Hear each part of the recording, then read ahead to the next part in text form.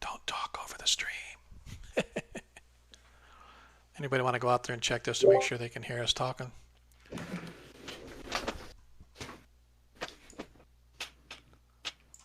Rat-a-tat-tat goes somebody's keyboard. This is a test. This is a test of the emergency broadcast system. I've had this been a real emergency. Yeah, I can hear us on Twitch. Good. I thought I was a little muffled last week, so I had to bump my mic up this week. Hopefully I'm not too loud, but I'm going to bump it up a little bit. Well, I did find on your Parentland adventure there that a couple of your players were super loud. Yeah. Mm-hmm. Yep. Yeah, they tend to be that way. Yeah. So kids these days, right? What's that? Nothing. I was making a joke. Okay. Kids these days. Yep. All right. Here in about 20 seconds, I'm going to kick off the stream starting.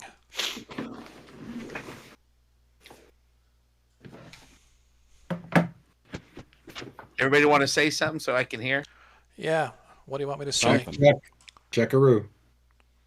All right. I'd prefer, if we could, not to talk over the music when there's music streaming. So you got about 10 seconds before I'm... Test. Yep. As long as we can hear on Discord, that's all I care.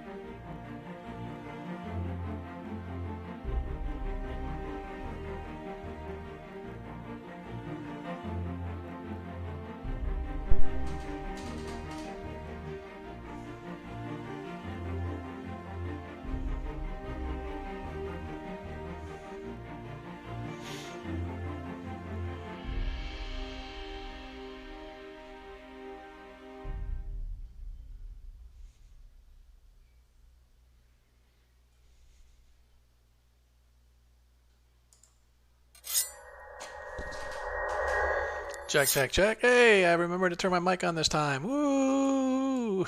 Welcome, everybody, to another edition of 1E One Shots. All my Hawker friends out there, how you guys doing? I am your host.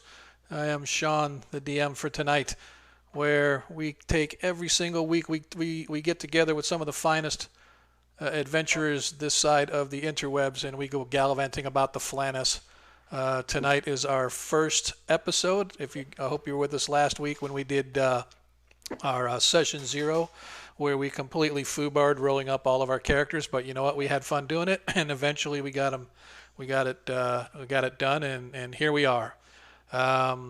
Tonight, like I said, is our first session. We kind of discussed it, and we've decided that our first adventure is going to be in and around the free city of Greyhawk. It's not in the city itself per se, but it will be somewhere near. Let's see if I can get us. There we go. I want to make sure that I can get our VTT up and make sure that it's showing out on our screen. I want to welcome everybody. We've got a few people watching us right now. Hopefully people will start trickling in as they hear that we're online. Lord Kazumba is around. We definitely appreciate him hosting us through his channel. So hopefully we'll get some followers there. If you do happen to show up and you have not followed, please click that follow button. And if you really want to feel generous, hit that subscribe button. We got our first subscriptions last week, and that was muy bueno, muy bueno. I definitely appreciated that. So let's kind of talk about what we're going to be doing tonight. Like I said, this is our first session. We are level 1. We are in the free city of Greyhawk, obviously, as the name implies. We are first edition Advanced Dungeons and Dragons.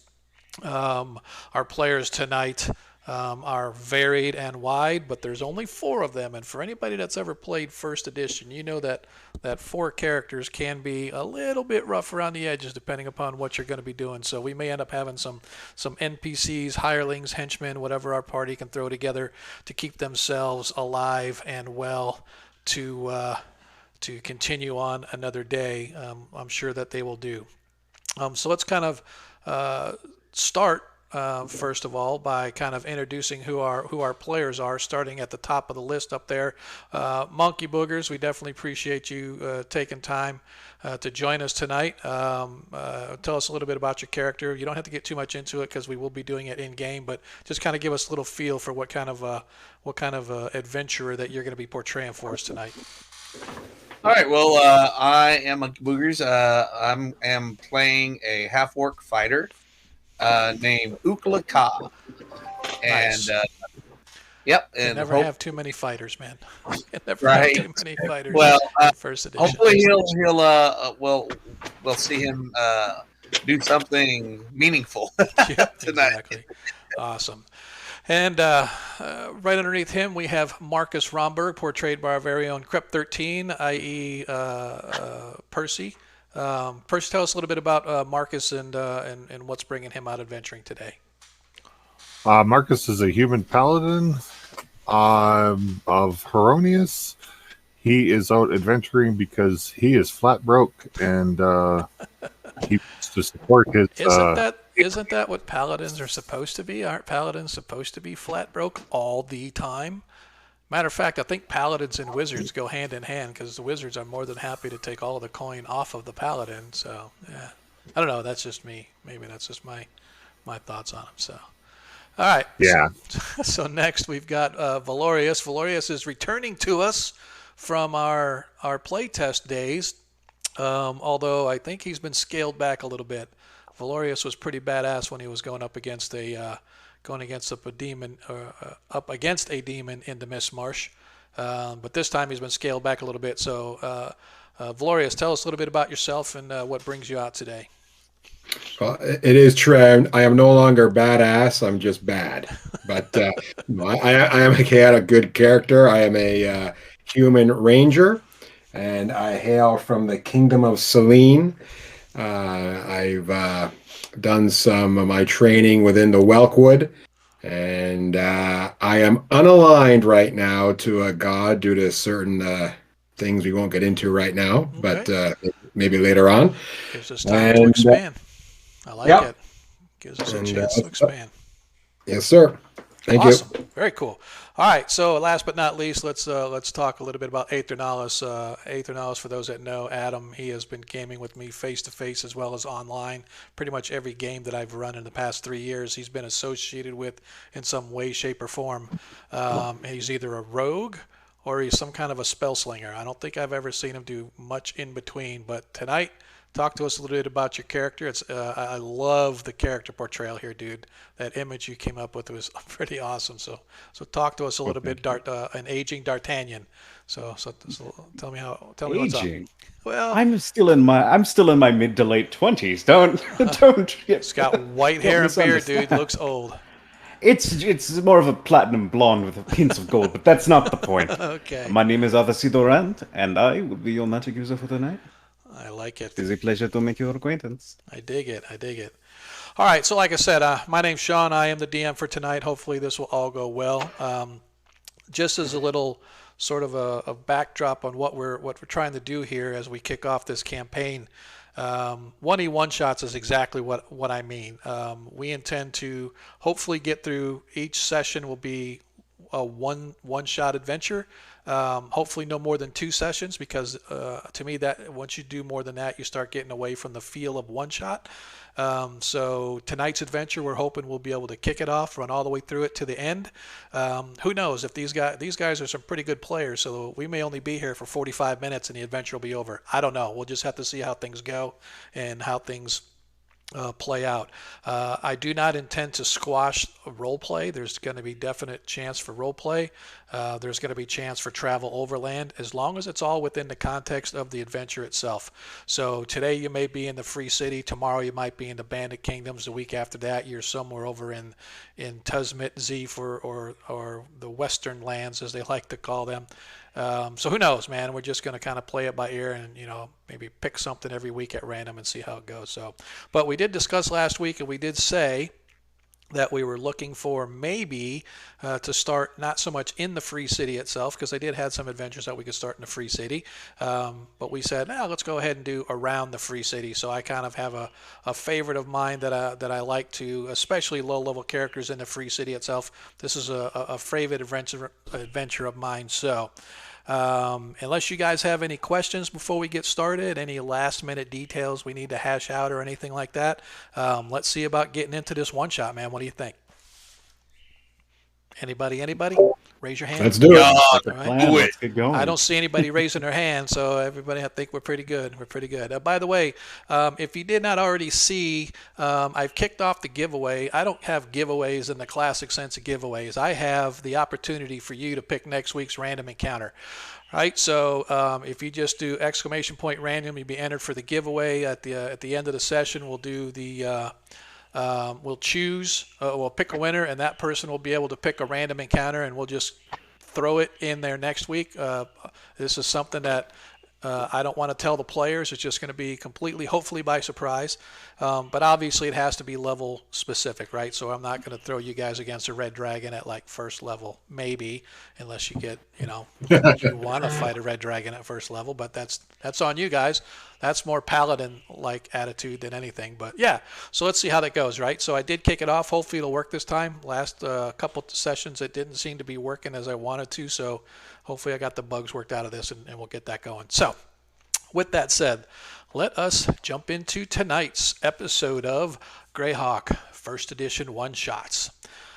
You guys find yourself in the Free City of Greyhawk for various reasons, and tonight, this morning I should say, at this very instant, you have found yourself just leaving a meeting in the Mercenaries Guild, also known as the Adventurers Guild, located in the River Quarter.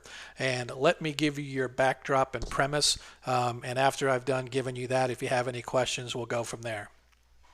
Welcome to the Free City of Greyhawk, the city of splendor, gem of the Flannis. For years you've heard praise about the greatness and wonders of the Free City and all of the opportunities that it presents.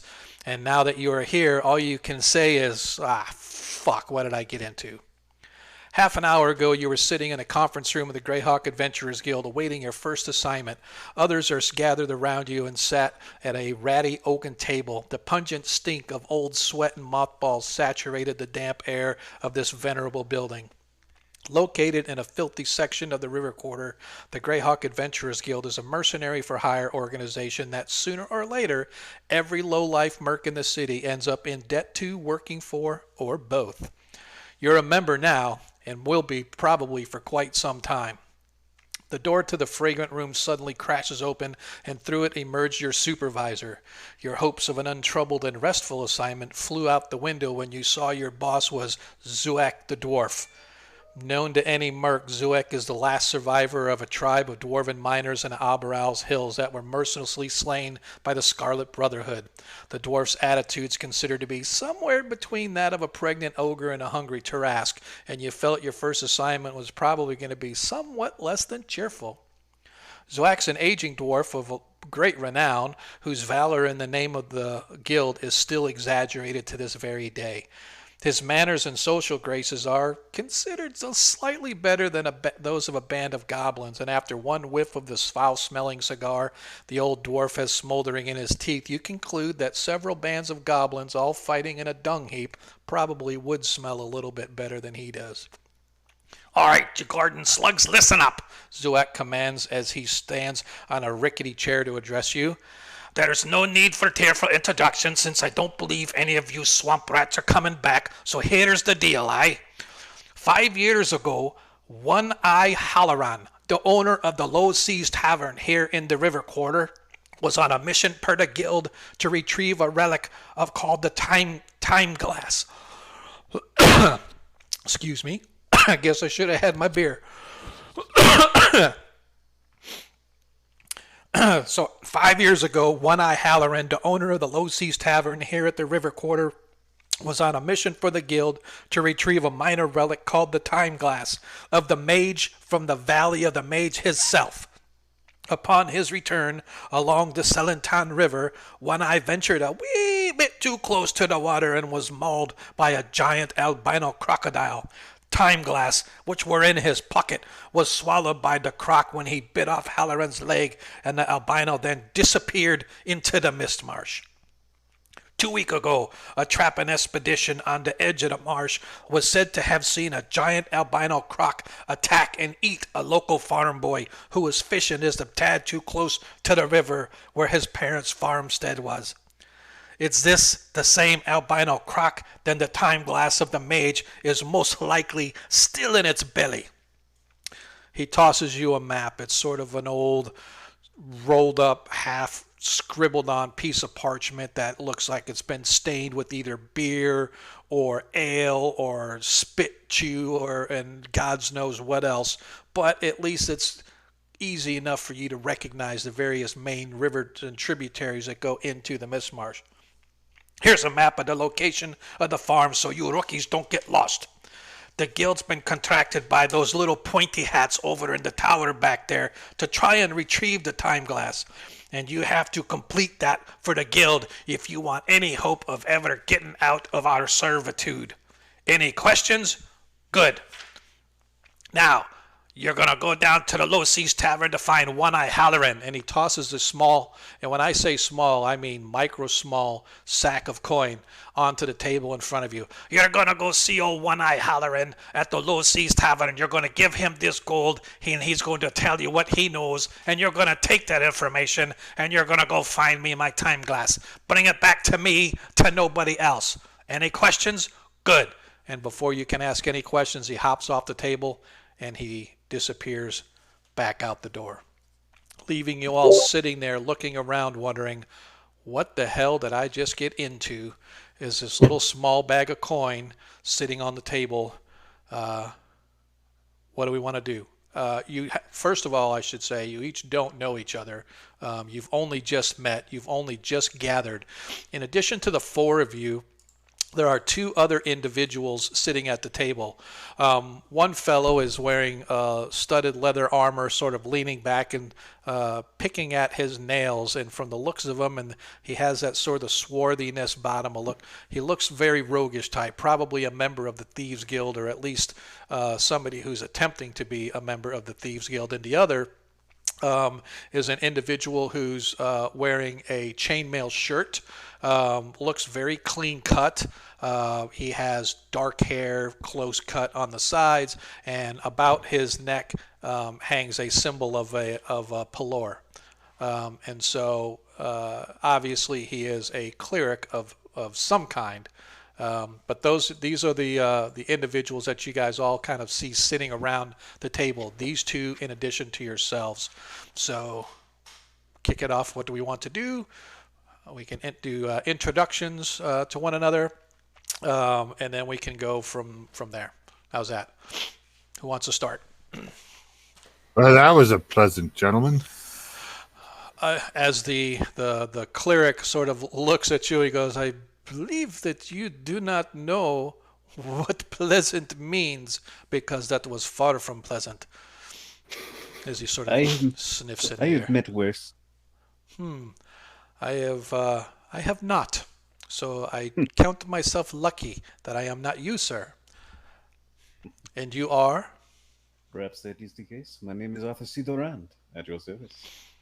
I am Fionn, the flame of Pelor.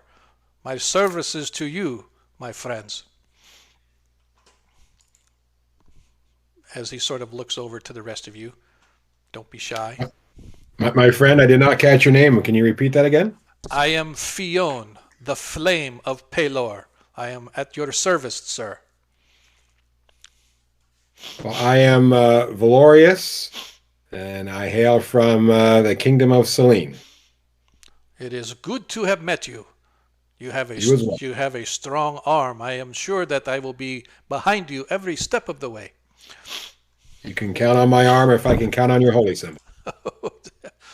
Pelor shall never let us down. His light shines brightly through all of us, and through his wisdom and guidance we shall burn a light across this land for the good of all mankind. I am Marcus Romberg. I'm a paladin of Heranius, and I have heard of Pelor. Yes, as you should. How could you have not heard of the greatest god on these lands? Surely you are. That is very debatable. I foresee much discussion in our future, my good sir. I am well met to you as well. As he sort of looks over to Ukla and gives you sort of the half-raised eyebrow. And what, pray tell, brings you to our fair city, good sir? Ukla takes his hand and slams it on the table. I'm Ukla. This is well met, Ukla. I am Fionn, the flame of Pelor. As he sort of bows toward you as well. Gator shall die. Gator shall die. Ukla, where do you hail from? I hail from woods. Very well. That leaves a lot of area for us to discuss. He is just trying to preserve the mystery. It is no worry. As the other fellow Not sort of important. as the other fellow sort of sits up and slides his blade, and he goes to reach for the coin, and he goes, "If you don't mind, I can hold on to this for y'all." I don't think so. As he Just looks, kind of like, Marcus is Reach. going to grab it. okay. okay. So you and I both reach out for it.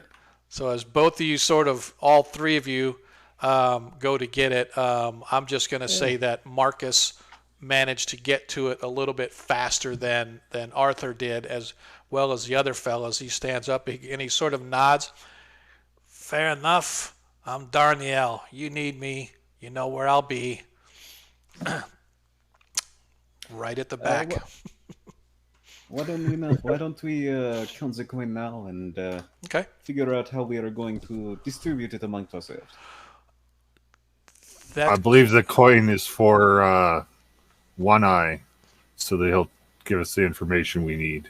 Yes, very well. So- I agree. I think we should just leave the coin in the sack and or the small sack and bring that to the Low Seas Tavern and talk to One Eye Halloran. Okay. All right. So let me do this really quick, just because I don't want to have you. I want at least people to have a decent view of our fair city. Now, I do want to say that this is not my map of the free city. This is actually, for those that know who he is Malden's free city map. So if you've ever been to melcott.com, go check out Malden. Um, Go check out his works. The dude is amazing. In the actual map itself, if you look, there's these little red dots. If you go to Malden's Greyhawk, when you mouse over those, it tells you what that location is. It's freaking awesome, man. It's a very cool interactive map. But yeah, so Dennis DeTraut has been doing this for decades, but I just want to plagiarize his map just because I think it's cool looking. And so I didn't want to take the official map. I want to do something that has a little more one-y feel for it, of it to me. So you guys are actually like right here where I'm clicking at. You see that little red dot? That there is the technically they call it the Mercenaries Guild. I have always called it the Adventurers Guild. And then the Low Seas Tavern is over here. So that's where you guys will be headed to kind of go. So you pick up the coin. Just as a quick check, since somebody said that you were going to check the coins, there are 20 gold coins in there. Not that it would matter to anybody because it's all supposed to go to the Low Seas Tavern. So as you all gather up your gear, you head outside into the partly cloudy but rather warm day. The free city itself doesn't have a lot of breeze blowing through it, so it makes it kind of stuffy as you're walking through the streets or whatnot. But even at this time of day, this early in the morning, it's probably 8 o'clock in the morning, and you guys are already like in a throng of crowds of people that are moving back and forth across the street, particularly in places like the river quarter, because obviously the docks and whatnot are in this direction and stuff. So there's just a lot of trade going in and out of the streets, a lot of people moving about and whatnot. But you guys do head out and you head toward the Low Seas Tavern. Located northwest of the Strip in the river quarter, the Low Seas Tavern has higher standards than most of the inns in the district and is a favorite of the wealthier barge folk. For those that know Greyhawk, barge folk, the Renee. Some say that the Renee come from another planet. Could be kind of gypsy-like, although they're on the river. So it's as you sort of move along the street, you eventually come to what you know to be the Low Seas Tavern, and it's actually sort of it's interesting because while all the other places here are, you can see that there's a lot of weathered wear and tear, mold and stuff growing in some places. It's not upkept that well. The Low Seas Tavern itself is actually fairly well kept. It has actually, to get to it, you actually have to go down a flight of stairs, sort of like as you're walking along the streets of New York City. They got the stoops and stuff, and they go down. A lot of times you'll see restaurants and other places are like you go down the stairs. But this is actually a 2-story building, but the actual entrance, you have to go down a flight of steps to kind of get into the tavern itself. So let's see. Probably the only other interesting thing that you see is as you guys approach, you can see the awning hanging out for the Low Seas Tavern that sort of depicts an old ocean sort of barge riding waves and whatnot, right? But scrawled in chalk along the side of the building is a phrase that kind of catches your attention. It says, "Beware of the Melzorak." No idea what that means, but there it is, scrawled in chalk along the side of the building. From inside, even in this early day, you can hear music playing, you can hear people singing, you can hear feet stomping. So obviously that this is a very popular establishment with everybody that's in this area of the district. So that's where you guys find yourselves now. Going down the street, you are outside the Low Seas Tavern.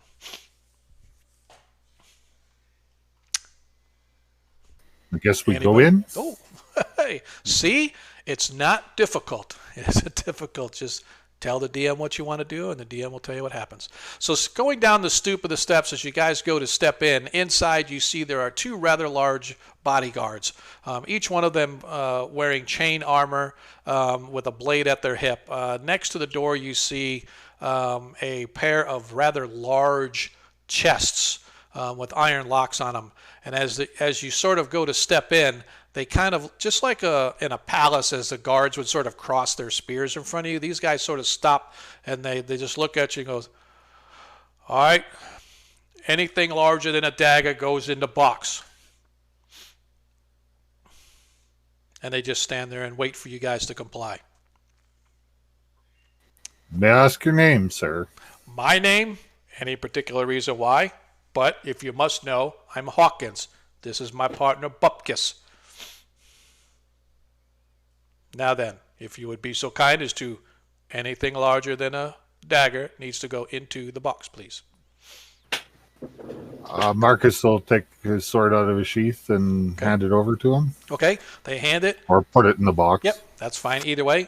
Placing it in the box, you can see that it is a lot of other gear in here, so it's apparently you guys aren't the only ones who have complied.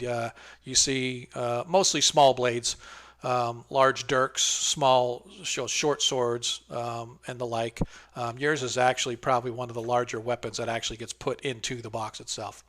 So as you take good care of that, right? Absolutely, sir. As soon as you leave, your gear is right back to you. We just prefer not to have anything larger than a dagger on somebody's hand in the event that things get out of hand, if you understand what I mean. And what about the crossbow? Yes, anything larger than needs to go in there as well. And you ensure the safe return of these items. Absolutely, sir. As soon as you're done, you can watch me. I'll lock the box myself. Ain't but 3 people got key. Me, Bupkis, and One Eye himself. Okay, I'll take out my my bastard sword and my short bow. Okay.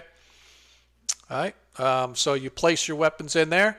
The man gives you a nod of agreement, kind of looks you over to make sure you don't look like you're hiding anything like a large blade hiding up underneath your armor anywhere or anything like that. Sort of gives a nod. Then he looks to Marcus and to Ukla. Oh, Marcus already gave his weapons. Okay, I apologize. I did not hear you. As he looks at Ukla. And you? Ukla pulls out his halberd and he goes, "Weapon not fitted box." As he looks at it, he goes, "Okay, how about this? We'll just stand it right here." And he asks you to put it up against the wall right behind the box. Very well. And then he pulls out his blade and his javelins. Okay. So eventually you get all of your gear in there. And then last but not least, they look at Arthur and they look over and they go, "Can you put your stick in the box, please, sir?" If it will fit. Yeah. Oh, yeah. Yeah, it'll fit. It's a large. No. He says that if it will fit, and he'll just give him the stick. All right.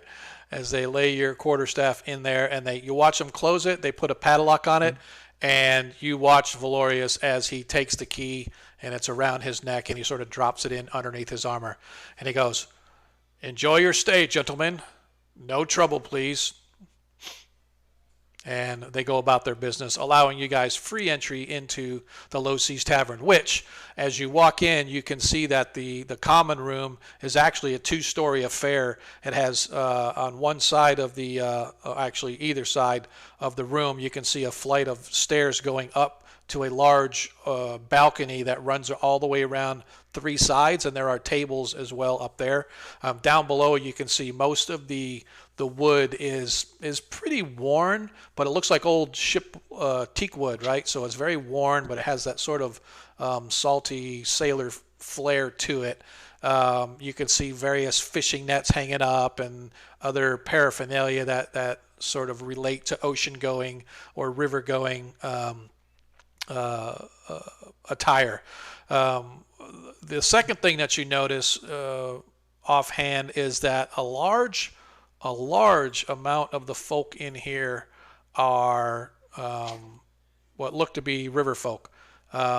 Based on their attire, their dark they have that swarthy sort of barge folk look, the colorful sort of headbands that some of them wear, and a little bit of the exaggerated colorful clothing sort of set them apart from the typical standard person that works and lives in the city. So you can see that this bar is probably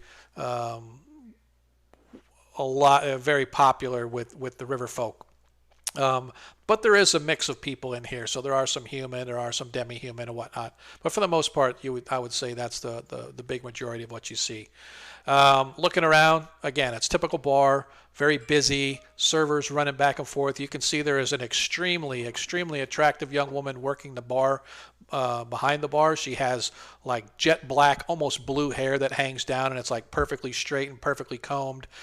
She's got like these super beautiful blue eyes you can even see from across the room, and she's just sort of wiping down the bar and serving people as you sort of enter. So now that you have a feel, what are we looking to do? I'm gonna go talk to the girl. Okay. Hey, Sean, did Darnell and the cleric come with us? Yeah, they did. I'm not going to be sort of doing everything with them. To me, they're Yeah, just no. follow along NPCs as to be used as needed. But again, they're just for fluff, right? Until we get our other two players that are able to join us, then I'm just going to kind of, like I said, combat necessary or other things that might be necessary. Then that's why they're there. But just assume for brevity's sake that these guys have turned in their gear as well. But before we do go one step further, I know you guys all said you did, but did anybody try to hide anything? I just want to make sure whether or not anybody's trying to hide any of their gear and slip past the guards like Ukla. Do you have 6 long swords stuck up underneath your armor or anything like that you were trying to sneak in? I just want to make sure before we go. Okay. Oh, just my fists. Yep. Well, that's enough. So, like I said, the low-light interior of the Low Seas is adorned with several round oaken tables with booths offer a little more privacy that line the walls. You can see, like I said, the bartender girl, and as you walk up, Marcus, was that you or Valoria said you're going to talk to the girl? It's Marcus. Okay, so Marcus, you sort of walk up, and the girl sort of stands tall, and you can see she's human, but she has that Renee look about her, right? She has that very exotic kind of gypsy woman kind of look, but she doesn't have the flair of the clothing that they usually wear. She has more of a loose fitting breeches that tied at the ankles with low boots or low soft boots on. She has a white blouse top on. She does have a smock, and again, she's got a towel rag in her hand and she's sort of wiping it down, and she goes, "Good day, sir. What can I get for you? Ale will it be for you? No, you look more of a wine lad." Nothing to drink. I'm here to see Halloran. What you got business with old One Eye for? He has information for us. Oh, you want to hear another sea tale, do you? He tells that boy could tell the story of a story. I can tell you. Well, if you're looking more of a story about a crocodile. you want to learn how somebody ate his leg, do you? That's my favorite story. He tells it right over there as he sort of points over in the corner, and you can see sitting with a couple other. Oh, my chair just about broke. Holy cow, Batman! Thought I was going to fall over. If I fall over, you guys can feel free to laugh because it'll be on the internet forever. So as you sort of follow her pointing finger, you can see over in the corner in one of the booths, you can see an individual. He's wearing an old captain's hat. He's got sort of baggy, ratted looking clothes. He's got like 3 mugs of ale in front of him. 2 of them are probably empty, but maybe not. You can see not only does he have one leg, because he has a wooden leg sort of sticking out as he's seated in the booth, is sort of sticking out to the right. But as he's sort of looking around, you can see he has an eye patch over his right eye as well. So not only is he got one leg, as he's got one eye. And he doesn't appear to be noticing you, but he appears to be engaged in conversation with people that are sort of around him. Okay, I'm going to put a silver on the counter and thank her for her time. As she takes it and she bites it, she goes, puts it down her top. Is like, you come see me anytime. I'll get you whatever you need, lad. Very good. All right, I say we go over to see One Eye. Okay. As you guys sort of move over and start walking his way, he just sort of looks up and does a little nod to the people around him, and they just sort of move. As you guys move up to his table, he sort of looks you up and down. Even sitting down, you can see he's probably a pretty big fellow. Probably was a little leaner in his day. You could see he's nicked and scarred. Looked like he's been through a little bit. But again, the overwhelming thing that you notice is his eye patch and his missing leg. As he looks up, he goes, "Hi, what can I do for you?"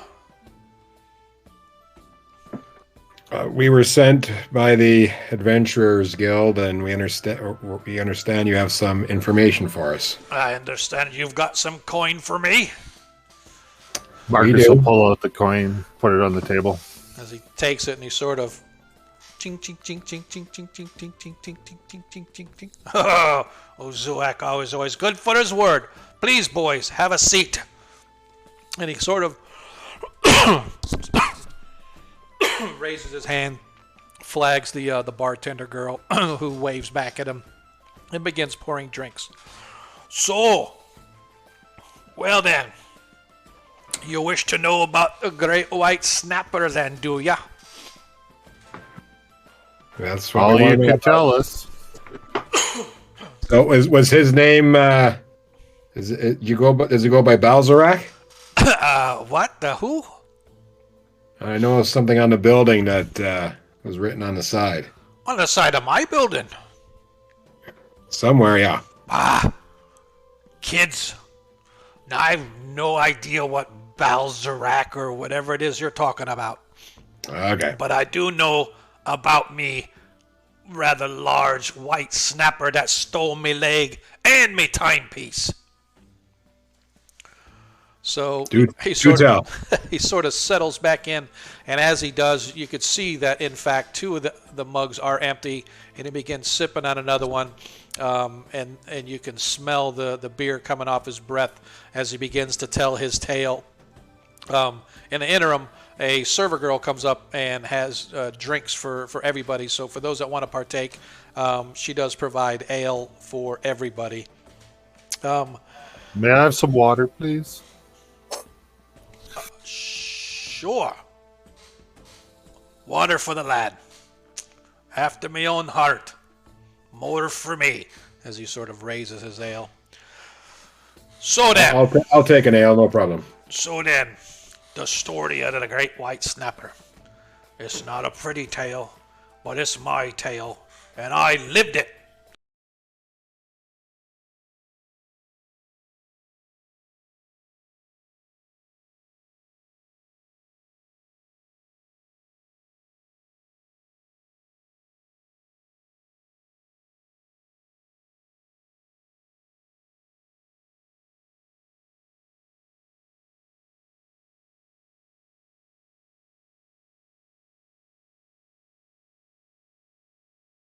And How much did they pay you?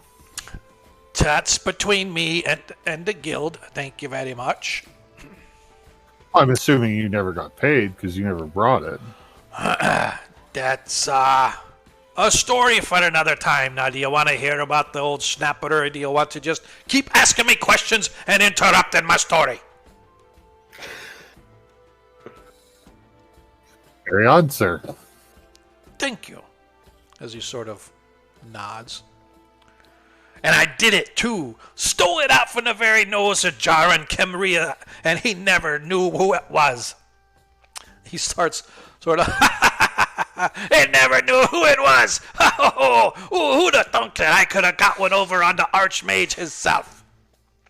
He sort of cackles and coughs and hacks into his beer and throws it down again and says,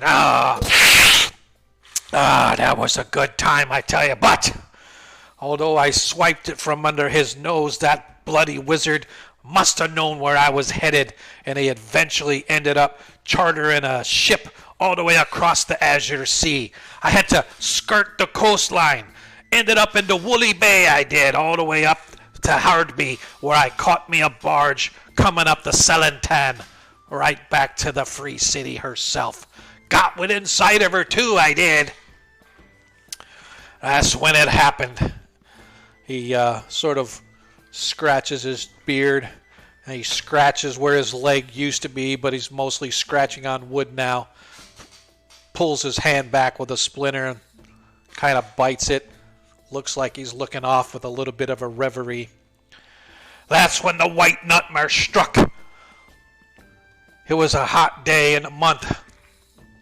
All I wanted to do was cool my feet. Sweaty and hot it were. So I just put my feet in the water just for a little bit. Before my toes even touched them, the white jaws of this 15-foot albino crocodile reached out and snatched the water, or snatched the leg right off of the end of my body. As the story's coming to an end, he's like, I think I don't have to tell you, the time glass was sewn into the leg of my pants, of the leg what he bit off. After that, my adventuring days was over. Took what I had, built this here tavern, and I've been here ever since. How long ago was that? About 5 years ago now. I never forget those jaws of death. If you see them, give them some for me. Has Now, anybody ever seen him since that time? that's why you're here, aren't you?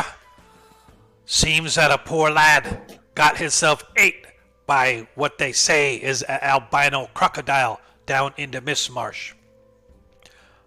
As you can see, I have friends of the river folk, eh?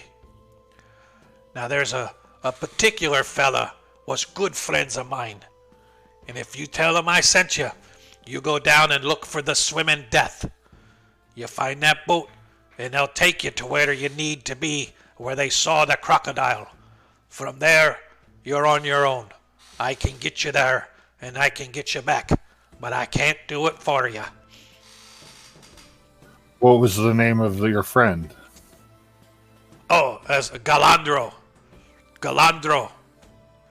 Can't miss him. Old fella. Runs the swimming death with his 9 boys. He's a good man. Works hard. Will he wait? Will he wait for us and while we're in the mist rush? You have to work that out with him. All right. And he sort of sits back, tips his ale to you, sips it, puts it down, raises his hand as another one gets brought his way. Is there anything else I can do for you? You might want to ease up on those. Are you my ma? No, you're not. I've been drinking since afore you was born, lad. As he sort of begins to throw back another one as they deliver him. So, his whole story takes maybe 10, 15 minutes to tell, but do you have any questions about my story? Any clarifying that you may need about my story? Any disbeliefs that you may have about my story? No, I think I'm good with the story. Okay then. Here's to adventuring. As he Wait. I want to know how big this alligator. I said it was 15 feet if he was an inch. Took my How many leg years clean ago off. was that? How many years ago? was that? 5 years ago. 5. Okay. So it's probably a little bigger than that. I've not seen much bigger than that. 15 feet's a good-sized gator or a good-sized crocodile. But you're right. There's good eating in the marsh. No telling how big things may get before you get there, eh? Ha ha ha! If we bring its head to you, will you pay us for it? No, I'd have no need of his head. Bring it to the guild. Maybe they have need of his head. I've no need of it. Still, I imagine a albino alligator skin would sell for quite a lot. Yeah, that's true. I imagine it would No, be. no, you said the time glass it was sewn into the leg of your pant. Yes, it was sewn Right. into my pant leg. He bit up took me right off above the knee. Took the whole leg, one, boom, bit right through it before I knew it was happening. And this artifact, it is, how would you say how big it is? And he's kind of like trying to Boy, motion with his hands, like how large are we looking here? it's the sandy thing what you turn upside down, and you turn upside down, but it makes noise. It makes noise when you do it. It's like They come in different sizes, so I think the DM cut out. what's that? Am I there? Now you are. Oh, okay. Yeah, you're cutting out a It sounded bit. like you cut out mid-sentence. It's happened a couple times now. Oh, well, that sucks. Don't let that happen. I'm gonna have to hold my mic right here so everybody can hear me. He's like, Right, so it's this big maybe, and you turn it upside down, and it has the sand run through it, but it makes a sound when it does it. It's like,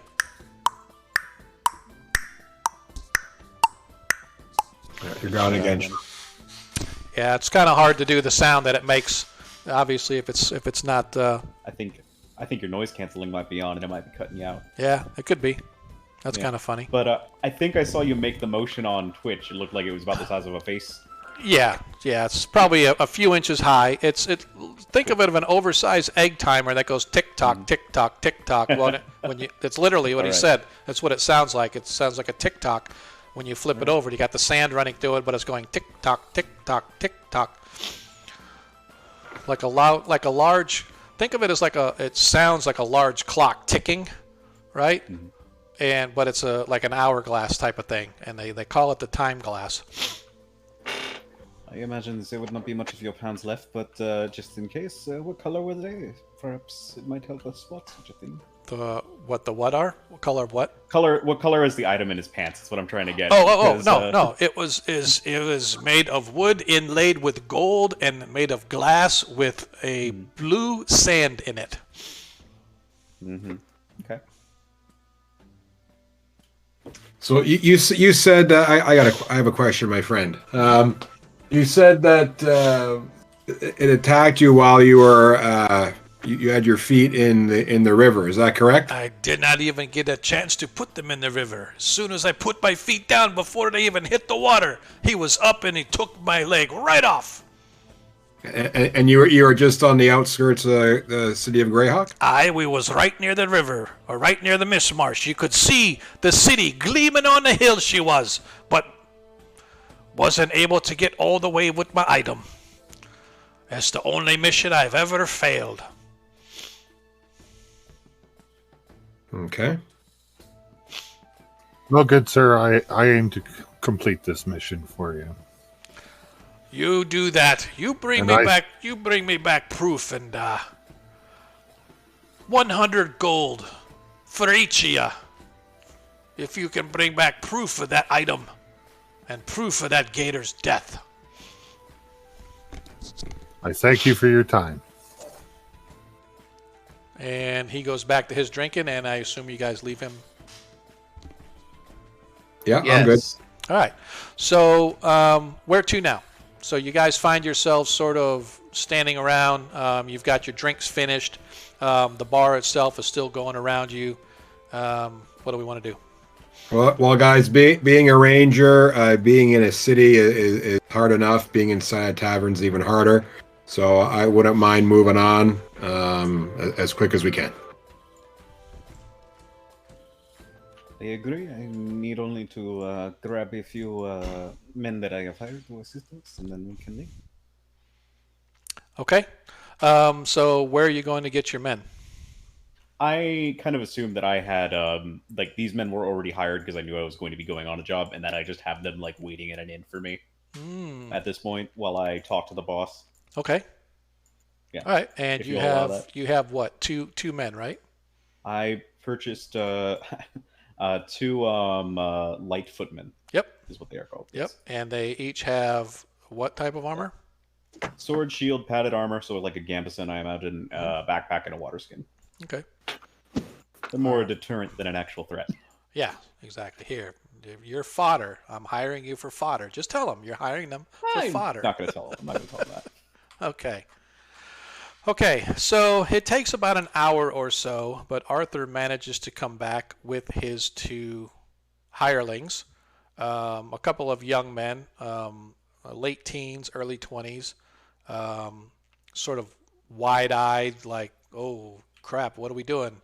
You know? And you guys are still at the Low Seas Tavern, so where are we going from here? Okay, well, we gotta get our weapons back. So Oh yeah. we'll go. Okay. We'll see Okay. those guys at the door, and All right. As you go to leave, Bupkis takes the key out and he unlocks it and he goes, "Thank you for not creating a disturbance in our establishment, gentlemen." fine establishment is. That was not our aim, Bupkis. Thank you for taking good care of our weapons. You're very welcome, sir. Says they hand you all of your gear back and open the doors to allow you to exit freely back into the city. Again, it's still early morning. A lot of foot traffic, a lot of merchants and what out there hawking their wares. From off to the west, you can hear the sounds of the shipyard as ships are being loaded and unloaded from the docks. So the docks look like they're kind of west northwest of us, kind of thing, right? Yeah. So let me. I can move the map over here a little bit. You guys can see from where you're at. This is the cargo gate right here. And it leads down. This is actually sort of a switchback that goes down because you guys are up on a hill, and so this kind of switches back down onto to hit the waterfront. And there, of course, are a lot of different waterfront buildings and stuff for the various shipping companies and warehouses and et cetera, et cetera. Mixed in and around, mostly up in this area. Up this way is where you tend to find like Barge's End. Barge's End is typically where the Renee are. So here you've got your typical normal shipping stuff. And then up along this side on the outside of the city at the base of the hill is Barge's End, where you guys have typically where you're going to find the river folk gather. Although they are all along the docks as well because they are river folk, but primarily they have their own trade, if you will, on that side of the city. Okay. Did the Halloran say approximately where we would find the swimming death? No, but you know it's with the Renee folks, so it's probably around with the barges and stuff like that. So. Okay. I'm not too sure. I have a lot of faith in a boat called Swimming Death, but that's okay. That's so has Arthur got his men with him now? Yes. Okay. Yep, he's got his two men with him. You've got, and of course you have the other two. Don't forget about them. Your other two, Fionn and Darnielle. Darnielle being the rogue, and Fionn being the priest of St. Cuthbert. Is that with the F as in Frank? Fionn? Yeah, Fionne, Fionn. Okay. Fionn, the flame of Pilor. I mean, not Cuthbert, Pilor. Yeah, Pilor. The flame of Pilor. Thank you. Can Marcus ask the name of the two men that William brought? I don't know. You would have to ask Arthur because Arthur gave them their names. Yes, this is Stefan and Jeremiah. Stefan and Jeremiah.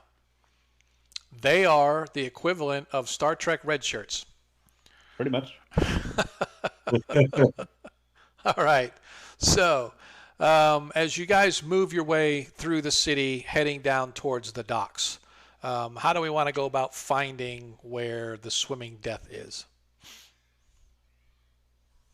Well, I say we just head down there and see. See if we can find a dock master. Okay. Yeah.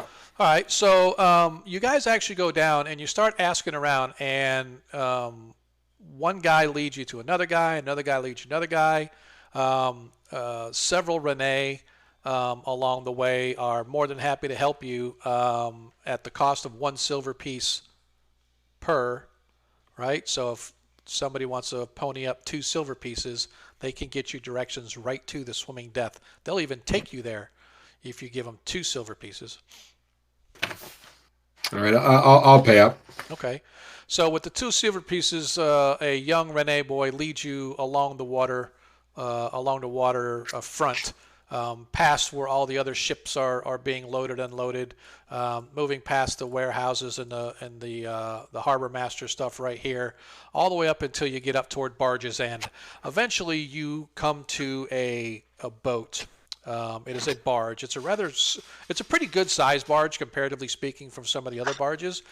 The one thing that catches you at first, though, is that it's got a lot of patches on the outside of the boat. You can see that look like maybe there was a hole here, some wear and tear there, and they slapped some mud on it and stuck some wood to it and got it to dry. But it floats and it seems to be okay. So after leaving the Low Seas Tavern, your walk along the Selentan River is a short one using the guide that you have just hired. And you easily find a small river barge named the Swimming Death, owned by a Rene friend of One Eye's named Golandro. The Swimming Death is a small trading barge manned by the aging Golando and his 9 sons. Aside from the several patches dotting the sides as I described, the barge itself seems capable of staying afloat. And as you arrive, you see this elderly fellow, very weather-worn.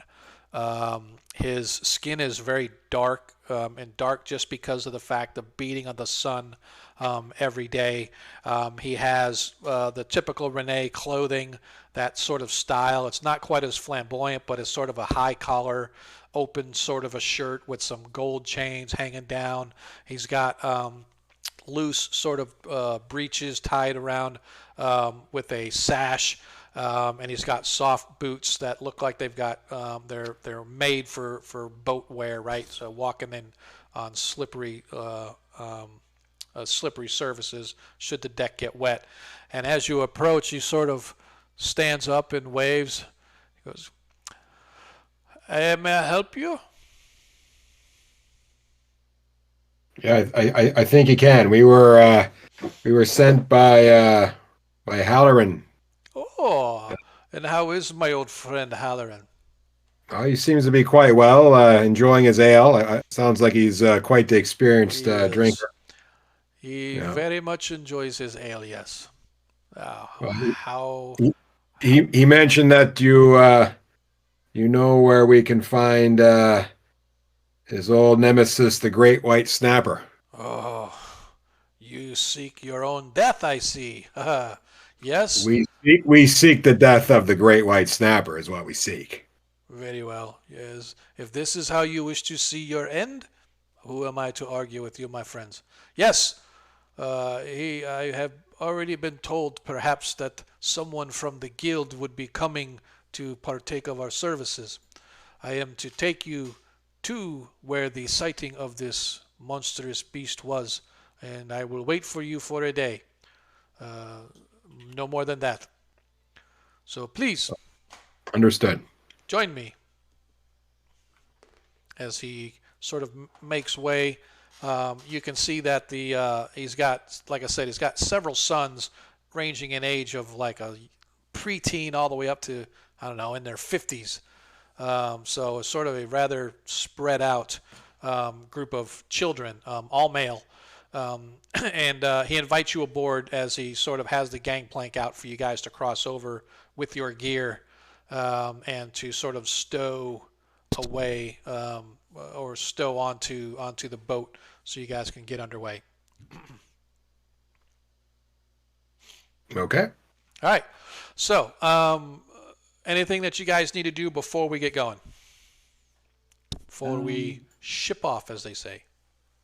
Did we get a description for how long it's going to take us to get there? I don't remember it being very far, but I don't remember exactly. No, but you could always ask. And how long is the journey supposed to be again?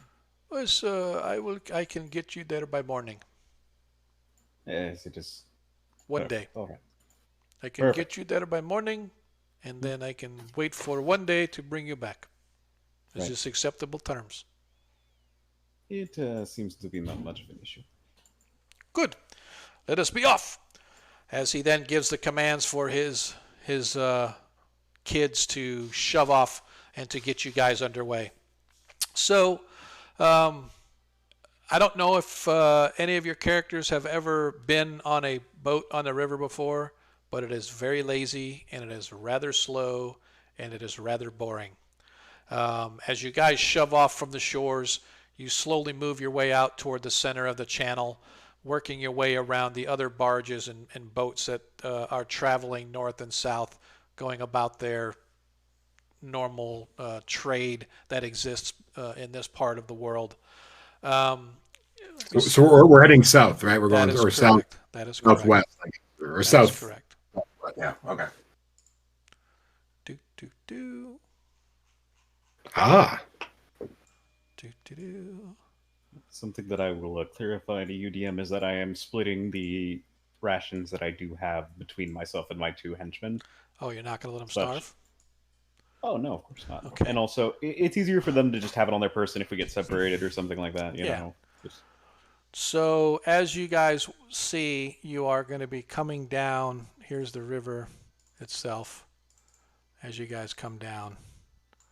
And then you'll come over this way. Here is the Neen River down here. Oh, you can see. Sorry. Here is the Neen River down here. So as you guys can see, you're going to be coming down here, here, here, and then over this way on the Neen River. And somewhere in here is where you guys are going to be. Even though it says the Mist Marsh is here, technically the Mist Marsh can come all the way out here, right? So you're coming in that direction. So that's kind of where you're headed, right? I just wanted you guys to be able to see roughly where you were going. As he says, he will be able to deliver you to the area where the albino crocodile was sighted in a day. And for the most part, he keeps to himself as you guys keep to yourselves, unless you have any questions or anything that you want to kind of discuss or talk about as you are moving down the water. The first part of the day is, like I said, relatively uneventful. The weather is partly cloudy, but it's still warm and clear out. A nice slight breeze blowing that kind of helps move things along.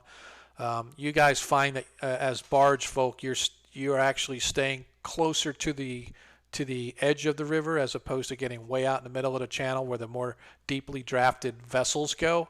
As you guys are poling, but he does have a small sail that kind of helps push along with the wind. But for the most of your guys' effort, you see that his children take turns poling the barge along the river as you guys move south, which is probably why it's going to take a little while, because it doesn't go quite as fast as some of the other fully sailed vessels. So, Valorius, you were going to say something? I saw you light up a little bit, so I didn't know if you were talking or you just sort of... No, I'm fine. Okay.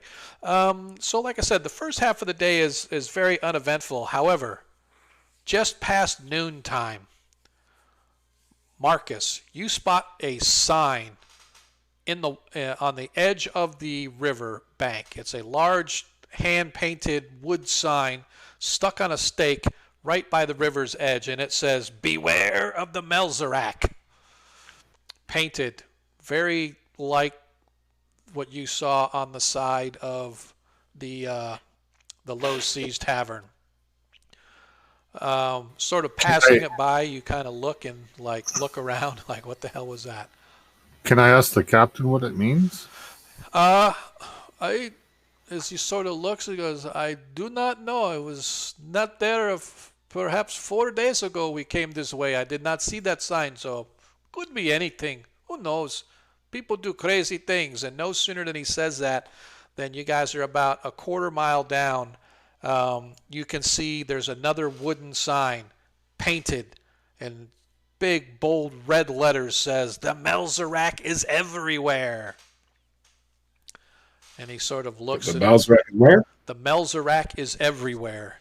Oh, everywhere. Is what it said. And he just sort of looks and he just kind of shrugs. He's like, apparently this captain has no idea what it means as you guys continue to move down the river. Perhaps... Excuse me, Captain. Were you with One Eye when he lost his leg? No, I was not. I met him because of the tavern that he opened. I was a frequent customer there, and we became good friends there. He was a great man. He did many, many, many great things for the guild. A very experienced and seasoned adventurer. You should take stock and listen to him. His stories are more than just stories. They are tales of greatness that every man should strive for. And as he's speaking, Arthur, off on the riverbank, you can see another huge sign that says, Melzarak spells doom. Once again, this large wooden sign with these sort of reddish colored letters painted like somebody just took a big hand paintbrush and and painted it like that quickly and stuck it up on the riverfront. It's sort of a running joke now about among the river folk as they just sort of laugh and point and shrug like, yeah, kids will be kids. Continuing down the river as you guys head eventually probably 3/4 of the way during the day, you get close to Twofold.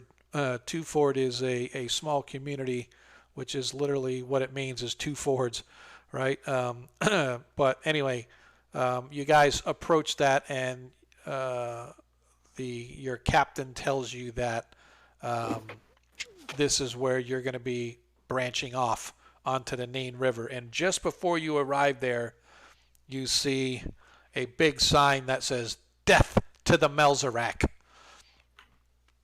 Just as you guys get ready to make the turn onto the Nain River. No idea what that means, but is what it is. Continuing along. Any questions, anything anybody needs to go over as we're going, as you guys are getting towards your destination? No? No. Okay. Maybe discuss like fighting style. Yeah. Hey, man, take some time to let's take some time a little bit to kind of see what everybody's skills are. So, who wants to start? I am not Well, much of a fighter. if we go in the Mist Marsh, I can definitely use my tracking skill. Maybe that might help us find the crocodile sooner. Scout ahead a little bit, maybe. Yes. Split the party up. No, just kidding. Yeah. Tracker knows exactly where he's at. Everybody else behind him's lost, though. Yeah. All right. Who's next? Come on, guys. Let's not be shy. Come on. Let's play this up. Ukla thinks we should have been paid more gold. Why? We're just killing a crocodile. Yes, but he swallowed leg, and 5 years he poop out. We have to find old poop. Not maybe. Yeah. I'll let you have that job. I don't like. The one man said, proof of the dead croc and 100 gold is too bad. Maybe it has layer. Plus, we can sell the skin, and we might be able to get a lot of money for that. Even if we do not find the time class, there is money to be made. Well, nobody run. We fight. I'll stand it right in front of it, and hopefully my shield will protect me. I, And Heranius. Pelor, shall shine his light upon you, and we shall be healed of all our wounds. This I can assure you, for I am Fionn, the light of Pelor. And if that don't work, I'll take axe and my blade and crush his head. Okay. Both, Well, try not to do too much damage to it. We don't want to wreck the skin. True. Yeah. See, I have bar service right here at the house. Nice. Whew, I needed that water. I'm dying. So, as you guys sort of discuss each other's skills, determining who can do what, you realize that Fionn obviously is a priestly type who can heal wounds as well as a little bit of fight in him. Darnielle is a rogue with nimble fingers and a set of tools that will help him unlock or lock anything that may be. He's good with traps, etc., etc. So you know that he is probably a member of the Thieves Guild. But the rest of the trip is relatively uneventful. You don't see any more signs, but then it does get dark. However, just as the sun is rising and you guys are waking, you feel the barge sort of come to a lurching stop. And looking up quickly, you see that they have landed at a sort of a what's the word I'm looking for? A shallow spot where they can land the barge, and and they throw the gangplank over where you guys can get off onto the ground, right, and off the boat. Garlando's says, "I will wait here for one day. Tomorrow, I leave and go back to the city. If you are here, you can ride with us. If you are not here, you will be here until you can walk your way back. Is this deal acceptable? Good." And he sort of settles in. You guys can see where they're dropping you off is actually almost like farmland. It's not quite marsh. It's not really high. It looks like it's been tended, but you can see probably about a half mile down the trail, if you will, a small farmhouse with a small plot of land that looks like it's been has crops growing in it. A small thin wisp of gray smoke sort of rises up from the farmhouse itself. Well, this is a Whereabouts- delicate situation. These people have just lost their boy. Okay, what are we doing? Do we know that that's the house where the boy's from? You do not. You do not know. However, you can assume it probably is, because this is where Garlando was supposed to bring you, is where they sighted the crocodile. Now, whether that's the house that lost a child, but you could probably safely assume it is. Okay. Let us go to house and check. For those of you that are out in chat, I definitely appreciate you guys hanging out with us. If you have not already, please click that follow button. Shout it to the rooftops. Tell your friends about us. Trying to get as many people as we can in here. We're starting to kind of grow here a little bit, and hopefully we can keep you entertained as the night goes on. So back to the game. As you guys sort of move your way down the trail, you can see that there is a small dog running around where the field is, and you see a young boy, probably late teens, kind of throwing a stick with the dog, and the dog grabs it and comes running back. But as soon as he sees you, he stops and he goes racing to his house, and you could hear him yelling, but you're too far away to hear what he says. But by the time you guys approach the house, this fellow comes out. He's mid-40s maybe, has a shaggy beard. His clothes look like they're sort of hand-stitched, look like they wear through and then they hand-stitch repaired and stuff. So looks like he hasn't been in a new set of clothes in quite a while. He's just been stitching these up to keep them going. But he's got a pitchfork in his hand. He goes, "All right, what do you want? I ain't got much. In fact, I got nothing. I've lost enough already. I ain't afraid to use this." Good Okay, sir. We mean you no harm. We mean you no harm. We're here hunting an albino crocodile. You watch his face just get ashen, and he starts shaking a little bit. "That thing took my boy. You kill it. You kill it good, and I want to see it." Well, that is our plan. All right. Kill it before it kills us. Point to direction for us. He looks around. He looks around, and he's Jacob. "Yes, Pa." "You know where Jeremiah was when that thing ate him?" "Yes, Pa." "You take these fine men there and you show them where your brother got killed. You hear me? You come right home." Can he return back safely?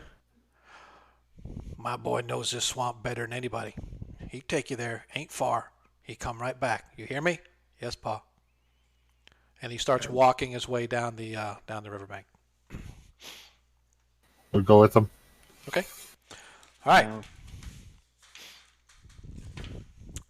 As we're walking, I'm gonna say to the others, I want to make sure you're not cutting out, Sean. You're still there. Yep, I'm here. All right, cool. As we're walking there, I'm gonna say to the others, now the crocodile it is a ambush predator, so perhaps it would be best if once we think we are in its territory, one of us hold like a stick out or something. Hopefully, it will bite at that before it bites at you. It's unlikely we will see it. I got the stick for him. And I pull out my halberd. Hold it out in front of you. Hopefully, it will bite the blade if we're lucky.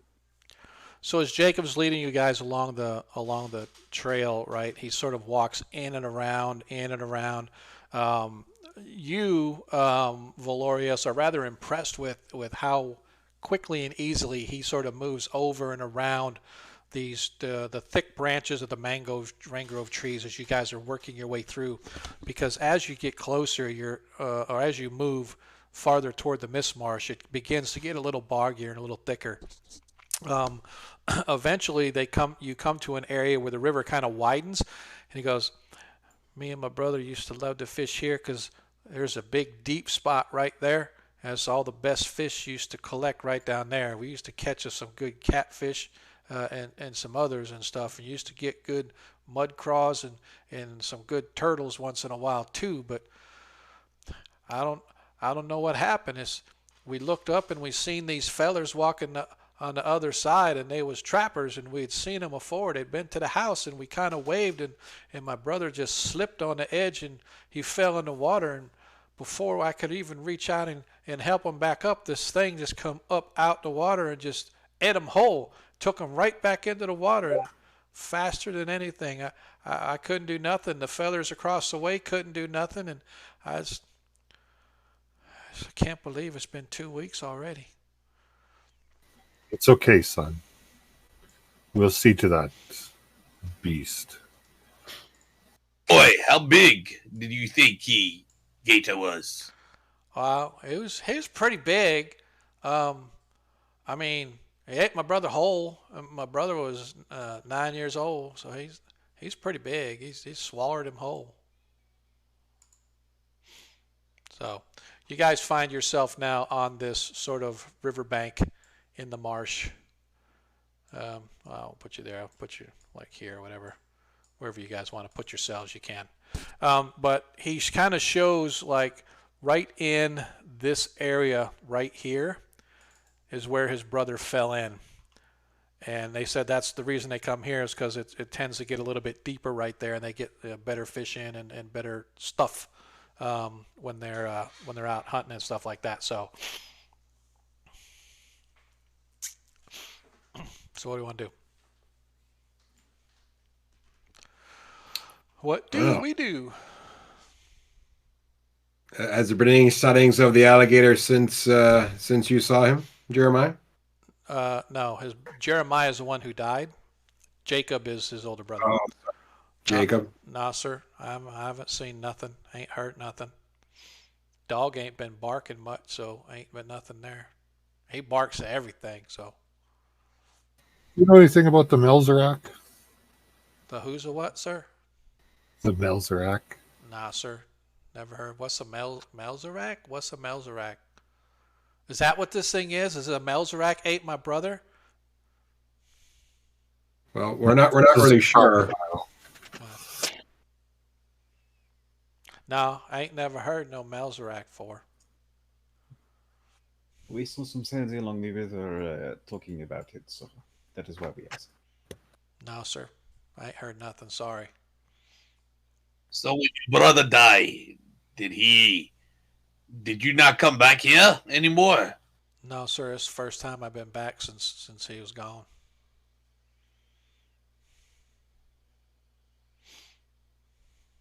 So I'm sorry we were breaking these bad memories for you, son. Oh, it's okay. I mean, I miss him and all, and he's a good brother, but I don't know. I'm hoping he's doing okay wherever he's at now. I'm sure he is. Now, Are there any other dangers we should know about in this area? Oh, this swamp will eat you alive if you ain't careful. It's got the lizard folk come through here all the time. They got big snap turtles that come around. They got regular alligators and stuff that come around. So yeah, there's all kind of nasties that you have to be watched out for. So which we never get too far from the house, just 'cause that way we can run as fast as we can back to the house. But this is about as far as we ever come. And as you guys kind of look around, you can see that there are various things like alligator slides, if you know what those are. It's where alligators will sit up on a high spot, and then when they slide into water, it forms kind of like a chute, and they slide down it, so you can see some of those. But nothing too big, right? It seems like most of them are relatively small, standard size, if you will, alligator type chutes or whatever the case may be. Ukla's gonna get close to, not too close to the bank, but he's gonna get close to the bank. Okay. And he's gonna look to see. He's gonna poke at the bank to see how muddy it is and if there's any alligator tracks. And he's gonna walk in a northerly direction along the bank Okay. and watching the water, just looking for anything that might have been recently like killed or tracks or Right. anything that. Well, right where you're at, you can see that there's a huge, like, indentation, like something big and heavy was right there on the bank, at least for a little bit. So you kind of get a vision in your head that the kid was just getting ready to get out of the water, and something snatched him, and it landed on the bank, and then jerked him back into the water. You know what I mean? So, and you can't, in most of the places where you look, you can almost see the bottom of the river. Even though it's murky and stuff, you can still see relative bottom with the sunlight coming down. But here, it's actually a very dark water, so you can tell that there's probably some kind of a deep hole or something here, where there's like maybe got wore out or something like that. But you don't see anything moving wise other than standard bugs across the top of the water, and you see the occasional bird take up out of the rushes and stuff like that. But other than that, not much. Using my ranger tracking ability, which I don't think I can really use right now because it's been more than 2 weeks. But is there anything I can discern about a track or in the area? Give me a percentage. Give me a percentage roll.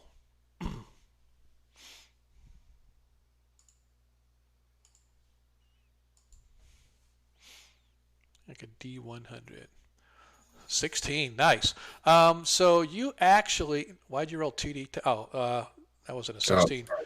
So you rolled I don't know, is that a 16 or a 61? Just do the D100.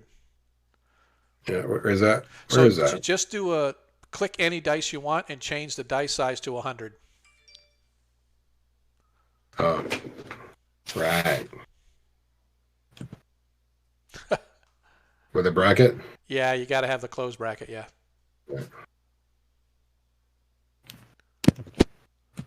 There we go. Yeah, so you're right. It's been a couple of weeks, so you really don't see much. But you can see that where Ukla was standing, where that depression was, you can see what looks to be a claw mark. And that claw mark is probably about 5 or 6 inches deep. Like somebody took a big dagger and stuck it in the mud.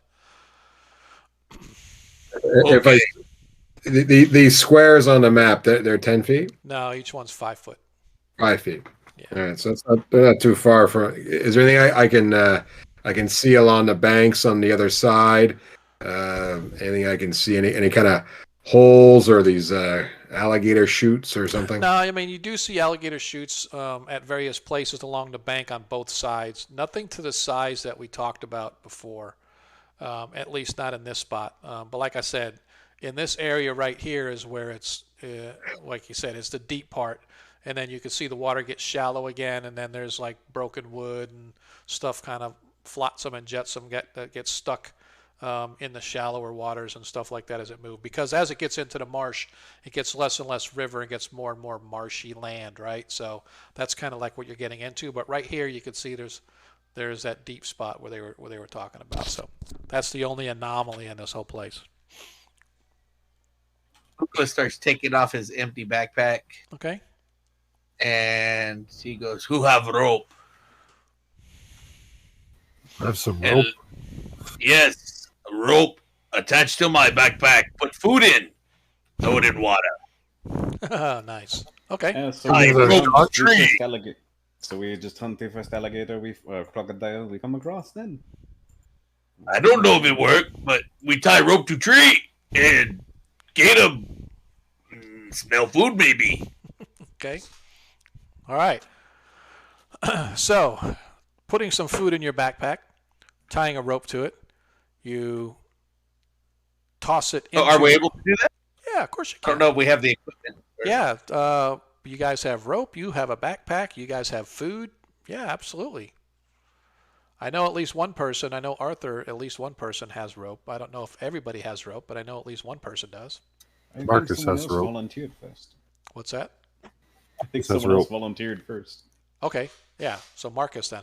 So yeah, so you guys tie it to rope, you tie to this little tree right here, you kind of toss it out here, and you watch it go bloop, and it just sort of sinks and sinks and sinks. But it doesn't pull all the rope. It probably goes down about 25, maybe 30 feet at most before it appears to rest on the bottom of the river. And it just sits there. I take the rope and I pull it. Ukla takes the rope and pulls it back and forth, kind of like, Okay? "Here, Kita, come get food." Okay? You guys watch as this rather sizable half-orc grabs this thing and starts jerking it back and forth, trying to entice whatever may be down there to come up after it. You do it for a few minutes and doesn't appear to do anything. Did we put some bait on that? Yeah, you got food in the backpack. That's what he did. Oh, all right. Yep, he put food in the backpack. Perhaps it likes real food. There is no guarantee that it is in the area. That's true too. We might do better to perhaps take a look around and see if we can find any fresh gator kills. Or Well, deeper spots. I do believe that they are attracted to noises in the water. If maybe we get a 10-foot pole and we slap it on the water, it might attract it. Okay? What do you guys think about that? Ukla's guess. pulling in the rope and goes, "Yeah, go ahead." So you said you're pulling in the rope, and now who's going to go do the 10-foot pole? I will do the 10-foot pole, as guys. I'm quite wary doing these kind of things. I feel I will be able to react quick. If we have an issue here, so I will grab my 10-foot pole and I will slap it down onto the water. All right. One time. All right. Ukla's going to pull out his javelins while he does that and stand on this rock Okay, cool. as if he's ready for combat. You have me back, my large friend. What? Good. I may have run into some of your kind down along the wild coast. We can talk about that another time. All right. So I need, since you're standing there, if you would not mind, Sir Marcus. No, Valorius, are you doing it, or is Marcus? I apologize. Did I have the wrong? Valorius was doing it. Marcus Valorius- wanting to get his crossbow ready. Gotcha.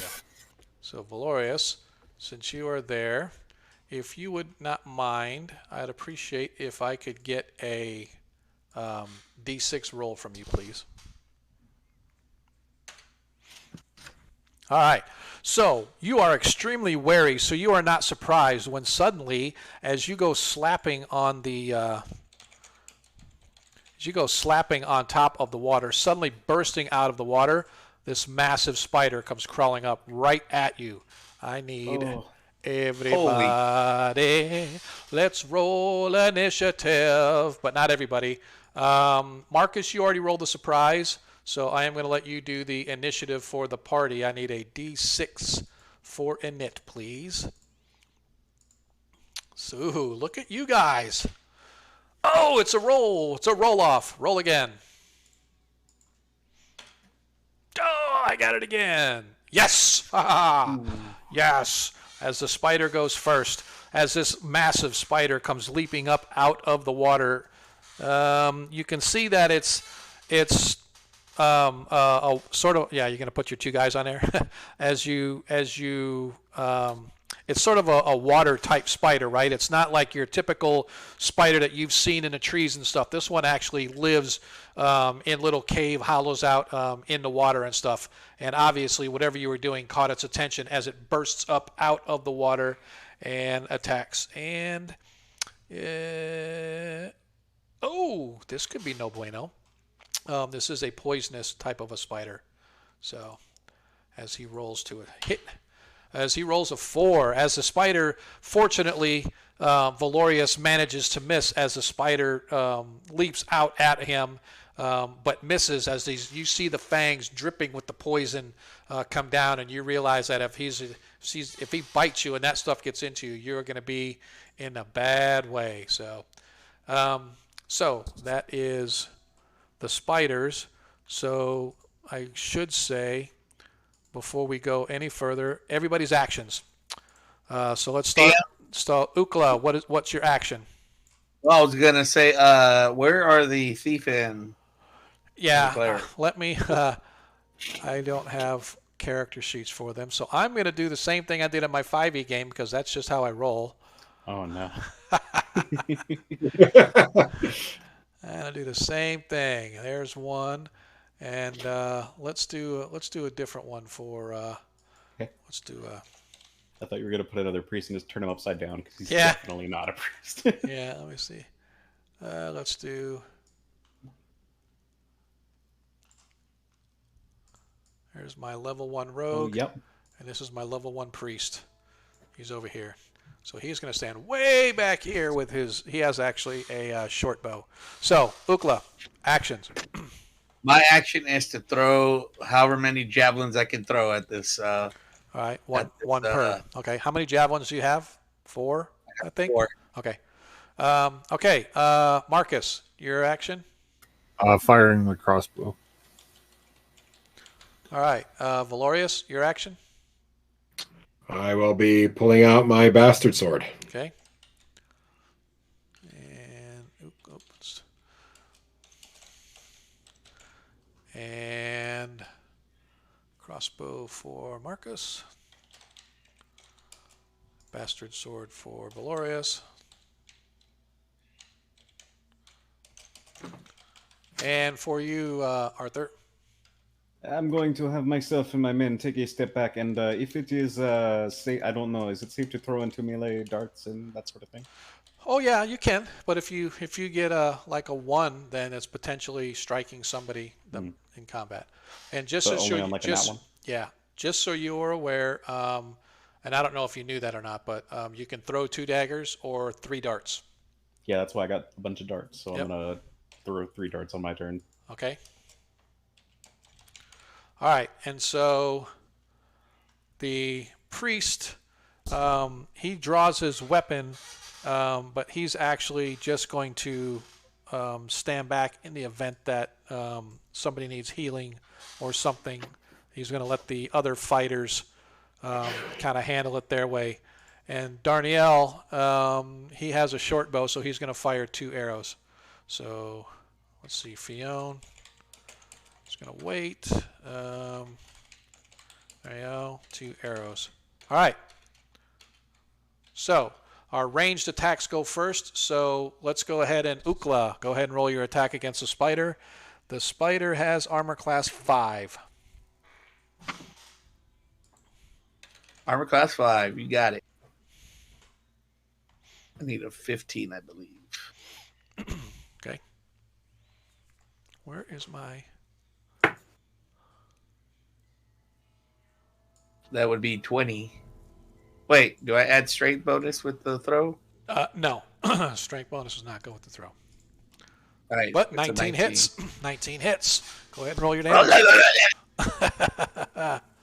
As you launch your javelin across it, you hear it go slicing through the air. What happened there? You rolled a d20 again. Oh, I hit the javelin, so I guess I have to do the damage separately. Yeah, Okay. I apologize. I didn't get all of your actions built out completely, so I'll hopefully by next week they'll all be completely. I just need you to roll the damage. 5 hit points of damage as your javelin goes slicing through, catching the spider right in the side of the thorax as it lets out this hiss and it sprays this sort of venomous fluid out of its mouth all over the ground in front of him as it obviously caused it some pain. All right. Next up is going to be our archer.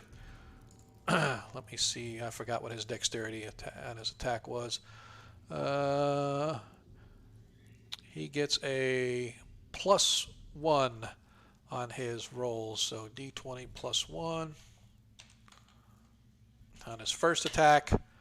13, I believe that misses armor class 5. Let me see. He needs to get, he needs a 16 with his short bow. Yeah, he needs a 16, so that misses.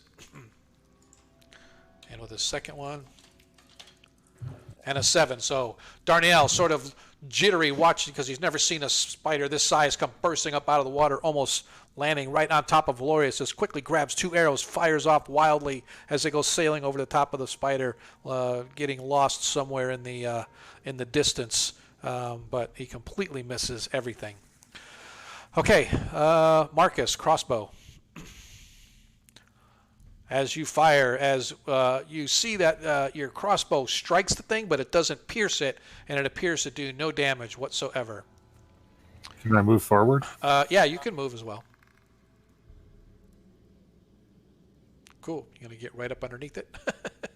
Yeah, you can move there. That's fine. You can share that square if you want to bit right up under or not, but your call. All right. Let's see. Arthur. All right. So for the darts, I just roll. Just roll d20, yeah, because you don't have any other decks. Sure thing. I'll just do this 3 times. 1, 2, and 3. All right. I believe the 18 hits. Let me check really quick against armor class. Against armor class 5. Let me see characters. Arthur. Because I modified yours to take into account the different. So armor class 5 with a dart, you need an 18 exactly to hit. You hit. So one of the darts hits. It is a large creature, so you do 1 to 3. So just roll a 4-sided dice. A 4 counts as a 0. Oh, I just rolled a 3-sided dice. Yeah, that's even better. Yeah. Oh, nice! 3 hit points of damage. As you whip your dart, the 2 of them you see stick to the spindly legs of this thing. They're very like hair with all kinds of seaweed and stuff all over them. But one of them actually catches it right in one of its eyes, as you hear it hiss once again in the pain inflicted by your dart. So that was 3 points. Nice. Yeah, 3 points. Right. 1 night down, 8 more to go. I'm going to take a step back now. All right. And chicken. I'm gonna have my dudes follow me over here too. Okay. Just backing up a little bit. Right. I don't know how to delete. You can't. Yeah, you can't. You have to delete them all. Move them. Okay, cool. And last but not least, let's see, Valorius. Yeah, I will strike with my bastard sword. Okay. Oh, is that a nat 20? Oh, gosh, so close. All right, bastard sword. So it's 2 to 8. What is it for a large creature?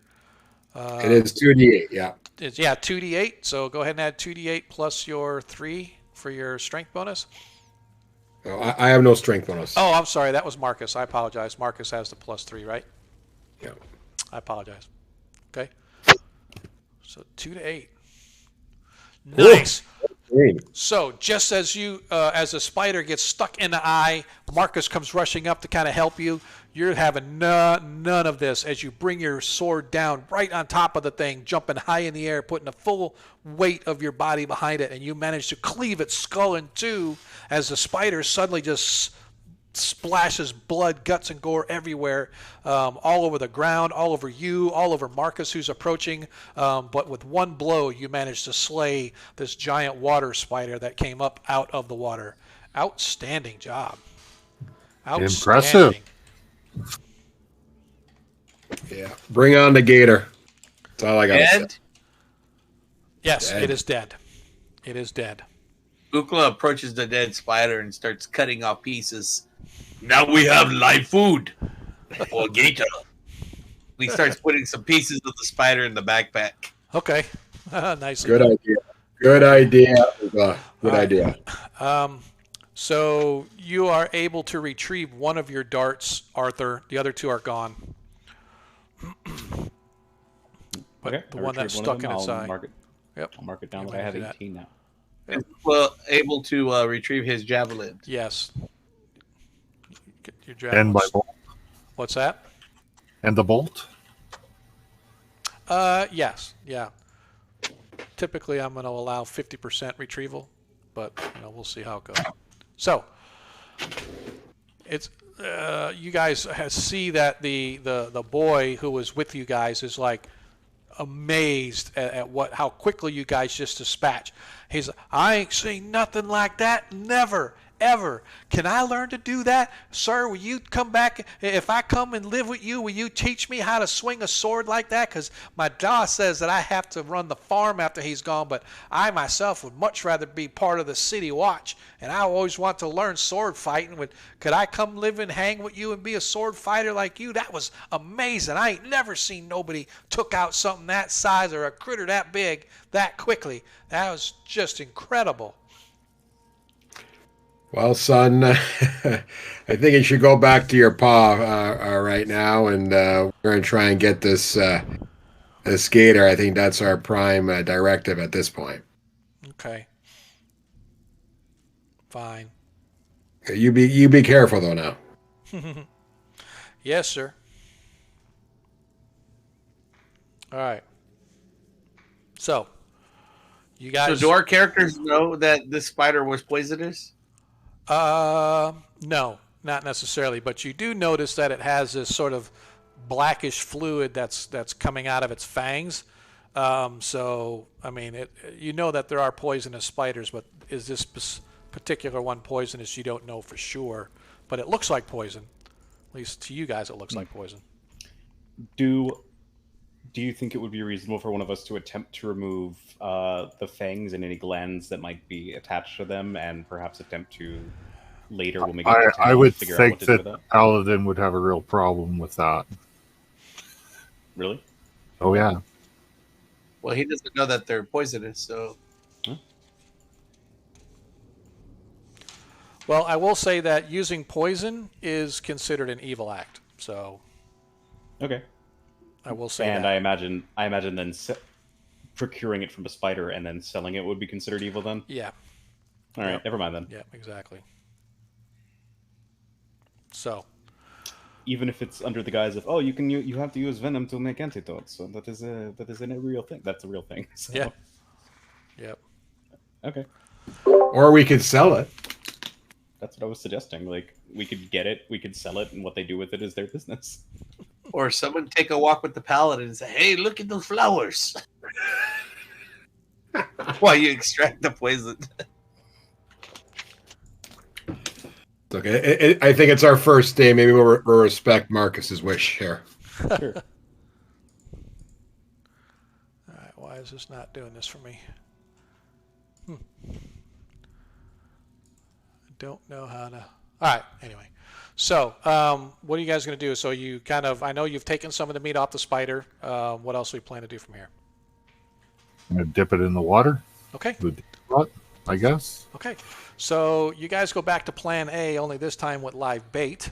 But after about 20, 25, 30 minutes, nothing. Nothing's gives. Looks like it's moved on. It has been how long did he say it was? 2 weeks. 2 weeks, yeah. I mean, it could be anywhere. It could be. It may not even be in his area. Is the boy still here? He was just getting ready to head back. Is there any more deeper spots around the marsh here? Well, here, sir? No. This is as deepest hole that my brother and I could find. Now, from here, it just becomes mostly marsh.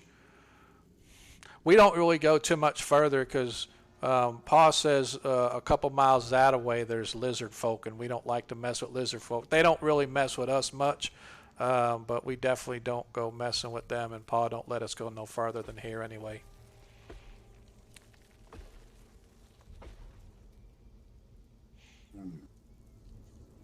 Uber's running out of ideas. I as well. I'm thinking that it's probably going to want deeper water. Or into the marsh. It's quite possible, right? It doesn't necessarily have to be in the water. It could be traipsing around the marsh and stuff for hunting. It all depends on where the food is, I guess. You want to follow the river down further into the marsh then, guys? And perhaps it's eating the lizard folk. Possible. Yeah, perhaps. Don't suppose anybody speaks their language. No. No. My husband speak lizard folk. Your what? My husband. Oh, your I'll house. take out my weapon and go chomp right into the spider. See, it said hello. Yeah. I am averse to causing more fights than we need to. I don't think they hunt lizard folk. Okay. Yeah. I think, though, heading into the marsh is probably our only option really here, guys. Someone's got a better idea. Open. Yeah, that's fine. Okay. So let's get into the marsh. All right. I have a day, so Yeah. So it is relatively early in the day still. It's, it probably took you 45 minutes, certainly less than an hour to get from the house to here. As you guys begin following the waterway as it twists and turns its way deeper into the marsh as you head more of a northeasterly direction. As you move, the river itself begins to give way to more soft, just wet, sticky ground. I am going to need a tracking check from our ranger, please. Okay. D100? Yes, sir. Tracking is always percentage. Yeah.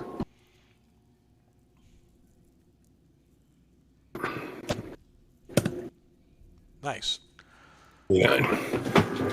You guys move your way into the marsh, following the lead of Valorius, your woodsman, as he leads you over and around trees, marshland, thick pools of mud and muck.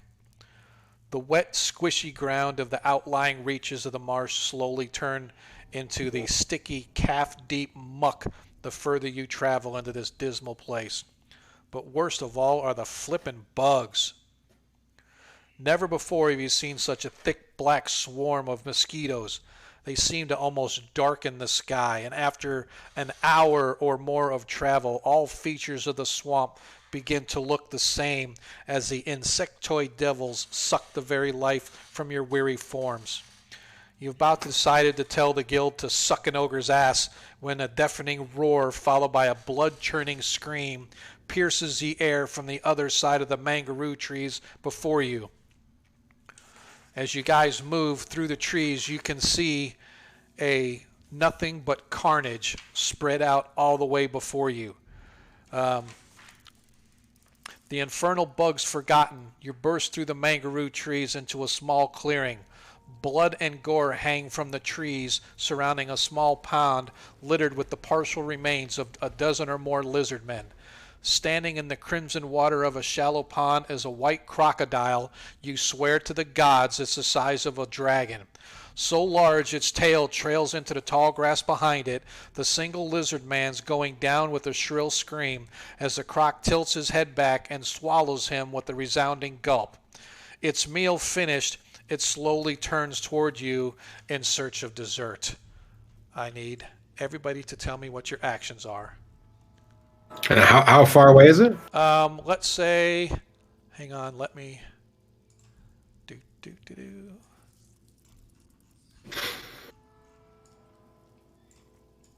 I'm gonna put you guys on the map. I hate when it does this to me. Give me just a second. Let's go here. No. All right, so I'm going to put you guys here.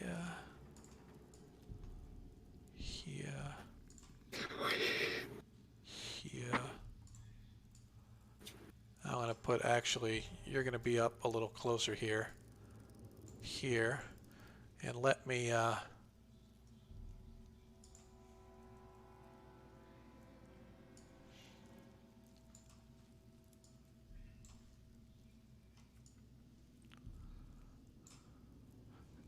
right, and then where? We need the 2 meat shields. Yeah. Yeah, do you want me to just draw them in as we go, or do you want to place tokens? No, you can drop them. Well, if you want, hang on, let me see. Okay. Let's do this.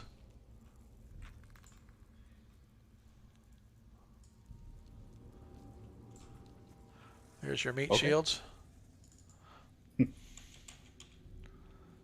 Well, that's not very nice. Juan and Jeremiah, right? Yeah, they are human, but the token does not represent them. So you see him right here, but this is probably about half his size. You'd swear to God this thing is at least 40 feet long if he's an inch. He is absolutely amazingly large. I mean, you originally thought 15 feet. No, this thing's got to be close to 40, maybe even 50 feet long. His tail disappears into the brushes and the grasses behind him. This is all actually sort of marshy water. Don't consider this to be river or anything. Just consider it to be heavy marsh. So it's although it's wet and sticky and clunky, it is considered difficult terrain if you move into these areas here because you're walking in mud and muck. This is a little more terra firma where you guys are. So that's where we are right now. So if you give me just a second really quick, I want to do this.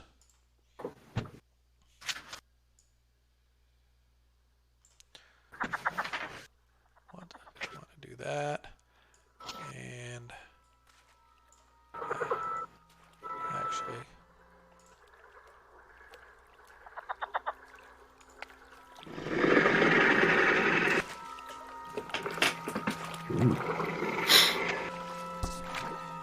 all right. Hopefully that's not The feeling that Zuak doesn't like us much. all right. That's a little loud for me. I like about 50 feet away. Sean, is that about right? Yeah, give or take. He's probably about 50 feet or so, but I'll just leave the crocodile one on there. I won't do the swamp sounds. All right, so I need actions. Marcus is going to shoot it with his crossbow. All right. Yep, I'm throwing my javelin. And I'll shoot my short bow. Two arrows. Ukla's a javelin. Valorius is arrows. Is that a Valorius? That is what? Short bow? Short bow, yeah. All right, Arthur. I'm going to, back away and throw some. And I guess I can ready to throw some darts if it gets closer. Is that a thing? What's that? Yeah. So there's I guess there is such a thing kind of as hold action, but it's I don't really consider it a hold action. But yeah, if you just wanted to wait, you can wait until the end of the turn to take your turn. You know what I mean? Right. So. I don't. If I attack from here, is there a penalty? Yes. So I put on your sheet the range for darts. I think darts range is like 15 feet, 30 feet, and 45 feet.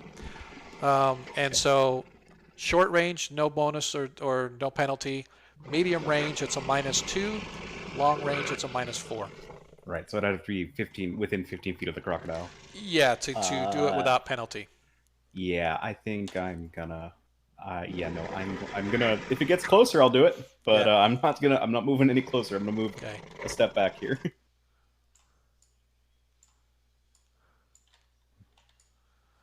So you can see right now he's about 40 feet from Valorius, maybe 45 feet from Valorius. Mm-hmm. Gotcha. And from you, he's about 60 feet. So, Right, by yeah, the way, if you guys want to know how far something is, if you just hold the shift button and then click and hold and just drag it over, it'll show you how far if you're trying to get to it. So, all right. No way. Yeah. So Marcus is a crossbow, Ukla is a javelin, Valorius short bow, Arthur darts, but he's just waiting. I am going to have the thief Darnielle is same thing with his bow, his short bow.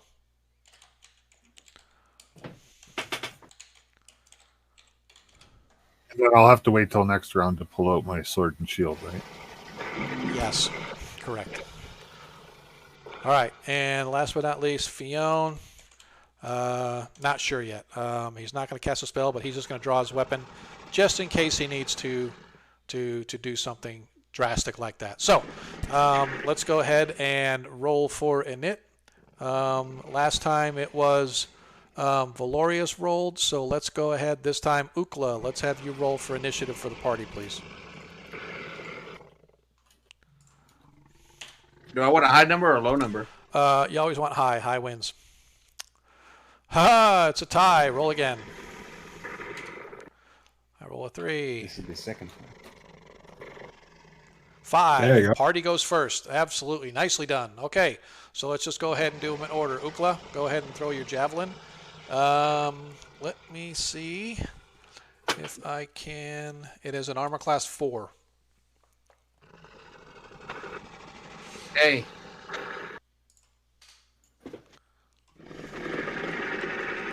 That missed. Yes, as your javelin sails right into the thing, and you watch as it opens its mouth and it catches it and snaps it and just sort of throws it off to the side. All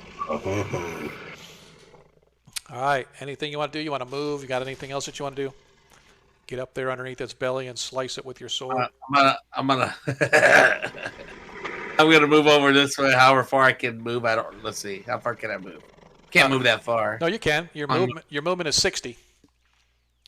Yeah, but I think my armor weighed me down. Yeah, but I think normal movement's 20 or 120, so you're down to 60. But this is kind of a rough, so yeah. So let's say you could probably move about 40 feet, give or take. Get right there then. Okay. Nice. Okay. Let's see. Then up is Marcus, my friend.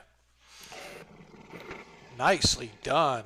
Now this is an armor class 5, I believe. No, armor class 4. So does that? You need a 16. You need a 16. You hit. You hit. As you fire your crossbow and it buries into the croc. Doesn't even seem to notice that you hit it. But go ahead and roll damage anyway. It's a D8? Yes. Crossbow for large should be D8. I think. Is it D8 or D6? Sorry. Now you make me think. Hang on a sec. Let me... Because I'm prepared this time. Because like all prepared DMs, I keep my chart handy. And you have a light crossbow, right? I think it is a D6. Yeah. Okay. Crossbow light. Of course it doesn't show the damage on here, the bastards. Hang on.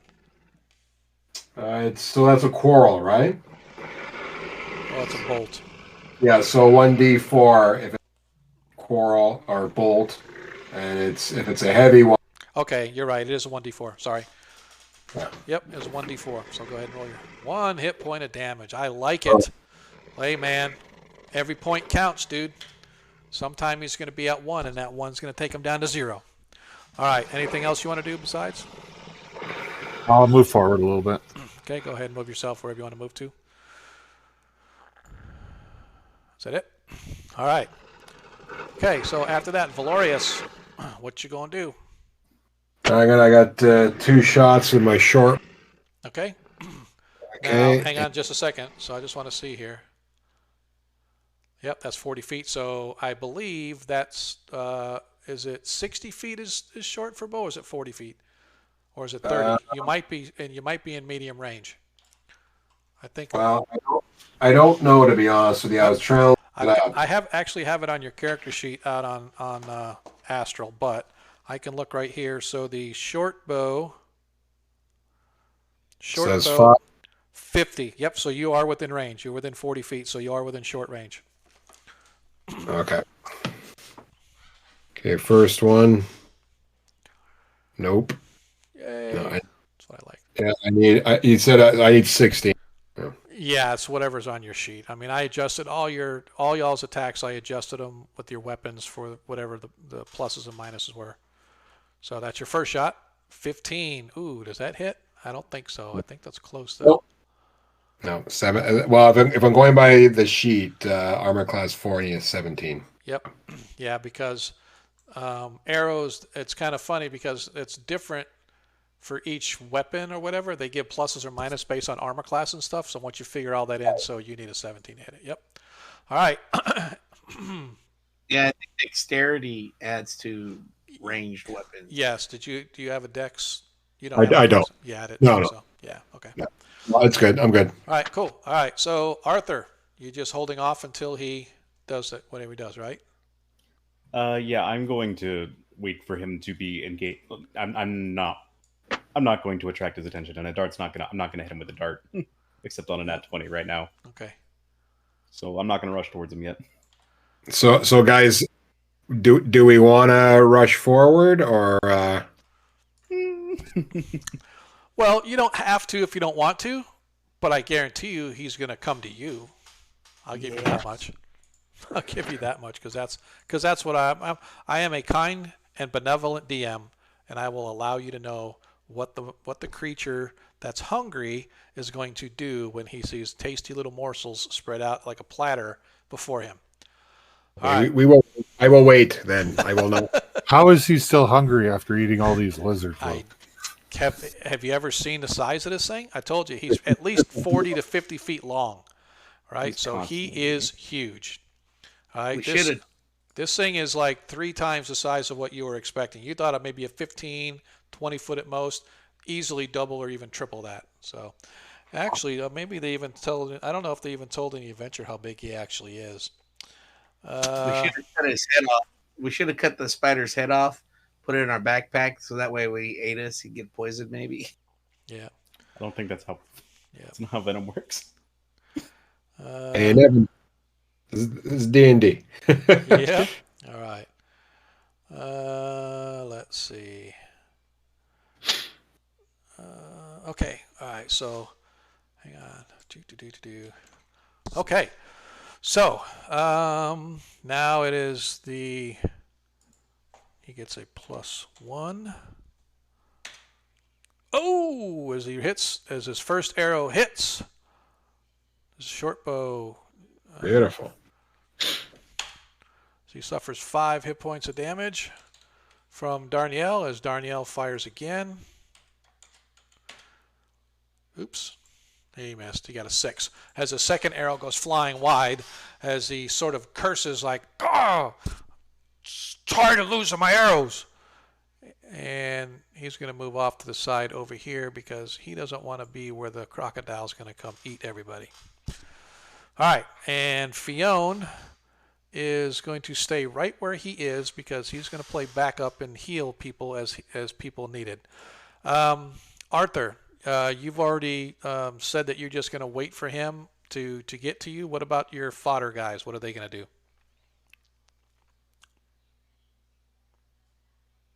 Adam? Sorry, I was muted. I thought you could hear me. Nope. I'm gonna have this guy move right here. Just keep them close, and That's fine. We're gonna wait to see how the battle. All right, so plays just out. go ahead and move however you're going to move him. I can't move him. Oh, you can't? Sorry, my fault. No. All right, where you want to move him to? Right here? Yeah, just right there. Okay. All right, so it is now the croc's turn. As the croc sort of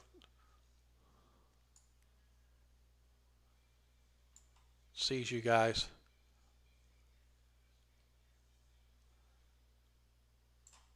Comes moving over here and lets out this massive Triceratops, or not Triceratops, but Godzilla roar as it echoes through the entire swamp. This huge, massive, hissing roar. Like I said, it sounds almost like a dragon to you. You can see that he's covered in blood that's leaking as gore is sort of leaking down the edges of his mouth, where he was just chomping on anything that he could get his teeth around.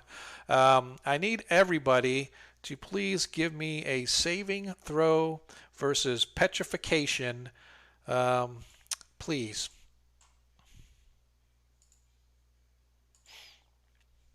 Uh-oh. So we try to roll under or over the number? You need to roll over your petrification save.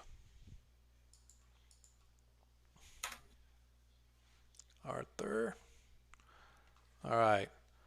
So, Ukla, 17. All right. Marcus, 7. Okay. I need to know, what is your saving throw for petrification, Valorius? It's there. I know 5. that, but what is your normal score? What score do you need to get to save versus petrification? 15. 15? Okay. Arthur, what do you need to get to save versus? I need a 13. 13? Oh, so close. Ukla, you passed yours. Marcus? 15. 15? Okay. 6. Oh, my 2 guys failed as well. Everybody except for Ukla is now fighting at a -2. Anything that you have to do, whether it's spells, whether it's attack rolls, anything is at an automatic -2 to everything. As this creature as it gets lumbering up toward you, you realize this thing is as big as a house, man. I mean, this thing is that big. You'd swear to God it's a baby dragon and not a crocodile, but it looks like a crocodile with all of its white skin and whatnot. And as it reaches out to get its first, let me see, does it get multiple attack? Yeah, it gets 2 attacks. He's going to do his bite and a claw. His claw is going to go at Marcus, and his bite is going to go at Valorius. All right. Yeah, this is going to be fun. Wouldn't he go after the rogue who did a lot of damage to him? Yeah, I was thinking about that, but then no. All right, I got to see what his. All right, Marcus, what is your armor class? It's 5. 5. Okay, let me. Really. Because I don't have my shield on. No, that's the wrong sheet. Sorry, I had my wrong. Oh, there it is. I had my 2E sheet I was looking at. All right, so your armor class is 5. Yeah, it needs a 3 to hit you. Wow. As it hits, and the attack on Valorius, he also hits. 3.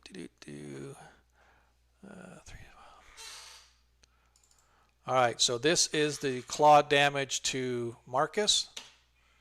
2 hit points of damage to Marcus.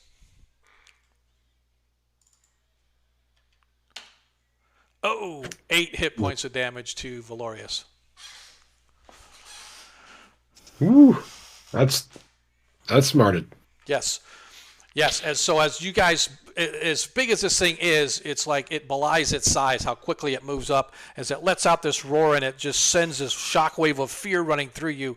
And suddenly, before you can even react, one of its claws lashes out and slices down, just barely scraping through your defenses, Marcus. But you feel the sting as it sort of comes right down the side of your face, leaving a gash as you can feel the blood running down your chin. But worse than that, you watch as this thing reaches out and grabs a hold of Valorius and almost jerks his arm and his shield away from him, but he manages to pull it back. But there's this huge gaping wound that runs from your shoulder all the way down to your elbow as you feel the sting and your whole left arm goes numb.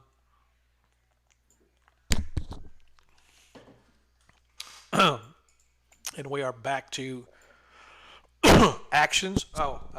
Yeah. So Fionn, he already knows what he's going to do for this coming round. So let's state our actions for the next round. Marcus. Pull out my sword and shield. Okay. And I can't attack him, right? Not yet. No, not. You will be able to. You will be able to once we start, depending upon who has initiative. Ukla.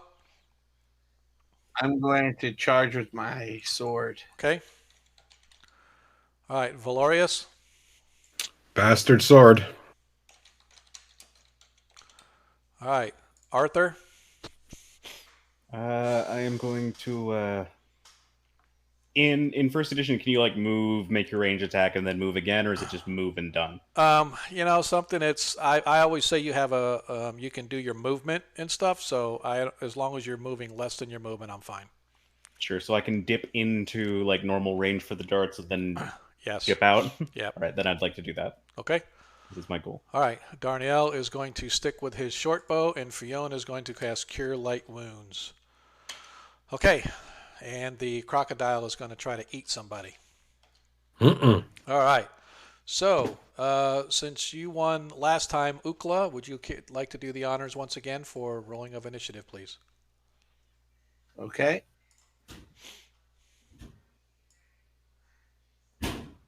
Oh. Was that good? No, not really. Oh, yes, as I get the initiative. All right. So, as the crocodile sort of moves sideways over here, and suddenly his tail lashes out, slapping at Ukla. Where is it? There it is. Oh! Tail slap to Ukla. 12 hit points of damage to Ukla as he gets sent flying across over here, slamming into the trees. He's dead. Oh, as he slams, the tail catches him, slams him, catches him right into the trees. How many does that put you at? -1. Okay, well, you're not dead because we go to -10. So you're bleeding, okay. So you're bleeding out.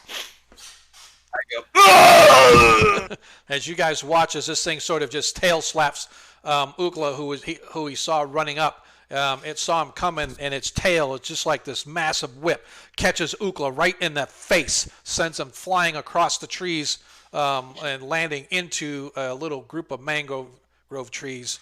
As you watch as he lies still, as he's partly impaled with this huge piece of it sort of sticking out from him. Did you say mango trees? Mangrove. Oh, mangrove. Okay. Yes. Do I get an opportunity attack because he moved away from me? No. No. Okay. No. Technically, he was kind of like right in here. So if he moved too far, so I apologize. But yeah. Okay. So now let's go back to the top. So Ukla, you are down, but you're not out.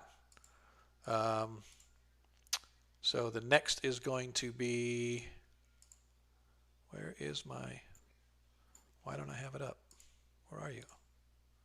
All right, I'm confused. Oh, there we are. All right, Marcus, you're up, sir.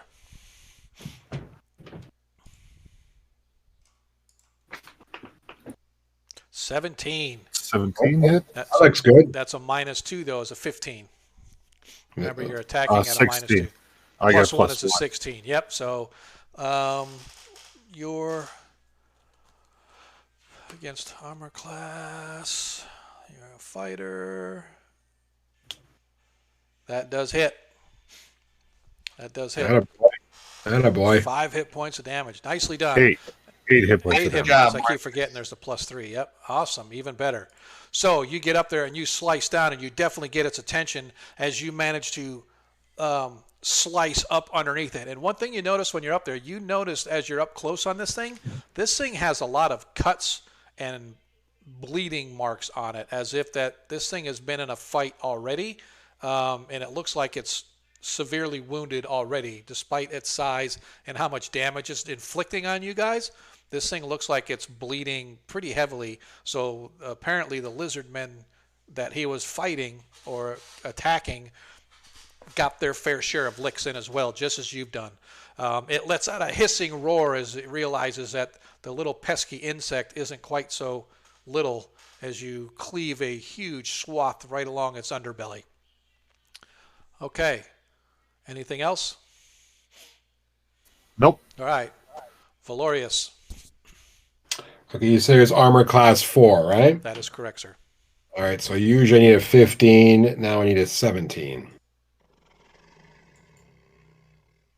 Oh, yes! Nice. Nice. Nicely done. 19 hits. Go ahead and roll that damage.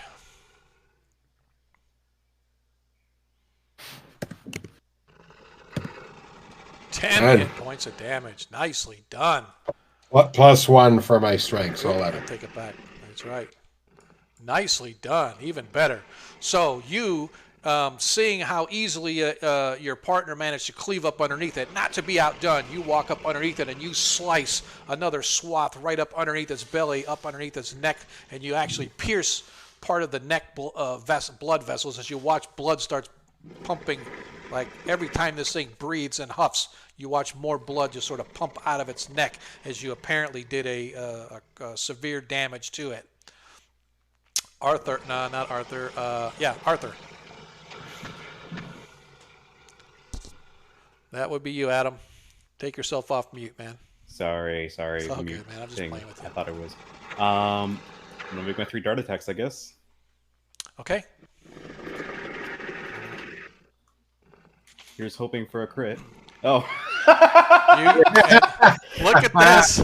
That first one is a crit, so go ahead and roll your die 3. No, die 2, I mean, right? For large creatures, die 2? Yeah, I think it's a die 2 for large creatures. But it's automatically doubled. You don't roll, I don't re-roll crits. It's automatic double, whatever you roll. All right, here's hoping for a 2. That's a 1. All right, so 2 damage. All right, so 2 damage for the first dart. Big money. Hey, man. That's a 1. Oh, it's a crit. I need you to roll a separate d20 to see if you accidentally stick your guy in the back of the head. Nope. As it manages to fling past the guy, it bounces off his shoulder. You're so excited about the first one doing right into the thing's eye. You watch as its eye sort of closes around it, and then now it's shaking its head trying to loose the dart out of its eye, and you were so excited. The second one you threw bounced off your henchman's head and falls limply into the dirt. Doing nothing whatsoever. Go ahead and roll your second one. What? I am new at this. No harm done. Yeah, so the third dart also goes flying wide, and it gets lost in the brush beyond the massive crocodile before you. So, that being said, now it is up to Darnielle and his 2 short bow fires. Can I move my movement? Oh, yes, absolutely. Sorry. All right, so if my movement is like 9 inches, yep, that's 90 it says feet. 90 feet. In so here, I can get up to. Yeah, but in here though, it's going to be like half of that because of the marshlands. So, all right, so 45 feet really. So if I just wanted to move the 25 here absolutely. and have my guys who are less encumbered than I am follow me, that would be fine. Yeah, you could do that. All right. Okay. All right, so like I said, now it is time for Darnielle's arrows. 7 misses.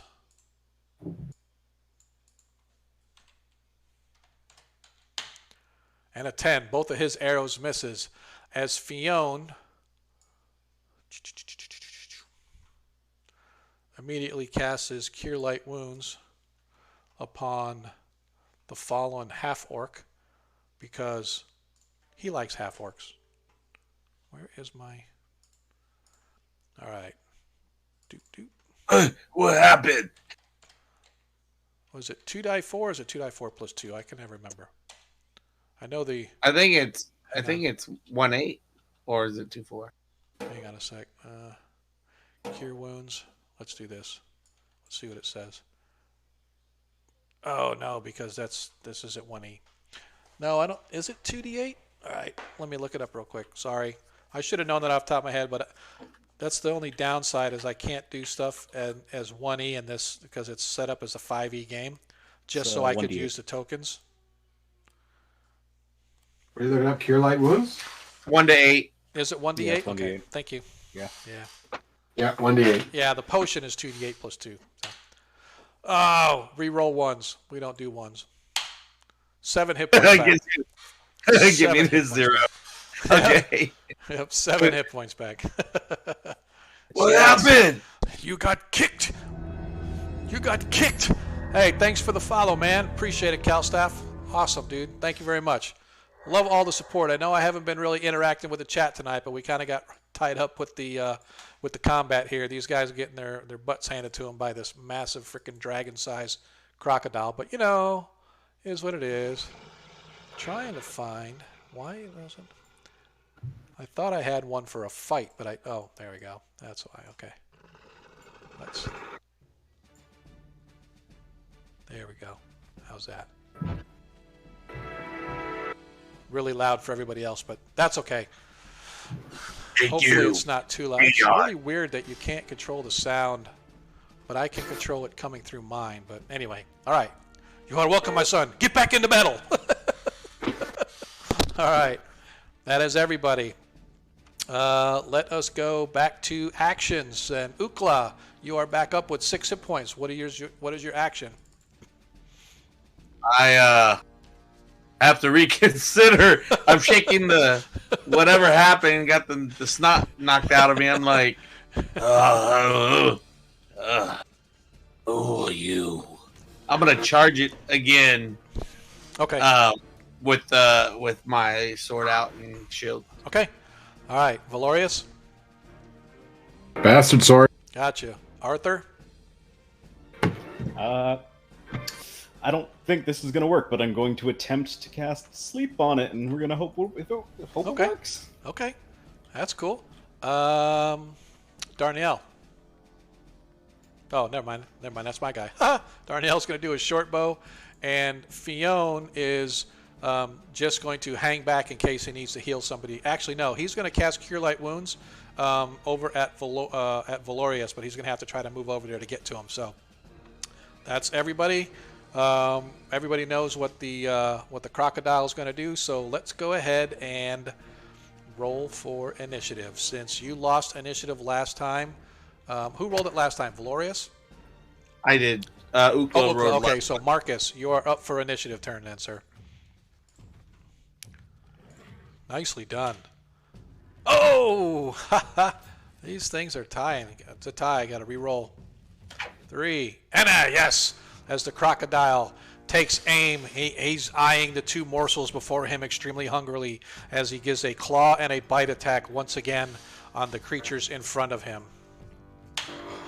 Oh my god, he missed Marcus. Are you kidding me? He missed Marcus with a 2. I only needed a 3 to get him, and I got a 2. Are you kidding me? Oh my god. Dude, man, how lucky can you be? I'm armor class 4 now. I have my shield on. That's okay, so I needed a 4 to get you. Whoop-de-doo. Man. Oh, I don't know if I got Valorius either. I'm pretty sure I did hit Valorius, though.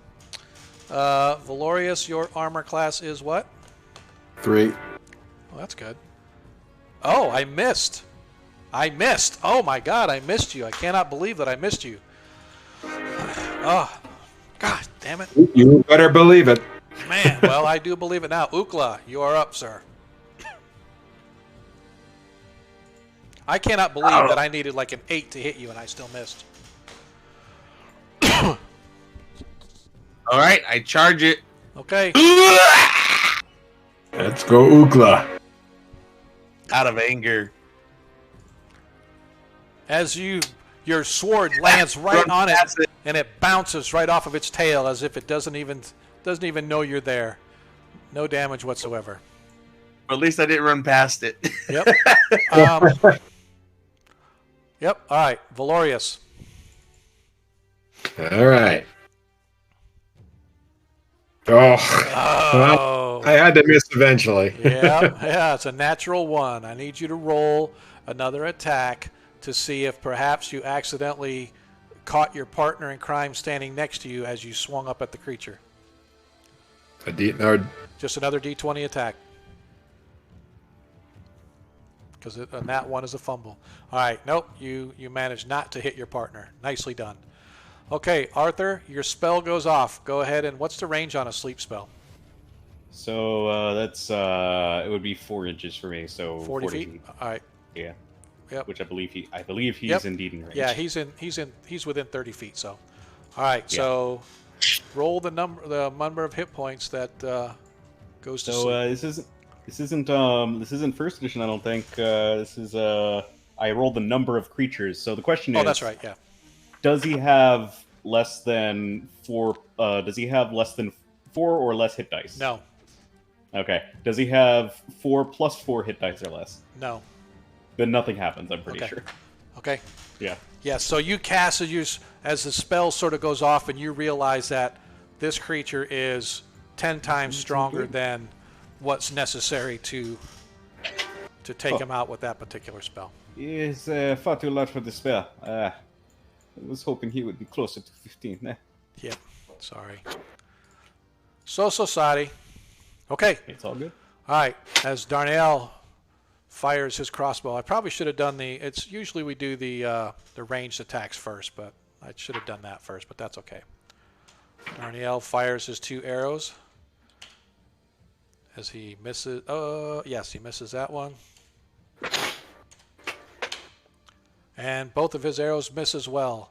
And Fionn runs way over here and casts Cure Light Wounds upon the man who was almost eaten by a dragon. 6 hit points back to Valorius. And those are, my friends, these are all the healing I can do for today. But the light of Pelor shall shine through you now, so go, slay the dragon! As he... Then grab a weapon and help us. Thank you, my friend. I am ever grateful to you and Pelor. Yes, you should, as you should be. Okay. So we are back to top of the Marcus didn't round. get it. Oh, I apologize. For some reason, I skipped right over Marcus at the top there. Yep, I sure did. Okay, Marcus, go ahead, man. Do your thing. Oh, as the 8 misses. And since Valerius just about hit me, I'm going to move over to the right here. Okay. Hey, what did you guys say? He can still fumble and his blade his slippery blood-soaked blade slides out of his hands and goes flying and impales Marcus.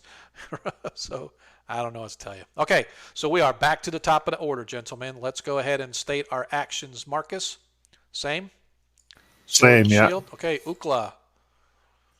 Same. Valorius. Same. Okay, Arthur. We're going to do 3 more darts, and we're going to move over here to do it, so we don't risk hitting our allies here. Okay. Just risk the other. Yes, you're gonna risk. This. I just won't roll a 1. I just won't roll a 1. It'll be fine. Exactly. All right. Once again, Darnell is going to do a short bow. This time, however, I forget. I think he has a mace. Let's see if Fionn's got a mace on him. Yes. Actually, no. He's going to do his sling. He's going to come over here, and he is going to do his sling and bullets. Not that it'll do much damage to that thing, but every point counts. Okay, let's go ahead and roll for a nit. Since you lost last time, Marcus, Valorius, you're up for the dice roll. And I really hope you guys over there aren't getting too lost in this over in chat. I do apologize, so hopefully we'll be taking a break here. Oh, nicely done. Oh, God, so close. Way so off. Close. So close. All right, so we're going to do it the right order this way. So, Arthur, go ahead and move and throw your darts however you're going to throw them. Remember, you have to be within 15 feet in order to be within short range of a dart. I can move through allied spaces, right? Yeah. Right. So we'll get up here to 15-foot distance, and let's go for it. 1. It's going to miss. Okay. Oh, nat There's 20. another crit! I like it. That a Should play boy. a fighter. Oh, nicely done. Right. So max he can do is 8 points, but hey, the 8 points are 8 points. So go ahead and roll 2d2. First one is 3 hit points. Oh, that's a total of, yeah. So That's So two, 6. 2 and 4 is 6 hit points of damage. Nicely done. As you guys watch as this wizard almost magically moves up. One of his first dart goes flying wide, but the second two go flying once again, catching the monstrous beast in the eye, completely blinding it in its right eye now, as it's completely taken out the right eye socket on this thing, and it begins just sort of flashing around. You can see that it's actually looks like it's severely wounded. It's like it's taken a pretty good beating. So let's move up next to Darnell and his short bow. As Darnell is nowhere near as accurate with his ranged weapons. Oh, yes, as he gets a nat 20 as well. I like it. Who needs magic missiles? As 8 hit points, as you guys watch, as Darnell finally, he just sort of peels back and just takes aim, and as the creature thrashes and he brings his head down low, it looks like he's getting ready to swallow either Marcus or Valorius. He lets the arrow fly, and you watch as it goes right through its eye, into the back of its head, into its brain, as a loud roar as the thing throws its head back, and then it collapses on the ground dead at your feet, as you manage to slay the dragon, almost literally. Wow, good job. Oh, apparently, we're ready for the red dragon next week. As you guys, as the last of its breath sort of going out, you just hear it just sort of giving this gurgled hiss as the blood flows from its nostrils and its mouth, and its tongue is sort of out. As you guys gaze upon this monstrous, massive, huge, this thing, as you look at it, it's at least right at 50 feet, if not 60 feet long, with a huge tail. This thing's got to be about 8 feet tall almost as it's laying down. This is just a massive, on a dragon scale, massive crocodile. Valerius, can you skin it? I'll skin it. Okay. Absolutely. I would imagine you'd be the best one at it. I think so. Yeah, I'll skin it, gut it. Okay. Yeah. We got to get inside its guts to find the timepiece. Okay. Yeah, we got to look for that time glass, yeah. So you guys literally spend the next 4 to 5 hours gutting this thing as much as you can. As the sun falls, the cleric and the rogue, Darnielle and Fionn, build a small campfire in order to shed light around everything as you guys continue to work as diligently as you can. Eventually, you guys manage to pull the stuff, or you find what you believe is the item that you guys were actually sent for. Let's see. Is there a leg attached to it? No, you guys actually inside. You guys find this timepiece that you guys were sent down here for. But in addition to that, you find lots and lots of pieces of lizard men. And while that may be grotesque, some of those lizard men have items on them in the form of like coins and jewelry, etc. And so you managed to find a necklace with an amethyst stone hanging about it that would be worth probably 5 gold. And you find a total of 50 silver pieces in and amongst the various bodies as well. So if somebody wants to keep track of that treasure, Sure. and we can divide it up at the end of the adventure on however you guys want to do it.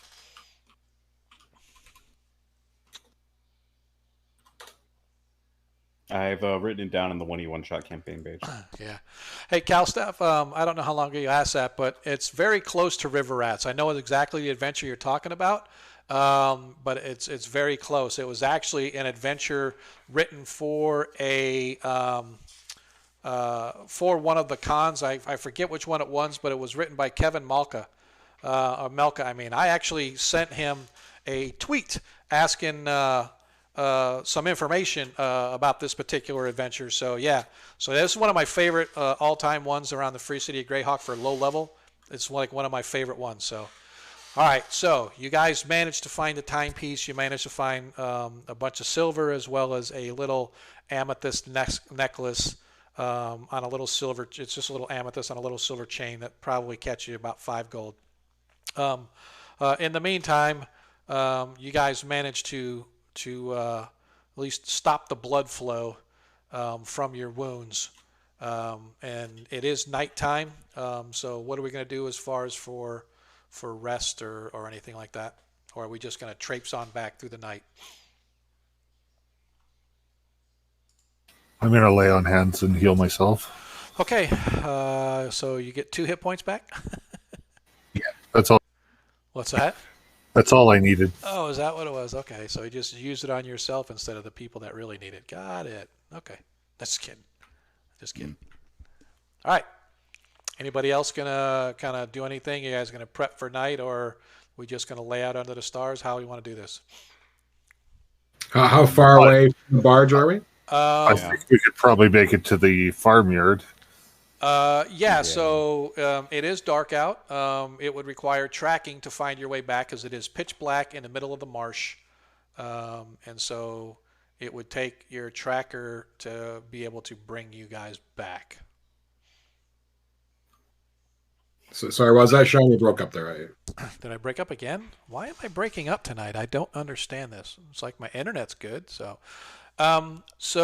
you guys, like I said, if you want to go back to the barge, it is going to require a skillful tracker to lead you back through the marsh at night because you're in the middle of a pitch black marsh right now.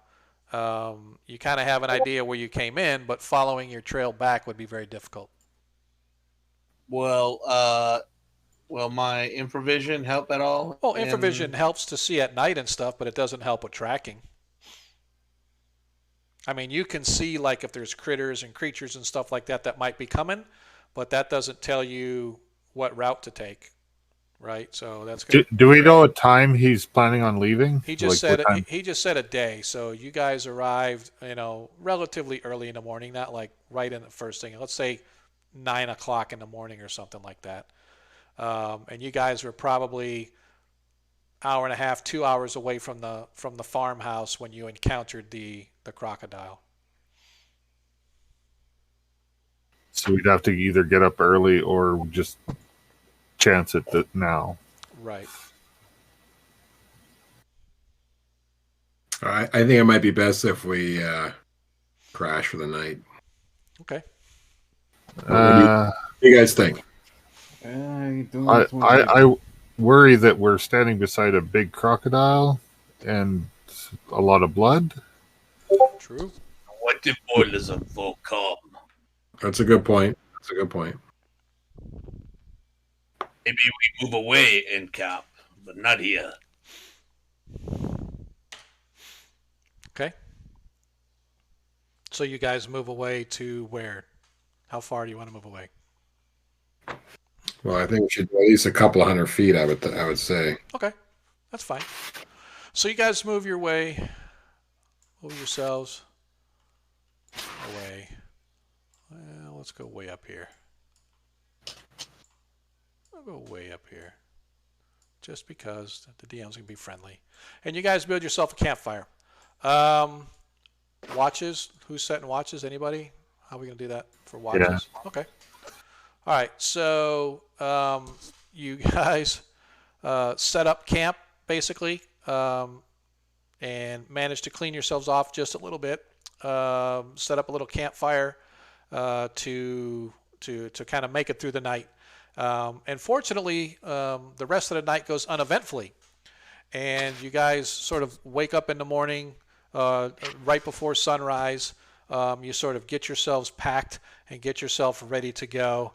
I'm still going to need a track skill check from the ranger, please. Okie dokie.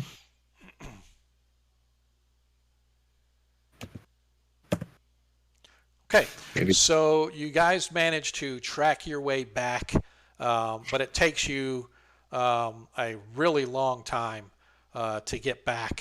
And when you get back to the farmhouse, you can see that the Renee barge is just pushing offshore to head back to Greyhawk. Hold it. Hold the phone. Okay. As you guys go passing the farmhouse, the farmer comes out. Did you kill it? Did you kill what ate my boy? We killed it. Show me. How do I know? Here's its hide. So you guys kind of show them some of the hide that you were able to look at. Now, that said, you did not carve the entire hide to carry it because that's probably about a few £1,000s worth of animal hide that you're trying to haul. So I will let you guys get some of the hide, but you did not get the whole thing. There's no way you'd be able to haul that because that's like skinning a dragon and carrying it with you, right? There's just no way it's going to happen. I could do about 500 pounds. Right, so that's fine that you got a whole bunch, but this thing is probably a Right. 15,000-pound beast that you guys just Right. slayed. So We got as much as 8 people could carry. yeah, exactly. So you guys begin to kind of rush down there, and fortunately for you, because the tracker is able to get you back as fast as he did, you guys managed to catch the barge. And the Renee, as you come across the deck, they go, "Woo wee, you stink! What you got there?" We got ourselves some albino crocodile hide. As they sort of look at it and they're like, "Whew," and they're all like cheering and clapping, and they've definitely never seen the like. As the old man sort of looks as he goes, I can see I'm going to have to keep you on my friends list if I need anything in the future, my friends.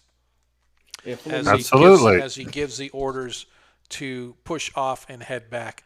And he's like, it's going to be slow going, probably not going to be back for almost 2 days before we get back because I must stop at Two-Footed for the night tonight, and then we will take tomorrow and we will get you back tomorrow. Is this acceptable? Yep. Good. And he shoves off, and you guys begin to head back toward the free city of Greyhawk. And that's where we are going to take a break, folks. We're going to take probably, I don't know, you guys want 10 minutes? Is that okay? I just want to be able to do a bio break and maybe something, get a quick snack or something to drink or something like that. Is that acceptable to everybody? Sounds like a Yeah, good that sounds great. That sounds fine. All right, so we'll get that going. We'll get this intermission going. Hey, for you guys who are in chat, I apologize if I haven't been as active in chat as maybe as I've been here in the past, but trying to get this combat and all this other stuff going on. I appreciate you hanging out with us. Once again, if you haven't clicked follow, please click follow. And if you really want to show some love, go ahead and hit us up with that with the subscribe button. We got a few subscribers last week. We're hoping to build on that this week. If not, totally okay. We just appreciate you guys be here hanging out with us tonight. Also, I would appreciate if you guys would sort of spread the word. Tell your friends about us. Ask them to kind of come check us out. Give us a follow. Give us a like. Give us a subscribe if they want. Like I said, we're trying to build it up here a little bit, and we want to get this campaign as someplace on Monday night that people can come to and kind of hang out for a few hours and just kind of get away from it all. Everybody does stuff on Thursday, Friday, Saturday, Sunday. We wanted to do Monday night because Mondays always suck, and we just want to make it a little bit better for you guys. So we'll be back in a few minutes. Thanks.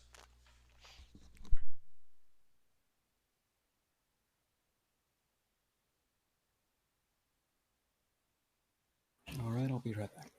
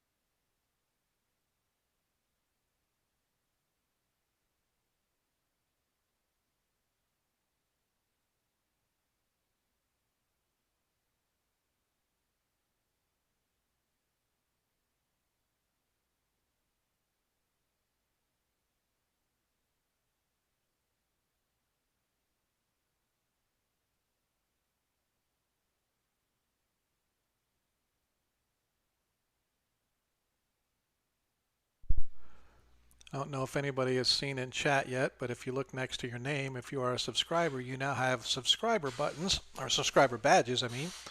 So, for example, Monkey Burgers has his little S for a 1 month subscriber.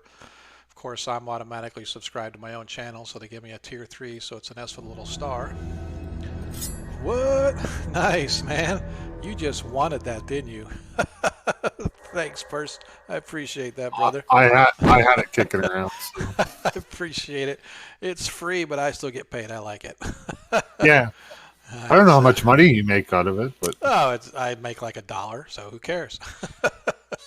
Actually, it's 50%. So 50%, and then they tax. So however that works. So, hey, Janders, thanks for showing up, man. I don't know if you just came on or not, but we definitely appreciate you guys gonna come and hang out with us here a little bit. So Janders is my dungeon master for the 2E game I sent you guys a picture of on Saturday. Oh, nice, nice. Well, appreciate you coming by, hanging out, man. Definitely appreciate that.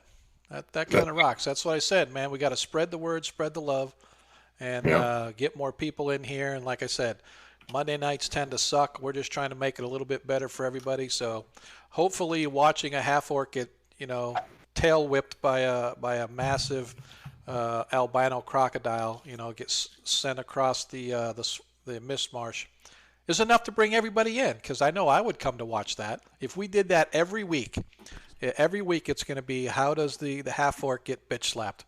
And so I think personally that would be a definite draw on folks. But yeah, man, I would definitely appreciate you guys coming and hanging out. For sure. Yeah, for Rizzle. Right, so that's what we're going to do. All of my favorite clips, when I make clips of these videos and stuff, I'm going to make a little clip, and every one of them is going to be with the half-orc flying, getting, slapped and pushed around and whatever. So that'd be cool. So yeah, so again, if you have not clicked subscribe, please do so. We're here to have fun, but we're also here to try to build a community. For those of you that subscribe, if you go to our Discord channel, you're automatically added to the subscribers list. So you have your own little private chat area, place to hang out and talk to the players. If you are a player and you're already subscribed, you can talk to yourself. I think that's perfectly acceptable. So yeah, man. So hopefully you guys are here having a little bit of fun. Appreciate you hanging out with us. Here we're coming back here in about a minute or so, and see what the party is going to do next. I think what we have left to do is just head back to the city and deliver the goods, and then we can call this a wrap, man. We might even get wrapped up a little early tonight. Who knows? Told you, man. I bring in the best players from around the Flannis, man, and these guys were did not disappoint. That's the words I'm looking for. They did not disappoint. So, but yeah, it was fun. It's been fun so far, I think. I don't know about you guys. Yeah, good stuff, man. Yeah, it's fun. Yeah. And I agree with Cal's stuff.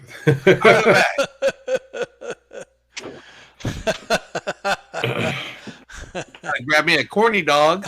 Oh, nice. Got a corn dog? Is it so you? Oh, dog. Look, man. Here's what I envision. I envision Monkey Boogers with this corn dog smacking himself in the face, pretending it's a crocodile tail. I'm just saying. I have this visual now, covered in mustard, smacking himself in the face. Saying, well, I was what practicing my death voice for a while.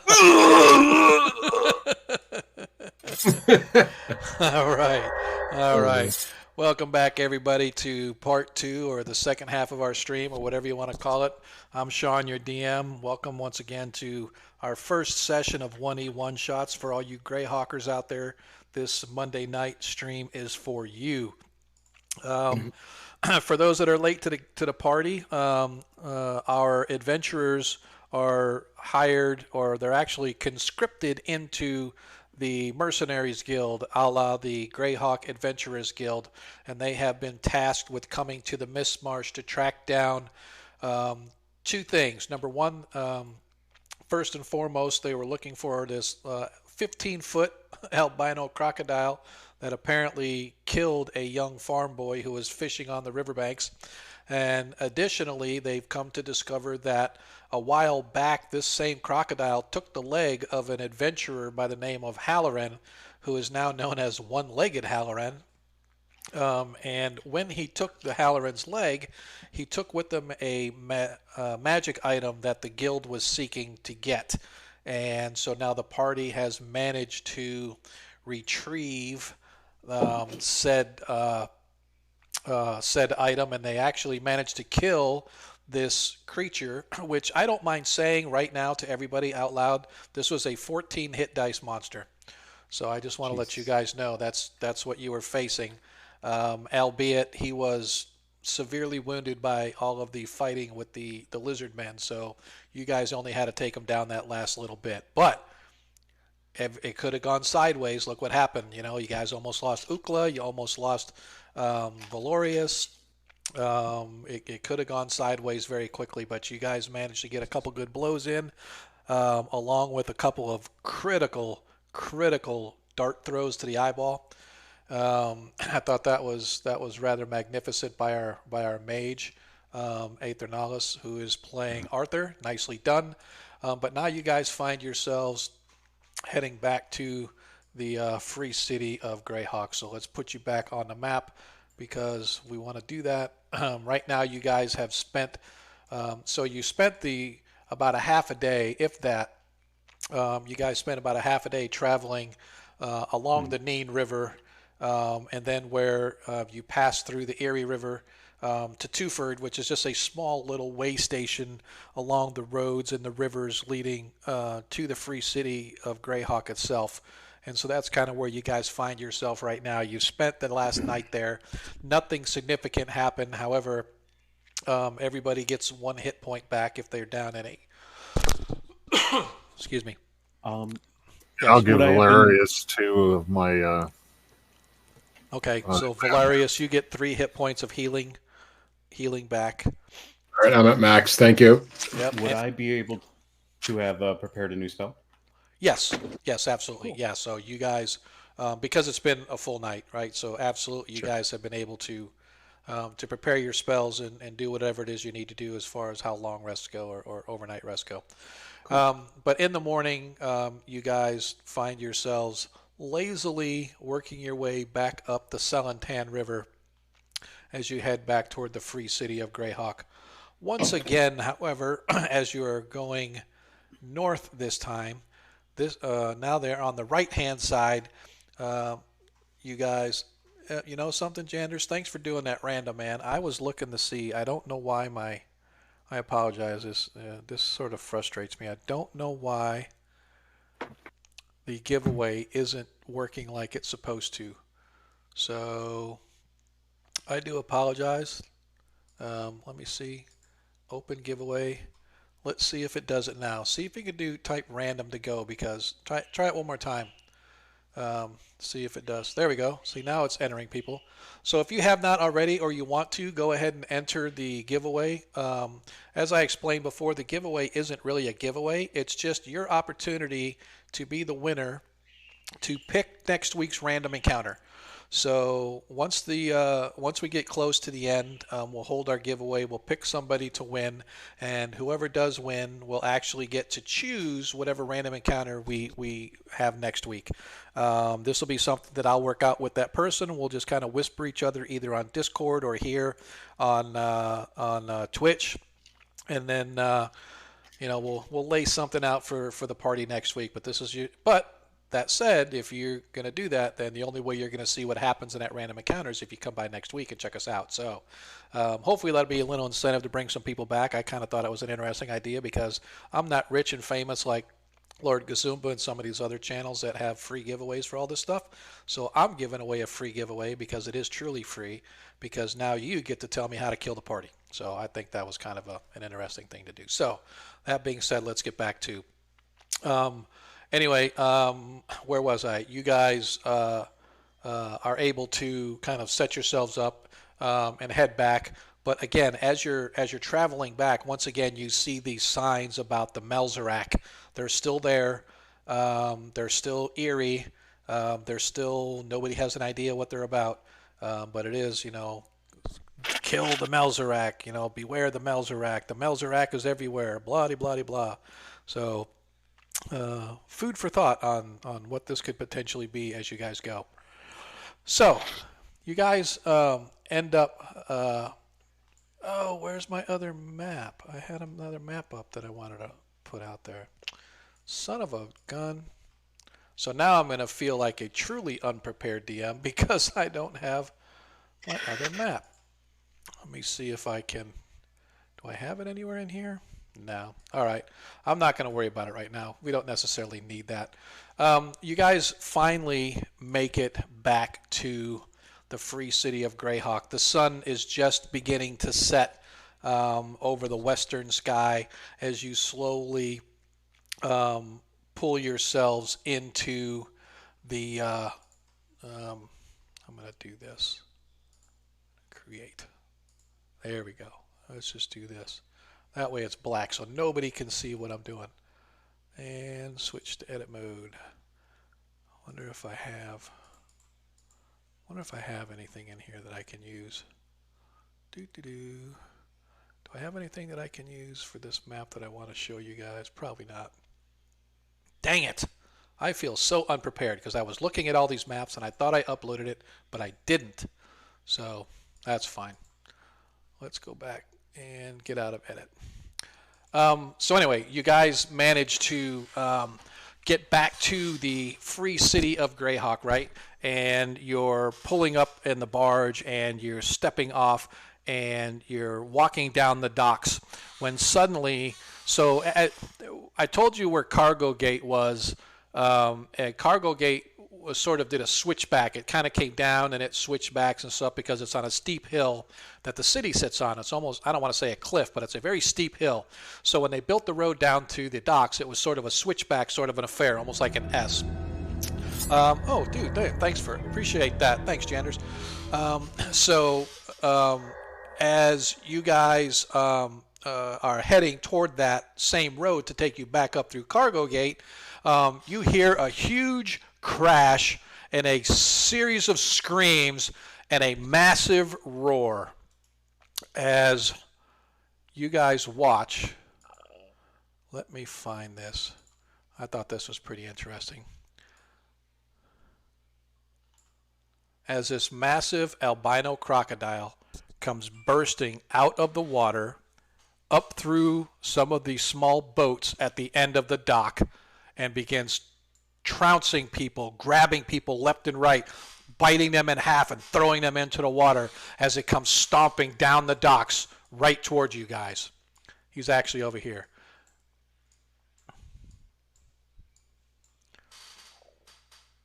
Everybody ready for combat again? As you hear screaming and you guys have no idea what the hell's going on. But this massive albino crocodile that you guys swore to God that you slayed not just 2 days ago has suddenly shown up on the docks of Greyhawk just as you guys arrived as it comes bursting out of the water, charging down the docks toward you. I need... What? Oh, I'm sorry. Did I say that out loud? My bad. Oh, oh man. Yes, sir. Here we go. Let's go ahead and get me, let's see, I got him. Where's my rogue? There he is. And there's my rogue. Unfortunately, I don't have the map that I originally wanted. I had a map of a docks, but I don't have it handy, and I don't want to waste time looking for one. So we're just going to use this. It's totally okay. Let's move it up here so we get these words out of the way. But we'll just consider with you guys he's down here. Now, that being said, as this thing comes stomping down the docks towards you guys, like I said, you watch it grab a person, nearly bite him in half as he screams and he throws him like 50 feet out into the river. He grabs other people with his claws and literally slams them up against the embankments and stuff, crushing them as you watch him literally pop like a zit right there, like right there against the sides. As he comes stomping down, he's like shaking his head back and forth. He looks pissed. And then you hear a shrill whistle coming from up at Cargo Gate as the town watch and the city guard have been alerted, as several others. I am going to do... Where is he? I'm going to do a level 1. Where's our level 1 fighters? There they are. So there are... And I'll zoom this in a second here. here. And our other level 1 fighter is here. Oops, that was the same guy. Where's the other one? Okay. Let's do this. Duplicate. Duplicate. Come on. Duplicate 5 times. Okay. So these guys. Wait a second, Valerius. Didn't we kill this already? I thought we did. I thought I gutted it. Yeah. Ah, we have its skin. Yeah, we have more skin now. Just take some more. And now Yes. it's already in Greyhawk for us. Yep. So you guys watch as these ones over on the other side are city watchmen. As you watch, they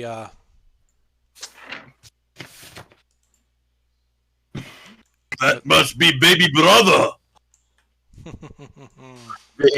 as a city watch comes rushing down the hill as well. I need to know, what are your actions? Do we know what the time glass does? No, you do not. We haven't the faintest clue. I was thinking maybe we could slow down time or something. Yeah, meddling with the time glass in the midst of a combat is probably not the smartest idea. No, I agree. Okay. So let us go on. So I need to know actions. So we're going to start with Ukla. Cry. At least there's no mangrove trees here for you to be impaled on. All right. Ukla is going to. Wow. He is still kind of. It's kind of like that scene from when the Hulk gets beat up by the Thanos. Yeah. He's kind of scared now. He's like, oh no. Especially from that tail. I guess he's gonna go back to his javelin to try to keep his distance Okay. as best he can. Okay. All right. Cool. And Ukla is going to be javelin. All right. So what about you, Romberg, Mr. Marcus? He's going to charge in. Sword and shield. Yep. Just when you thought you wouldn't TPK, here comes the DM to TPK you again. I'm sorry. Round 2. Oh, by the way, surprise. Valorius. Oh, alongside Marcus, we'll charge in there together. Okay. And Arthur. By the way, you do have all your spells back, by the way. Everybody's got all their spell slots and all that too, so. Yeah, I got that. It's just I don't. If this thing has as many hit points as it did last time, it's not gonna do much. I don't really have a thing for this. I was expecting goblins. Did you say that we got only 1 hit point back for resting? Well, you would have gotten 2 because you had 2 days resting. So, but everybody had either cure light wounds or laid on hands to heal everybody back up. So everybody should be at max hit points. If you're not, Okay. you need to put yourself at max hit points. Done. Okay. Cool. Assuming we have, yeah, I'm going to. I can't do conditional. Can I do conditional statements? Is that a thing? As in, no, it's Okay. it's an action. You tell me what your action is. Cool. If something happens that counters that action, you either lose your action or you carry it out anyway, right? So. All right, because I was like, if my allies charge forward, I want to be behind them and throwing darts at this thing. But if they don't, then I want to stand here. Is kind of my problem. Right. So it's like I guess So in this case that would be acceptable because your action is still throwing darts. Yeah. It just depends on whether you're moving up to throw darts or whether you're staying here to throw darts. So I would accept that to say that. That's Cool. I don't have a problem with that. that's all I want. Thank you. Yep. All right. So darts. Make sure you keep track of these. I have them. And of course, the thief, Darnielle, is going to do his bow again. And I want to double check our priest just to make sure what spells he's got. He is actually. I thought he had. Oh, he didn't take bless. Bummer. So.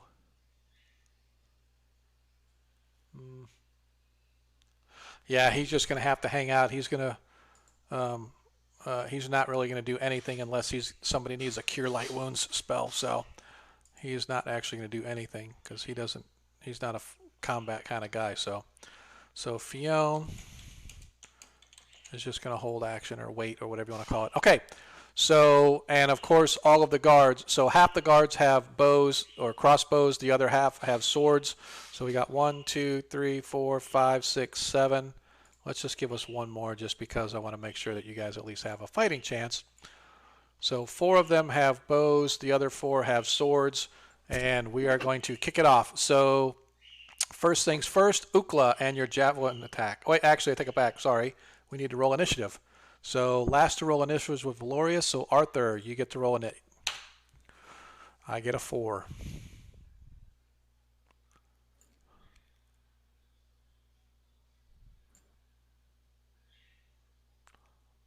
I apologize. My thing is It's okay. my web browser is kind of doing a weird. It's a D6, right? Yes. I rolled Oh, a 3. as the crocodile goes first. As the crocodile sees that these soldiers are like right on him, he turns around and he attacks these soldiers. So he's going to do a claw and a bite attack on the soldiers. A 7, he hits with the claw attack. Now that he is at full strength, that's claw is 2d10. 12 hit points of damage as he eviscerates the first guard. With a roll of the dice, I have consigned these men to their deaths. They can't see the other guys. I don't know if you want to zoom out or not. Oh, I apologize, guys. My fault. I'm looking on mine here, not on the thing. Thank you. Appreciate that. And I'll zoom in a little bit. So, like I said, I apologize. I don't have the docs like it's supposed to, but let's just consider ourselves within a constraint. Let's say up this far and down this far is about as wide as we're going to get. I had a doc map. I could have swore I had it loaded on here, but this is why I call myself the bumbling DM, because always something that I do incorrectly, but we have fun making up for it. So, so he eviscerated that one guard. The second attack is going to be his bite attack on the guard, as he gets a 14, and the bite attack is 3d12. 15, as you guys watch, he grabs hold of this guard right here, flips him up in the air as the guy screams, and glug, glug, glug. Why didn't he disappear? Glug, glug, glug, as he flips him up in the air, and you watch him as he swallows him whole as the second guard is down. These 4 are actually back here with their crossbows. These would be the 2 that run up. Okay, so that was it for the crocodile. So now I'm going to do the 4 soldiers and their crossbows. 12 misses, 7 misses, and a 10 misses, and a natural 1. Let's make sure he didn't hit anybody. Oh, and another natural 1. Critical fumble as he shoots himself in the foot. He's so scared, he shoots himself in the foot. Oh man! As he right through the top of his foot into the deck of the pier, as he screams in pain and gives himself 4 hit points of damage, as his crossbow goes off before he can even get it up to aim. So that's what happened to him. So this guy.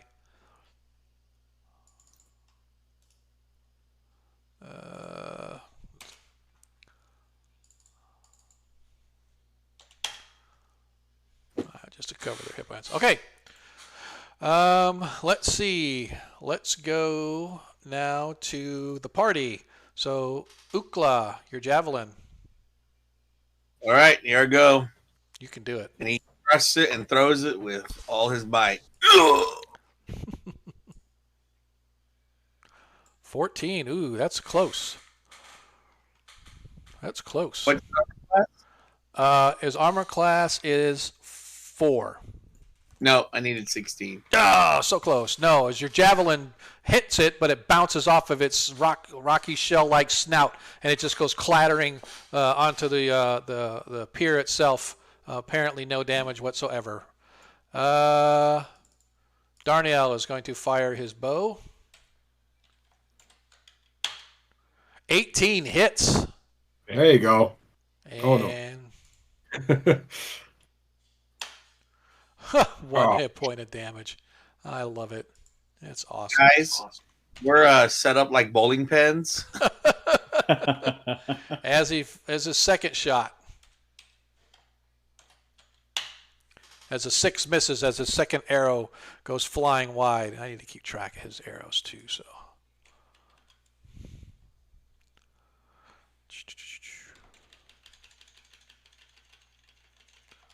All right, so I lost 1 arrow. Okay, and we are back to Marcus. If you would like to move up and engage yon monster. Yeah.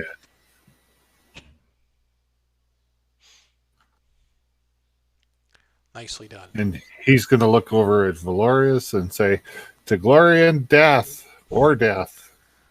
Nicely done. As a 20 hits. There you go. Let's do some good damage. 9 plus 3, right? Right. That's 12 hit points of damage. Nice. All right. 12. Whew. That's awesome. All right. And anything else? Nope. Get the heck out of Dodge. Nope. All right. Valorius. All right, let me go over here. Dun dun dun.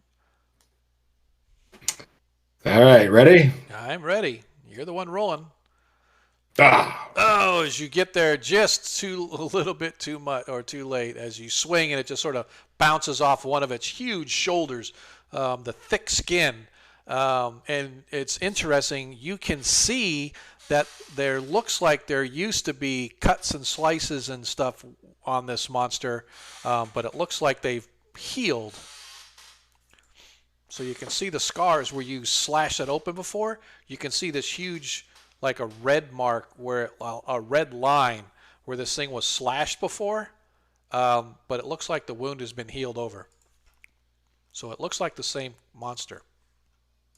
If you didn't know any better, you'd know it's the same monster. All right. That's odd. Arthur. Well, my allies charged in, so I guess I'm going to be charging in as well. I'm going to move to right here, if that's okay. I believe that is, Yep. That's about right, right? Yep. All right. And then 3 darts. 3 darts. Here it comes. Let's get those crits. Oh, That's not a crit. That's not a That's crit. not a crit. And that's oh, not a crit. I didn't. All doing 3 much worse this time. as you All watch as the 3 darts just like stick to it, and they just almost like a needle that's not pushed all the way in. After a while, it sort of moves and it just falls on the deck, getting crushed and ground into dust underneath. It's massively heavy. As you guys are fighting, you can hear more whistles coming from up top as more City Watch are called to come engage the creature down below. Okay. I think that's it for this round. And if you could move my 2 guys, one of them right here and one of them right here, that'd be great. Yeah, they're going to take the heat for you. Yeah. So do you want them to fight, or are they just going to stand there and be fodder? Probably they are not. They are more so to protect me, not to fight. That is not their job. Okie dokie. All right. So I'm actually going to move. He actually moved up a little bit just to make sure he's a little closer. And he'll be over here. All right. So we are back to the stating of actions round, or portion of this combat. Hope you all are going to hang with us to the end of this. This is the second time they fought this creature, or at least they think it's the second time. It could be his brother. I like the idea of a twin brother. That's kind of cool. Maybe there's a whole nest of these things. How cool would that be? Let's go take them all. Did all the guards attack? Because you said that some were using bows and some were you're right. using... So these 2 are going to move up and attack with their swords. Thank you for reminding me. The other 2... or the other 4 have crossbows. These 2 only have their swords. So let's go ahead and attack here as he misses. And both of the guards miss. So now we can go back to the top of the order. And before I do that, let me.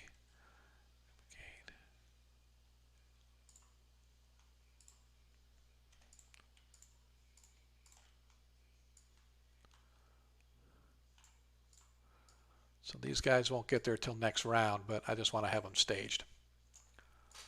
All right, cool. So let us go ahead and go to the stating of actions. Ukla?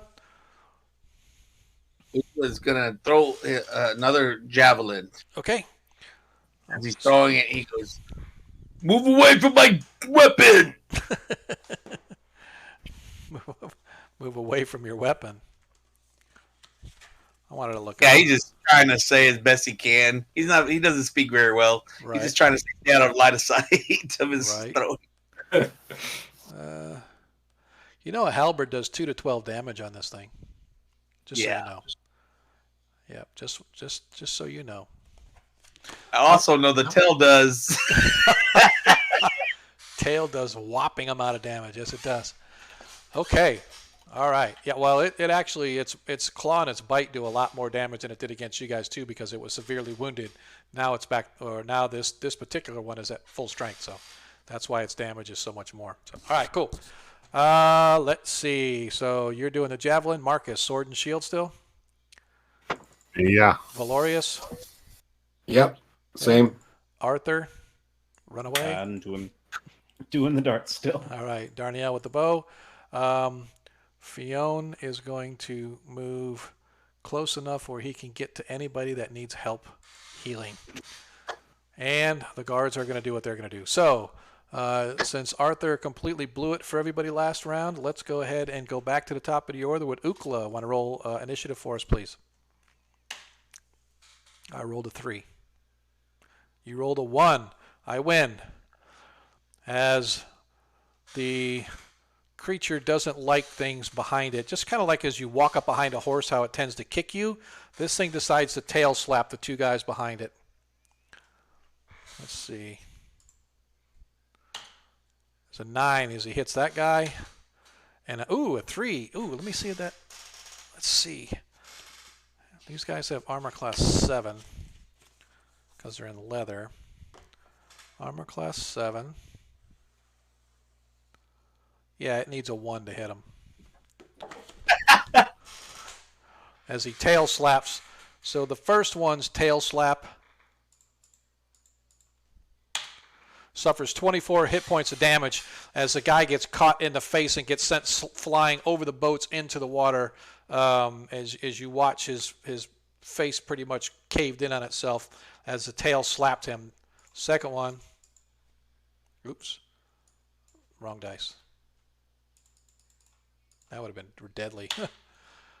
As this one suffers 17 hit points of damage. Not quite as bad as the first guy, but he gets thrown into the side of a ship, and you hear the sickening crunch as his back snaps as he sort of hits the gunnel. So part of his body goes to the top of the thing, and the other half sort of bends down at a 90-degree angle as his back snaps. And you just watch as he sort of falls over, plants his face into the docks, and slowly slides off into the water at the base of the boat that's tied up right there at that particular slip. All right, that was his attack. He gets the 1 tail attack or the 2 attacks on the other one. So let's go ahead and Ukla. Handle it. Oh, he once again he throws his javelin and hopes for the best. Okay. Okay. I'm pretty sure that's not your best. Don't want to really say that. Don't really want to say that, but that's your 4th javelin, isn't it? Didn't you throw a couple of it last time? No, that's my 2nd javelin. Yeah, I threw 1 and retrieved it. Okay, gotcha. Okay, so this is your 2nd then. Okay, cool. You got 2 more javelins. All right. Let's see. Let's go to Arthur. You and your darts. All right, let's do this. No. Probably armor class not. 4. Let me see. We can figure out very quickly.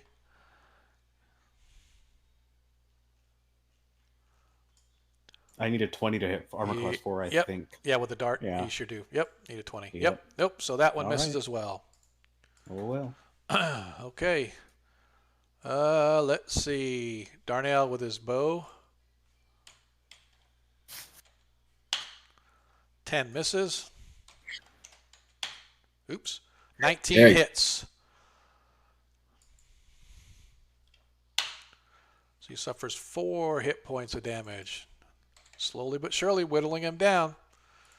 All right, so it's 1, 2 more. Okay. All right, and let's see. Valorius. No, let's go ahead. I'm sorry, Marcus. Marcus, you're up first. He's going to turn to Valerius and say, "We need more powerful friends." Oh, he hit him. Yeah. Nice. Nice. There's a hit. That's a yep. D12. 8 points of damage. Yep, 8 hit points of damage. Nice, man. At least when you hit him, you get good damage on him. All right. That's up to you, Valorius. I think you can take him out. Got to move around. Okay, cool. 14. Valorius is you don't get any bonus on that, right? I think that's a little low. Yeah, 1. I need 15. Yeah. Oh, are you serious? Yeah. Oh man, why can't you have a bonus of a plus? See, if you'd have had a better strength. I know. Yep, you did. All right, cool. All right, so that's it for you guys. I need to do my 4 crossbowists for these guys. 3 miss. 13 miss. 9 miss. 19 hits. There we go. So he does 3 hit points of damage. One of the guards does. Oops. All right, so now there's these 4. I need to see. Yep.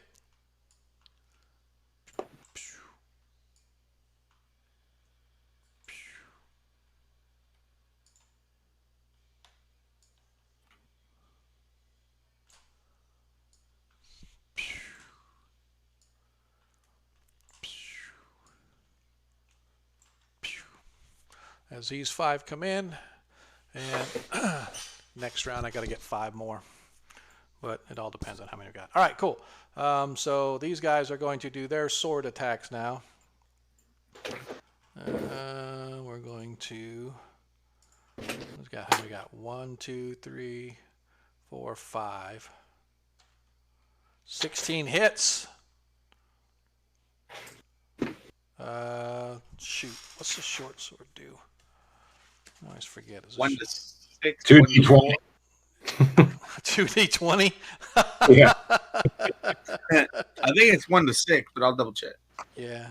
It's 1 to 8 for large. I knew it was 1 to 6, but I didn't know if it was 1 to 8 for large or not. All right, so as the first one does 5 hit points of damage, as the next one rolls to hit. Oh, nat 1 miss. We'll handle that right now. Oh, 19. This one hits. And he does 2 hit points of damage. And let's see, that's 3. Number 4 misses. And number 5 misses also. Now we roll for our crit. And the critical fumble misses. Or I should say the critical roll misses. So everybody has got their turn, I believe. Yep. Everybody's got their turn. And now we are back to the top. Wait. Marcus. Did Marcus go? Yeah. Yeah. Went. Yep. Marcus went. Valerius went. Arthur, Ukla. Yep. Everybody went. All right. Cool. All right. So now we are back to stating our actions. Ukla. Javelin number 3. Javelin number 3. Got it. Marcus still with the sword and shield. Valerius with your sword as well. Yes, sir. Arthur still with the darts. Yep. Okay. Darnielle. He's doing his bow, and Fionn is still, he's not getting involved. He's got to play the healer part, so he's doing what he can to heal. So I'm going to clear this so that I don't forget anybody. And So you won last time. I believe, Marcus, you rolled. So if you would like to roll for initiative for us again. I rolled a 5. You rolled He a gets to 3. go first. Creature goes first. So I am going to see. It's going to be a 30% chance that he is going to attack either Valorius or Marcus. 4. So he is going to attack either Valorius or Marcus. He is going to attack Valorius. All right, so the monster, and then the monster claw is going to attack Valorius. First of all, 9. What's your armor class? 3. As it hits, as the claw, one of its massive claws reach out and swipe at you, and this is going to hurt, just so you know.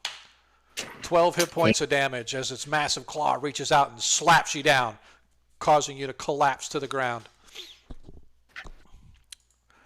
And its bite goes against one of the guards. 17 as his bite goes against the guard. Whew. 20 hit points of damage as he reaches over and he literally snatches this guard up just as his claw comes down and slams on the top, knocking Valorius to the ground, putting him unconscious. He reaches down and literally opens his jaws at the same time and grabs a hold of this guard that's right in front of him. The guard sort of screams, trying to thrust his sword up there, trying to do anything he can to stop it, but nothing to avail as this thing literally swallows him, and then you hear the crunching as he kind of bites him and flips him up into his gullet and just shakes his head back and forth as the remains of the guy's lifeless body go sliding down its throat. And Valorius, you are, let's see. Oh, you had 18 hit points. I'm sorry, I thought you only had 11. So you're not down, but you're severely hurt as you took 12 hit points of damage. Down to 6, yeah. Okay, sorry, my apologies. For some reason I was thinking you had less than that. All right, cool. So that is the creature's go. Let's go back to the top for you guys. Ukla, go ahead and throw your javelin.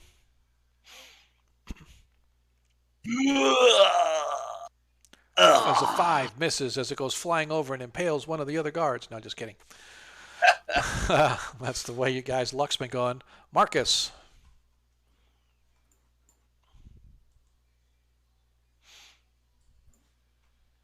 Nine, as your longsword unfortunately is unable to pierce the thick hide of the creature before you. I'm going to look over at the guy beside me, and you're a brave man. Stand in front of this thing. As are you, sir. We shall take it down. We must defend the city till reinforcements arrive. Arthur? No, I'm sorry. Let's go ahead and do Valorius. We'll just do it in order. I'm not worried about it. Okay. Normally I'd do the ranged attacks, but let's just go ahead and do them in order. That's fine. Works for me. You want me to go? Yeah, Valorius. Sorry. Yeah. Ah, yes, son of a... Stop. It's a family-friendly channel. Son of a gun. Son of a gun. I'm just kidding. I put the disclaimer on there saying, no, we're a bunch of loudmouth ex-sailors and stuff, so we're good. All right, Arthur. All right, here come the dice. Nice. It's gonna be a miss. Oh, it's nice for me. Oh, three more misses. All right. Starniel fires off with his bow. 10 miss. 8 miss. Dang. All right, so I have, give me just un momento.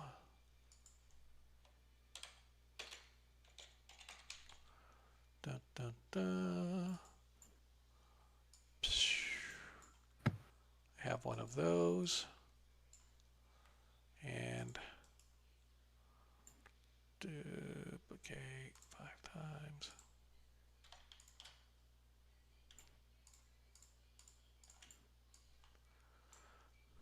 Come on, dude. Stop it. All right, so once even more guards are coming down, these guys have bows as well. And also you could see someone wearing the robes of the Wizards Guild coming as well. Mordenkainen. No. All right. Not quite. All right, so I want to check really quick. What do we have here? Just so I can see. Dun, dun, dun. All right, I like it. All right, cool. So I think that was all of you guys. Now it's the soldiers' turn. As we're going to do 1, 2, 3, 4 soldiers. They for sword attacks. Miss, miss, miss, miss. And now for the crossbows. Oh, that might be a hit. Let me check real quick. I think that 16 is a hit. That 16 is a hit. 3 hit points of damage. Okay, let me clear this. And once again, we're back to the what's going on. Let me move this over a little bit so you guys can see a little better. Let me move these guys a little closer, even though they're not really that close. That way everybody can see them. We'll bring old Ukla in over here where you guys can see him. All right, so we are back to the top of the order once again. As you guys watch, as the crocodile is like trying to is slowly but surely pushing you backwards, right? So even though you're fighting it, it's moving forward towards you, and it's almost as if he's trying to get to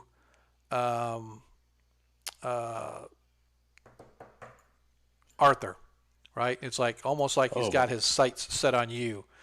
But anyway, but because of that, everybody's sort of stepping backwards as you're slowly moving your way back down the docks, because this thing is absolutely huge, and you're dancing around it, trying to get up underneath it, and, cutting and weaving and dodging and stuff like that. But it's like your weapons are hardly doing any damage to it. It's really thick, super hide. Okay. Let us go to Ukla. What are you doing? I am kissing my javelin and on the tip of the head and gonna use it. Okay. All right. Marcus and Valorius, the same, just your swords still? Yep. No? Yep. Seems to be doing the damage. Okay. Same with you, Valorius? Yeah. Okay. And Arthur, still darts? Yes, but I am also going to, once that is done, I'm going to do the backing up, because this thing seems to be coming for me. Yep. All right. And of course, the other two are doing their same. Although actually, Fionn is going to be casting Cure Light Wounds, and he's going to go up and try to heal Valorius when his time comes. So, let's see. The soldiers are going to come running in, and the other soldiers are going to be doing what they're doing. The 4 with the crossbow, and the 2, well, the 3, 4 here still with their swords. So, all right. With that, we then have initiative time. So, because Marcus caused us pain and agony last time, we're going to talk to Valorius. Valorius, it's your turn to roll. Oh, I'm actually playing, this is my 1E game that I'm playing, and these guys are fighting for the second time a large albino crocodile. Who we got? Oh, so we've got, Adam. So Adam is playing our wizard, and I got some other guys here playing there. By the way, folks, my son, who is also a gamer, he used to play in my face-to-face party here along with Adam. He's just stepping in, seeing what we got and who's playing what. So, bunch of fighters. So you guys, do you remember when you guys went into the Mist Marsh? You were in the Free City. You went to the Mist Marsh because Yes, we got the timepiece. yes, that's what they're playing right now. And they just got back to the city, and they just found the crocodile came back. Well, I bet you they have a much easier time getting the crocodile. Yep. So my son remembers this adventure, so he's just kind of smiling and chuckling. So I apologize for the interruption. Life happens. So anyway, the soldiers are going to be fighting. The magic user is actually, I need to get a first edition book because the magic user spells that they showed on here were actually were from 5th edition. So let's go ahead and get us our list of magic user spells. And I can just pick whatever one I want because that's what the DMs are allowed to do. We can change spells on the fly. And let's see. I wonder if casting invisibility on the alligator would work. Let's Yeah, just you can't see it. If you can't see it, it can't hurt you. Nope. Yeah, this is pretty interesting because she really has nothing, so she's just going to blast it with a magic missile. Why does? Oh, there it is. Okay. Yep, let's do that. She's going to blast it with a magic missile. And then it reconnected. So it's like, what the heck happened? Remember what happened to us last time? Right about this time too? I think my internet knows. Once I get to a certain point in the game, it's just going to dick me over. So, all right. So the monster goes first. Let's roll my percentile dice to see. And he is not going to attack either of the party members. He's going to do all of his attacks on the town's guard or the city watch. So the monster goes, and he goes after city watch number 1. 11 as he hits with his claw. His claw does 2d10. 18 hit points of damage as he crushes this particular guard with his massive claw. And his bite, 17 hits. His bite does 3d12. As he suffers 13 hit points of damage as this one disappears down the belly of the thing too, although it's only half of them. As you're watching Valorius, this thing sweeps by and you manage to duck up underneath it. The guy next to you lets out a scream as suddenly the clamp or the big huge jaws of the crocodile clamp onto him, literally breaking him and snapping him in half. As it lifts his head quickly, half of his body flops on the deck, kicking and sort of fumbling around as the nerves and stuff still kind of have it kicking. Blood spurting everywhere on you, spraying across everybody in front of it as it eats half of this poor soldier whose remains lay now on the deck before you, making the ground a little bit slippery, but wet nonetheless. And that is it for the crocodile. Let us go to the party members now. Isn't this fun? All right, Ukla, go ahead and kiss your last javelin goodbye. Yes, Ukla kisses the javelin. Hey, Janders, thanks for hanging out with us, man. We'll talk to you next time. Help me find your spot. And he throws it, and... Nat 20! Nice! Oh, nice! That is absolutely awesome. Go ahead and roll your damage. We automatically double your damage. So javelin against the... 1 to 6. What's that? Against 1 to 6. Even with large? Yes. Okay. So 1 to 6 times 2. Come on, 6. Close enough. Oh. All right. Nicely done, though, man. That's awesome. Couldn't be any better. Marcus, go ahead.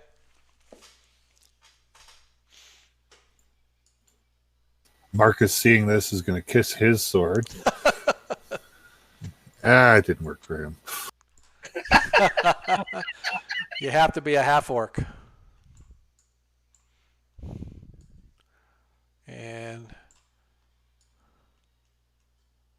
these guys are just coming in, filling the slots. All right. And this one here she's our wizard. She's going to stand next to Ukla because she likes him. She likes how he handled that javelin. So, after Marcus, let's go Valorius. Okay, come on. No whammies.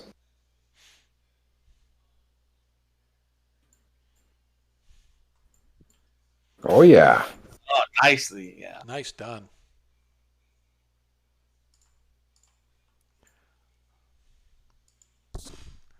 Pastor's like 2 to 12, isn't it? Something like that. 2d8. 2d8. Thank you. 14 Oh, yeah. hit points. Very nicely. +3, right? No, +1, Oh, so plus 15. 1. Gotcha. 15. I keep getting you 2 backed up. I don't know what it is. A massive swing as you come up, and this time you find complete purchase in this thing as your blade digs into the skin, and you manage to pierce through it, and you can feel the flesh give way underneath, and you hear the ripping and tearing sound as you kind of get your blade all the way through, watching as the huge pool of blood begins to form up underneath this thing as you carve it open significantly underneath. This thing is damaged. It's still going strong, but you have definitely put a dent in it as it continues to push you guys backwards, marching toward the wizard who has the timepiece. Yeah, speaking of, I mentioned that I was backing up, so can I apply that? Just assume that you are, right? Just because Sure. as you're backing up, everybody's backing up, it's moving. Just kind of think of it that way. So since I don't have a map here, we'll just assume that it's happening. Cool. All right. That was Marcus Valorius. It is thy turn, my son. For That what? was hilarious. Oh, my bad, Marcus. 18 hits. Well, Why are you attacking? oh, did you? Oh, man, see? I was going backwards. I apologize. I don't know why it keeps rolling. I don't know. That's fine. That's fine. We'll take that as your hit. How's that? I'll give you guys a break, and I'll let you do that. No, we won't do that. I want you guys to play fair. We're going to play fair. No breaks for the players. Arthur, go ahead and throw. Are you doing your darts? Let's go ahead. Yep, doing the darts. That's the roll you should have got before, Marcus. Agreed.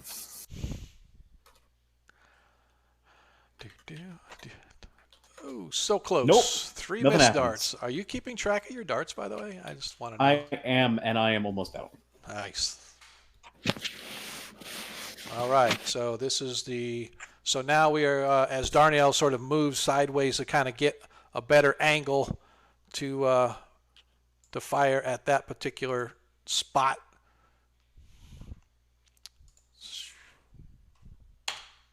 "16 hits. I don't know why I got to keep double checking this, but I keep telling myself that it's as the short bow against large is 1d8.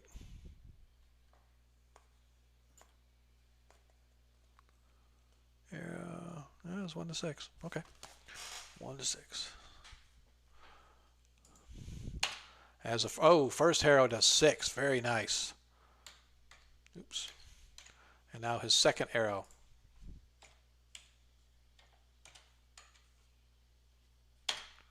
Second arrow misses, unfortunately. All right. So now we are to Fionn, who goes up and casts Cure Light Wounds upon Valorius. 5 hit points or 5 hit points gained back to as you feel this healing light sort of pouring through you, giving you more energy and making you feel much more sturdy to face the endeavor that is about to befall you as this creature is laboring, but it is not finished by any stretch of the imagination. Let's go ahead and clear that. And we are now to the City Watch. So our magic user, she casts a magic missile, 3 of them right at this thing. 1, 2, 3, +3.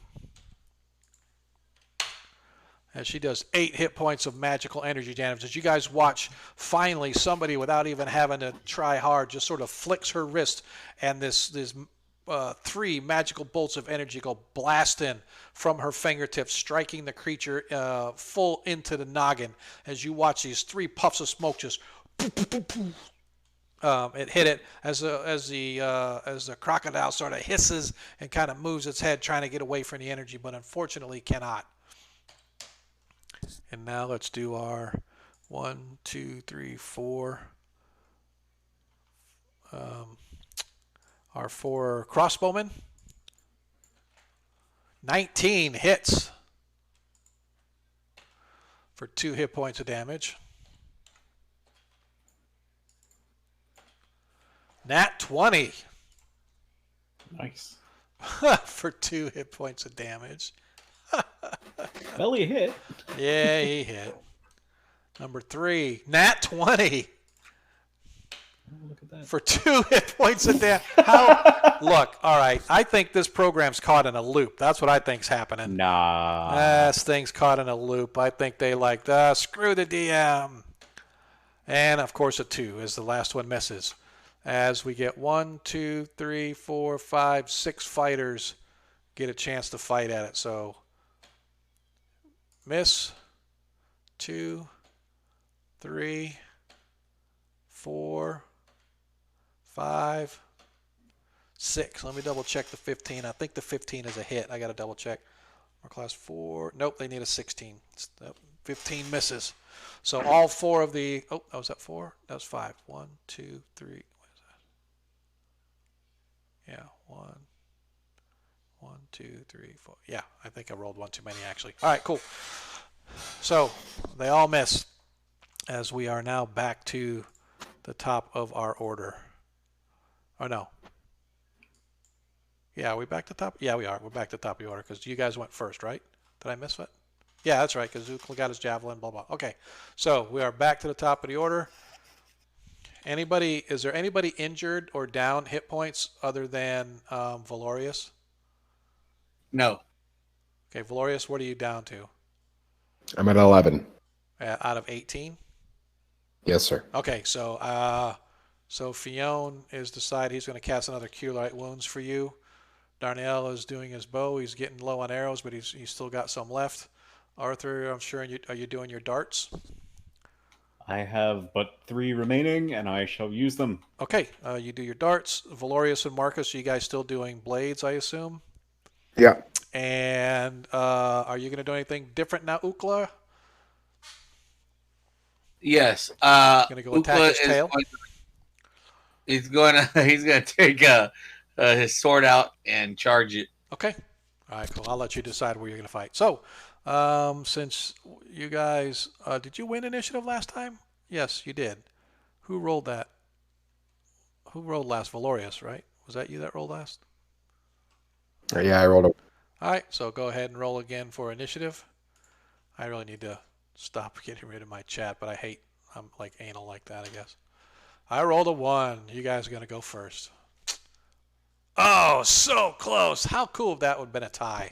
That'd been cool. It's getting down to it. As you guys see, the monster is absolutely laboring. You see all the little nicks and cuts and bruises and stab wounds and stuff are beginning to take its toll as it's sort of sliding a little bit on the slime and on the muck from all the blood and gore and stuff that it's been ravaged on this dock side.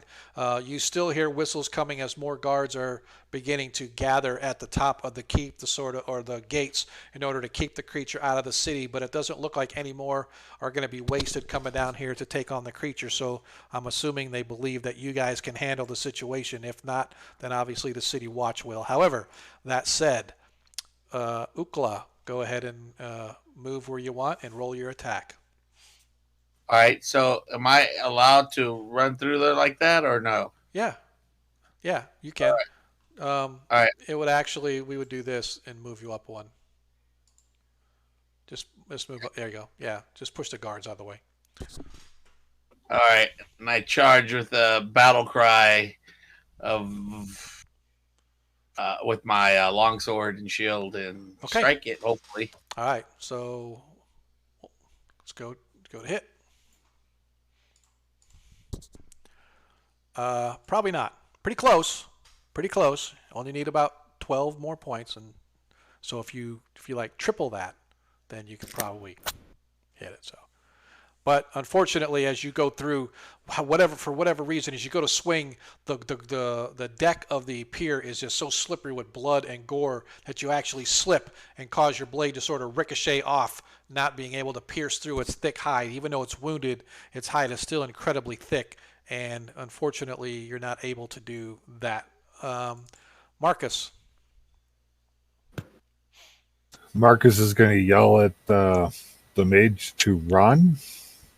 Okay. and he's going to hit this thing. Oh, 15. Don't you need a 16 or do you need a 15? No, that is a. You get a. Yeah, I get +1, so I hit it. Oh, cool. You sure? Yeah, you need a 15 to hit, York. No, you need a 16 to hit. It's armor class 4. You need a 16. But I get +1 to hit. Yeah, but it's already included on that +1 on that roll. You rolled a 14, +1 is 15. You're right. Yeah, if you scroll over the thing, it'll show you. Yeah, if you mouse over it, it'll show you what you actually rolled. So you rolled a 14 +1 is a 15. So you needed a 16 to hit. So that is a miss. That is a miss. Okay.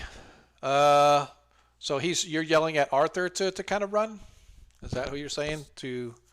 Yeah. Okay, gotcha. Well, he's obviously after the timepiece, so. Yeah, okay. Valorius, it's on you, sir. Oh, damn it. So close. Arthur, you have no more darts, or are these your last darts? These are my very, very last ones. Okay. And then once that is done, I am going to take the timepiece and get the fuck out. Okay. Yeah. All right. Oh, I'm sorry. I think I just rolled a d12 just now. Yes, I did. Wrong button. Okay. Just ignore the 5. Doesn't count. 9 miss. 15 miss. 6 miss. So your 3 darts miss as you take off. If you're heading back to the city, you can definitely do that. You run back toward where the guards were coming from, up over in this direction over here. Mm-hmm. Coming up from this direction, so you can head back that way, and the road kind of goes up there. And of course, do you want me to? Yeah, you can go ahead and move yourself up to the side over there, at least in that direction. So at least we know. Sure, I'll just put myself there, and if you want to put my 2 guys next to me, then that works fine too. Yeah, because that's, like I said, up here is where the gates are. So the road kind of goes this way and that way and whatnot, but it goes up that general direction. Okay, cool. As soon as you go to take off, the crocodile just gives this massive hiss, and they sort of try to strain his head to see where you're going. So it's obviously got his eyes set on you. As Darnielle, we might finish this combat tonight, guys. I'm telling you. 12 misses. 10 miss or 11 misses. So Darnielle misses on both of his shots.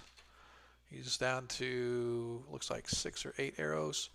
And Fionn casts Cure Light Wounds. Come on, no whammies. 8 hit points back to Valorius as he too moves back toward where the magic user girl is. So now the magic user girl once again spins her fingers together and launches a magic set of magic missiles.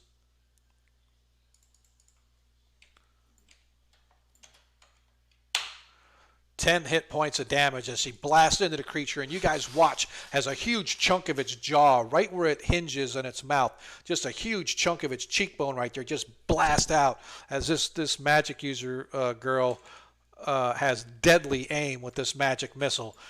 Chunks of its mouth and its teeth go flying out as it lets out a roar and a hiss as it sort of shakes and stomps, the whole pier shaking, almost rumbling or causing you guys to lose your balance. But fortunately, it's not that heavy to completely destroy the docks, but it is pretty deadly what it does as far as shaking and stuff like that. So let's see. So now we get our fighters. 1, 2, 3. I got 6 fighters that are going to attack. Miss. Miss. Miss. Needs a 16. Miss. 5 miss. Oh, finally 1 hits. And yeah, it's a die 6. 6 hit points of damage. Oh, so close. Yes. All right. So now our arrow, our crossbowmen. 4 crossbowmen. 1 miss. 2 miss. 3 miss. 4. The 4 crossbowmen miss. As we now come to the end of our combat, except for now it's the crocodile's turn. Croc has to roll 100. As one of his attacks is going to be on one of the party members. So we're going to do 1, 2, 3, 4, 5, 6. 2. Once again, he is one of his attacks is going after Valorius. And Damn it. his first claw attack. 10 as he hits with the claw attack on Valorius.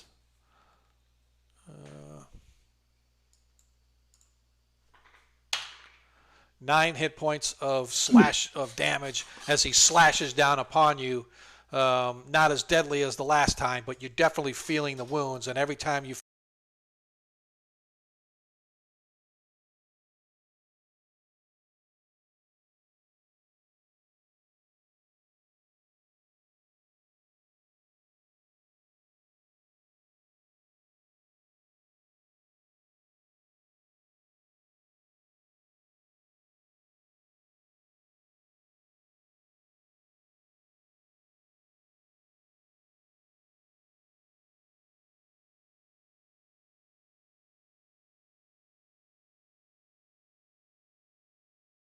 restart it. All right, we're back. We are back. I don't know what the heck happened, but now it's telling me it's disconnected still. I don't know if that's true or not. Can somebody tell me whether we're actually live out on the... Yeah, it looks like you're All live. right, because my... Yeah. Yep, okay. Yeah, I don't know what the heck happened, but... All right, we're back. Unfortunately, though, I'm going to have 2 separate streams. One of them's about 5 hours long, and the other's about 10 minutes, but that's fine. All right, so 9 hit points of damage, and now the second one is his bite attack that goes against one of the guards as he hits with his bite attack. 15 hit points of damage as this guard gets literally bit in half and thrown off to the side. And now I'm going to roll his tail attack too, because technically he can have 3 attacks if there's people that are behind him. I've just been failing to do that. 19 as he hits with a tail whip on one of the guards behind him for 15 hit points of damage as this guard also gets blasted away. As this creature is now trying to stomp through, trying to get through you guys to try to go after the wizard as he sort of pushes you back a little bit as he's, let's actually move him back here this far, as he's actually pushing back against you guys.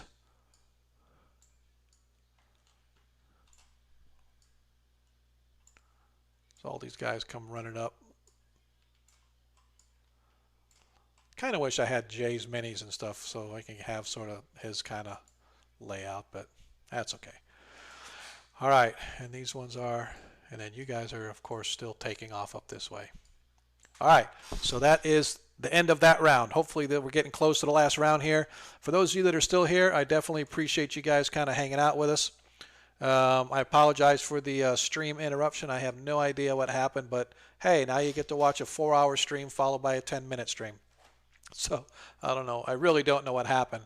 It's happened to me a couple times when I've been playing, and suddenly my stream disconnects, and normally it reconnects itself, but tonight for whatever reason it didn't reconnect itself, and I had to like really quick restart the stream. So all right, be that as it may, back to the top of the order. Hopefully this can be our last round because we are getting close. Let's see, where are we? All right, Ukla. All right, I'm going to attack with my sword again at it. All right, Marcus Valorius, any changes in your stated actions? Nope. Okay, and Darnielle and Fionn is going to do nothing but wait because there's not a lot he can do, and that'll do it for us. So let's go ahead and roll for initiative. Believe you guys won it last time, so Valorius, once again to you, sir. Ah, finally, I get a 5.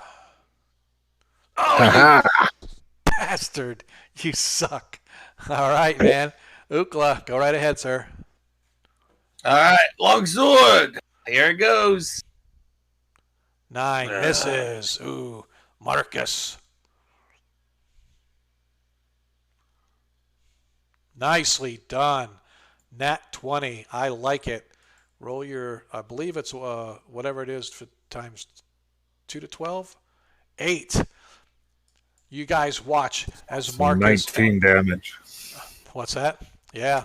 19. Yes, sir. You guys watch as the crocodile sees that there's nothing in front of him, and he pushes aside Ukla as Ukla tries to hit him with his sword. Ukla gets kind of pushed backwards as this thing just stomps out of the way. Come flying from the side. Marcus greets it right there, and he brings the blade down once again, just like before. Goes right through the skull of the massive beast, right between the eyes, and he pins it to the pier as his blade goes right through the thing's skull, into its brain, out the bottom of its jaw, into the wood of the pier, almost snapping your sword off in doing so, but you do manage to finally slay the beast once again. About that time, all of the guards come rushing around, and they're all like screaming and whooping and hollering and stuff, saying, "What an amazing job, what an amazing job," until you turn around and look and see the devastation going all the way down the docks. All the way down the docks, you guys see that there's devastation. There's bodies floating in the water. There's bodies that are scrunched over the pier itself. There's sort of people that are not dead or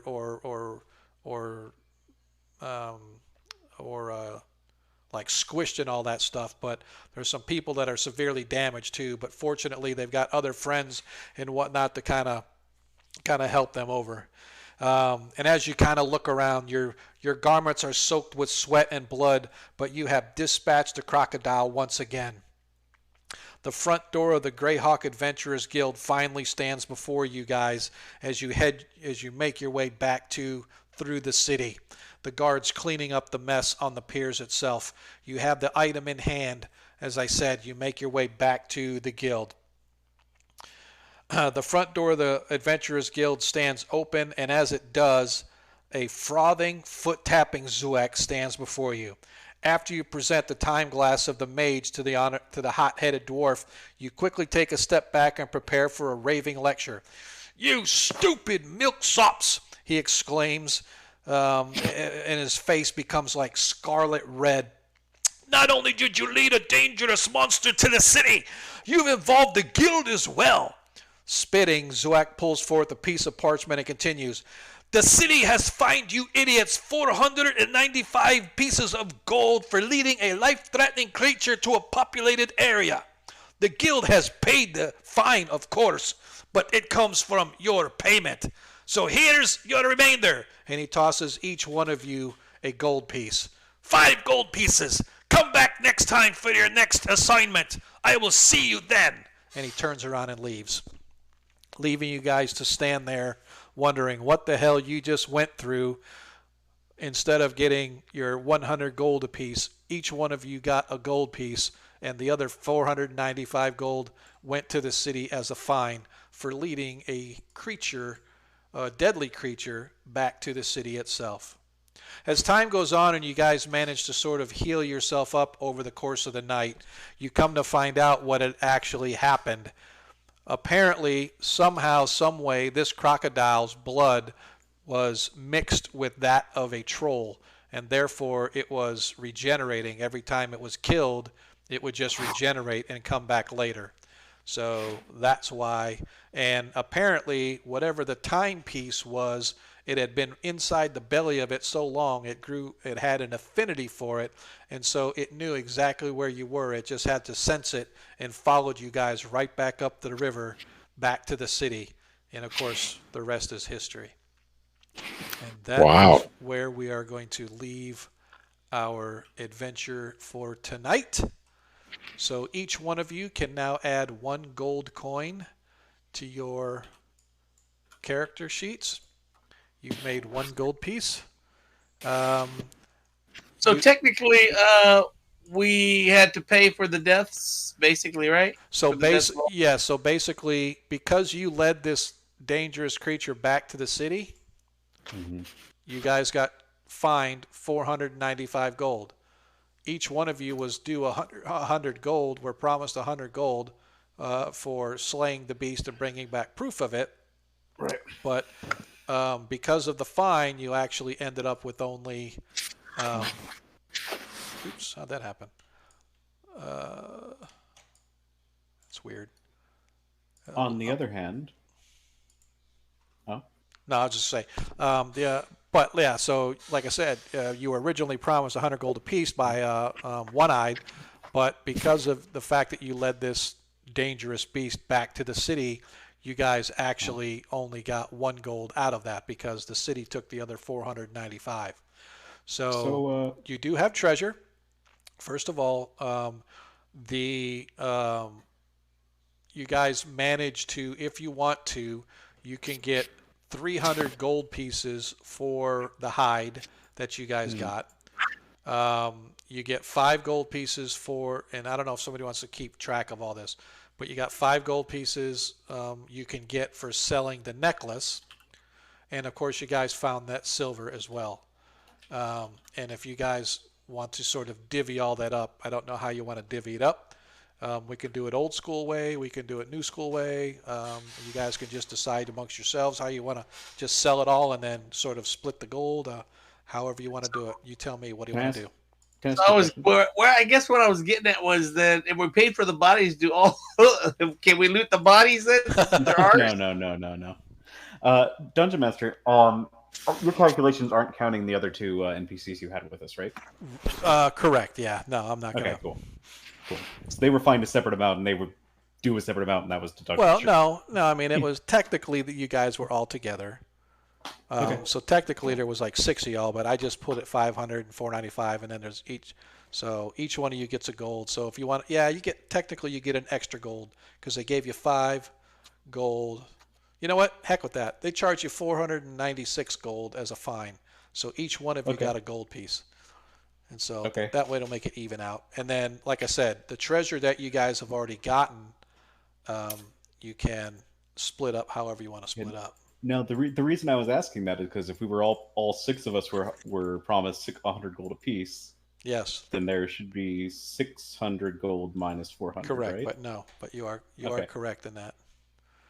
But there wasn't. It was only 5. Okay. So. Okay. Cool.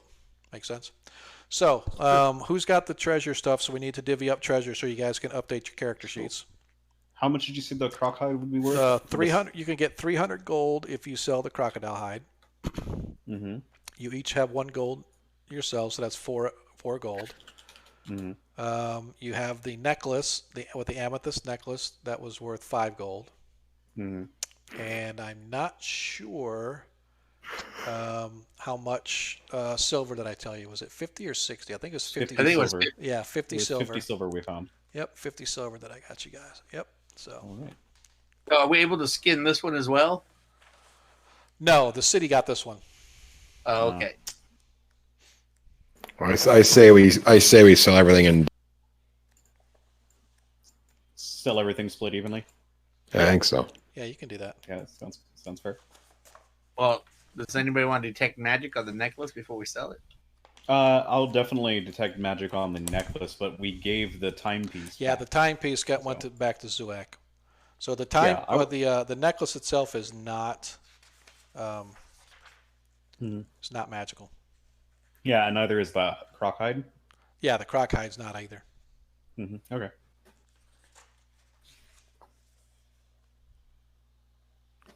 There's only 4 of us, right? That is correct. There are 4 player characters.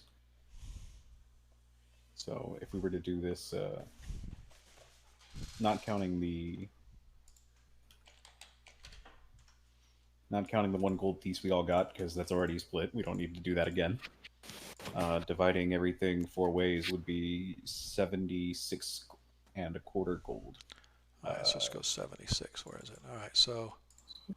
May I retrieve my javelins or no? You get half of them back. So you get half your darts back, and you can get half your javelins, and what's his name got half his Darnell got half his arrows back.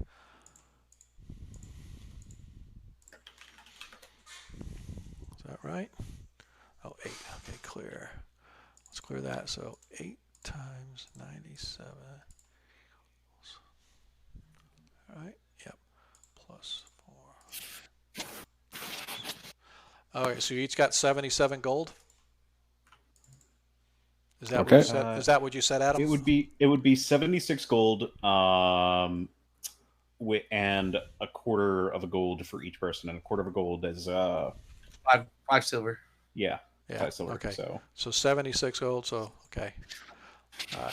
76 GP, 5 silver. So for this, oh shoot, I forgot. Oh darn it. Hang on. Okay. We got 400 plus parentheses, 38. I believe I have to give 10% to a church. Yes. So Yep. I'll find a church in town and give them my 10%.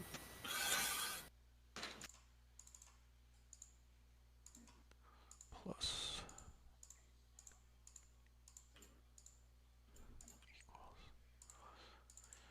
equal. For experience, each one of you got 490 experience points for tonight for everything. Okay. I because of my intelligence score is high enough, I get a 10% bonus according to the player's handbook. Yep.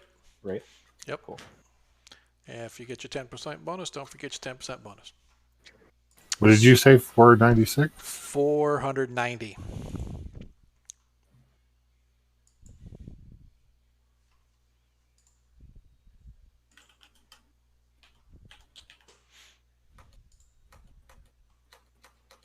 I'm getting good at remembering where shit is in the player's handbook.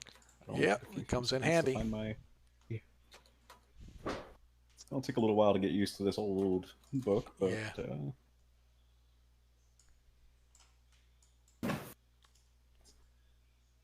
so now I know vaguely where stuff like EXP stuff is. All right. I am now going to, if you guys don't mind, I'm going to move us over to, just for a little bit, if you guys can stay. If you can't, it's fine. For those of you that are still in channel, I appreciate it, but I'm just going to move us over to the after party as I do a little cleanup on my maps and stuff like that. Appreciate everybody that made it with us till the end. It was definitely interesting.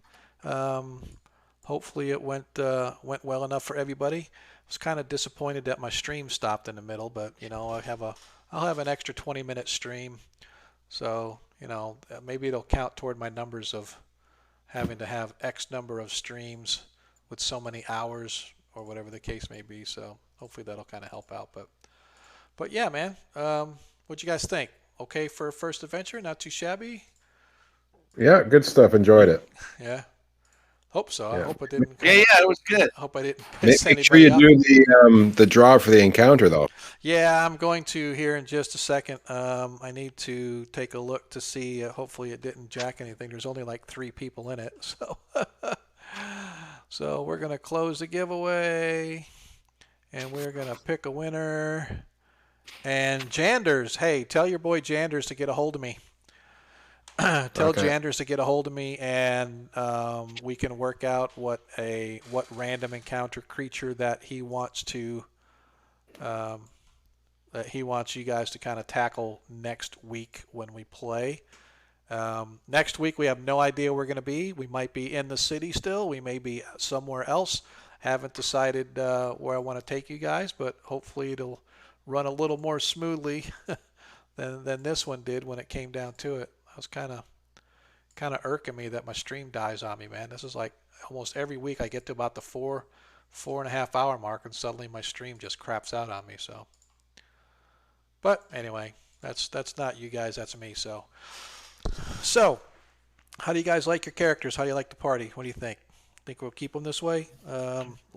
Any changes that you think we need to make to our characters, or what you think? Just keep running rolling. Yeah. He was going to probably switch to darts. He saw how successful the darts were. Oh, yeah, sure. The hell with the javelins, huh? Yeah. That's kind of cool. So, yeah, I mean, right now you guys are still part of the guild. Usually the guild requires service until a certain point. So we'll see if next week they've got some mission for you. Something a little more your speed, maybe. Maybe I'll be able to cast a useful spell. Yeah, That'll you be don't nice. think it was too tough of a monster, 14 hit die, do you? Oh, well, we all lived. This is true. This is A true. lot of guards died, though. Yes, That's they true. did. Yeah, that's one thing I've always said is that when it comes to putting the party against something that they realistically couldn't handle themselves, um, every time I've run this, it doesn't say it in the scenario, but I've always told myself there's going to be 5 guards every round for like the first 6 rounds, and after that, then no more because by then you've had 30 guards, and if you can't kill it with 30 guards, then it's something's going to be tough. But Yeah. I can always bring out the big guns, right? Being in the free city gives me as a DM a little bit of a leeway, but I was hoping I would never have to go that route. I just brought the magic user in just as a, you know what, give somebody that can cast a couple of magic missiles to at least get some auto damage in there and stuff to kind of help out. But other than that, man, it was straight up rolls. Those crits were good. So yeah, that was kind of the whole story. If you guys, this is probably one of my more favorite adventures, and I really don't know what the convention was. I'll have to look it back up. But I actually reached out to the guy who authored the adventure to ask him because there's actually 3 parts to it, and I asked him for the other parts because they're not available online anywhere. And I asked him, you know, hey, I've got this first one. Where's the second 2 at? Because I'd be interested in maybe running them, but he never got back to me, so unfortunately. But yeah, it was just says a 3-round AD&D tournament for 6 players, and that was it. So, but yeah, I've run this one. That's why I said Austin, and I was really worried. I couldn't remember if you were with us at the time they ran it, Adam. But then I Nope. remembered. Then I remembered. Oh no, because they had already gone down to the coast, and that's where they met you. I Because was being they went to chased by Hamlet. ghouls. Yeah, because they had gone to Hamlet, and then you showed up in Hamlet after them. The boat house. Yep, at the moat house. Yep, and so that's where you came in, and that's why I was like, oh, good, he's never played this one before, so he won't remember and know all the other tricks and ticks and tips and tricks and stuff. So Now, can I ask what if might have happened if we had done like something a little differently? such as So this thing was mixed with like troll blood. it had like troll blood in its DNA somewhere or something. That is like, correct. That's the idea, I guess. Yep. So if we had perhaps done any sort of inquiring or investigating into it, or done any sort of that sort of stuff, is it possible that we could have not led it back to Greyhawk? Was there No. a series of events? No, it was going to happen. So the whole thing is that the timepiece was in its body so long it was basically like it was attuned to it, Right. and so wherever Right. that thing goes, that's where it's going to get it back. Gotcha. So like there was no version of we burn it with fire or Now anything like that's that. no, That would've- that's no, absolutely. If you would have said, hey, we can't take the rest with us, let's just burn the rest of it, it would have never followed you back to Greyhawk. Okay. Okay. But Well, I will say on the 4 times I've run this, nobody's ever burnt it. They've always taken the head as a trophy I hope nobody or suspects. something like that. So, Nobody ever suspects. yep, and that's why I said it's huge. I mean, a 14 hit die monster. Come on, man, that thing's way out of your league. And so, Okay, so note to selves for the rest of these one shots. Kill. burn everything. Burn everything. Yeah. Yeah, take what we can and burn the rest. So, That's right. So, if I may ask, are there any particular old school adventures that you guys have never played that you've always wanted to that you would be interested in playing? Or because I can pick from a million different places, whether it's Dungeon Magazine, Dragon Magazine, old modules that were published, you know, the basic edition modules, you know, I mean, the whole 9 yards. So, is there anything that you guys have always thought, oh, that'd Keep on the Borderlands. You've never played Keep on the Borderlands? Nope, never. Really? Yeah. That's pretty cool. Yeah. I've never finished against the Giants. Yeah. Yeah, it's a But- great series. But I'm pretty sure at first level you would not finish against the Giants again. Oh no, for sure, definitely not. So, I meant like at higher levels. It's it's a right. maybe something to consider. Yeah, exactly. All right, cool. So I will definitely keep that in mind. So keep on the Borderlands is always a fun one. So we'll have to see. We'll have to see what happens because I actually have super high res maps of that adventure too. I got Oh, the VTT version maps and stuff, so yeah, cool. that kind I of works. forget which one it was. I think it was D something with the Kuatoa fish Yeah, people. D1 or D2, D2. Shrine of the Kuatoa. Yeah, There you go. yep.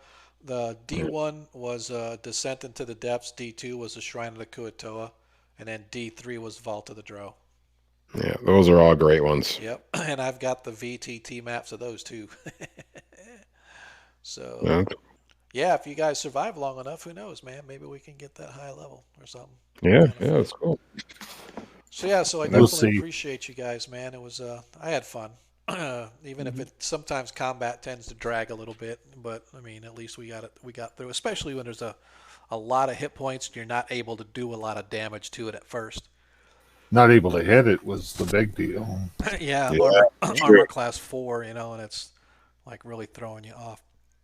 I'm con- Ukla kept on last battle. Ukla kept wanting to say, "And our next contestants, I'm Soldier 1, 2, 3, 4, 5, come on down." yeah, I'm really considering just getting rid of the modifiers for armor class based on weapon. Like, arrows get a +1 against armor class 10, but are like a -5 against armor class 2. So instead of an 18, you need a 23 at armor class 2. So I'm really thinking about just getting rid of that just to make it a little more streamlined and a little easier. So, because I've never considered those to be hard and fast rules. Have you? Have you ever even like looked at it or thought about it? Do you know? No, but I thought as the game evolved, they introduced like armor piercing arrows and all these other types of arrowheads. Yeah, but I don't know about that. But what I'm just saying is when I'm looking at this, like let's say you need 15 to hit armor class 5, but because of the weapon you're using, it makes it harder or easier to hit armor class 5, right? Uh, So, and that's what it is on your sheets. Like if you look at Adam's sheet, Adam normally needed an 18 to hit something, but because of the weapon that he's using against a particular armor class, he's at like a disadvantage to hit it. So now instead of an 18, he needs a 20, right? And so there was a point where he had an 18, but he needed a 20 because of the weapon plus or minus added to it, right? So I'm just thinking yeah, about going to straight, right off the chart. Hey, you need this. That's what you need to hit. The only bonuses you get are for strength or dexterity if you're doing a ranged weapon, yada yada yada. So yeah, the only thing, yeah, and one of the things that always puzzled me was like you said with the dart and the armor class. Oh, you need 23 to hit me, or I need 23 to hit it, but yet I can, like say my armor class is that low and yeah, someone needs a 23 to hit me, but yet a trap's darts can hit me. yeah, This is like they don't make no sense to me. yeah, yeah, yeah. Yeah, I but I thought get what they, you're I saying. thought I saw somewhere in one place where they said the traps attack at like a HD monster or something like that. It said, oh, this is like a 8th level trap or whatever, so it attacks as a 8 HD monster or something like that. So then you could use Okay. that. You could use that, but I don't know for sure. I know I could have swore I'd seen it, but I don't know. Don't quote me on that. Well, that would make sense to have different level traps like that. That would probably make more sense. Yeah. Because it's kind of like you got magical spells that are at certain level, and you can dispel it if you're a certain level higher. So it would kind of make sense to have stuff like that too. So Like the sleep spell, perfect example. He tried to use it on the gator and didn't even work. yeah, Yeah.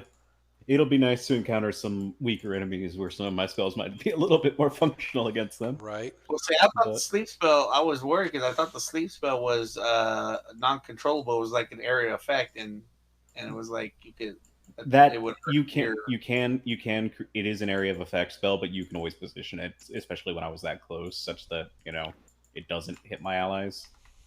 You know, Yeah. How many days was that? How many days? Yeah. Okay, so it took you one 3 day. Yeah, it took you one day to get there. No, and 2 to get back. Yeah, so it was 3. Why? Speaking of, I need to make. Tracking food. Okay, yeah, I gotta need mark to. off I my need to stuff here. also. I'm gonna get you guys what the calendar date is, starting with the next adventure. Actually, it'd be 4 days, wouldn't it? One day to get there, one day there, and then 2 days back. No, no, No? because you were there. You got. Oh wait, yeah, one day to get there. Yeah. And then you guys spent the night, so that was Yeah. the second day. Then you came Mhm. back the third day, and then the fourth day you came back from Twofold. Yep, so it was 4 days. Yeah. Good call. I like honest people. Wow. Damn. Anyway, guys, I got to get up in about 6 hours. So Yep, I'm right behind you, man. So I just wanted to run it till 11:30. Just want to do a little extra chatting for everybody that wanted to hang out with us. We definitely appreciate it. Again, if you have not clicked the like button, please do so. If you're slow inclined to show a little more love, hit that subscribe button. At the very least, let your friends know about us. Come back every Monday, same time, same channel. We also stream a 5e game every other Friday. This is our off week, so we'll be here next Friday for our parent-led adventure. So until then, we will talk to you guys next week. See you later. have a good night, guys. Bye. Good Thanks night. for joining.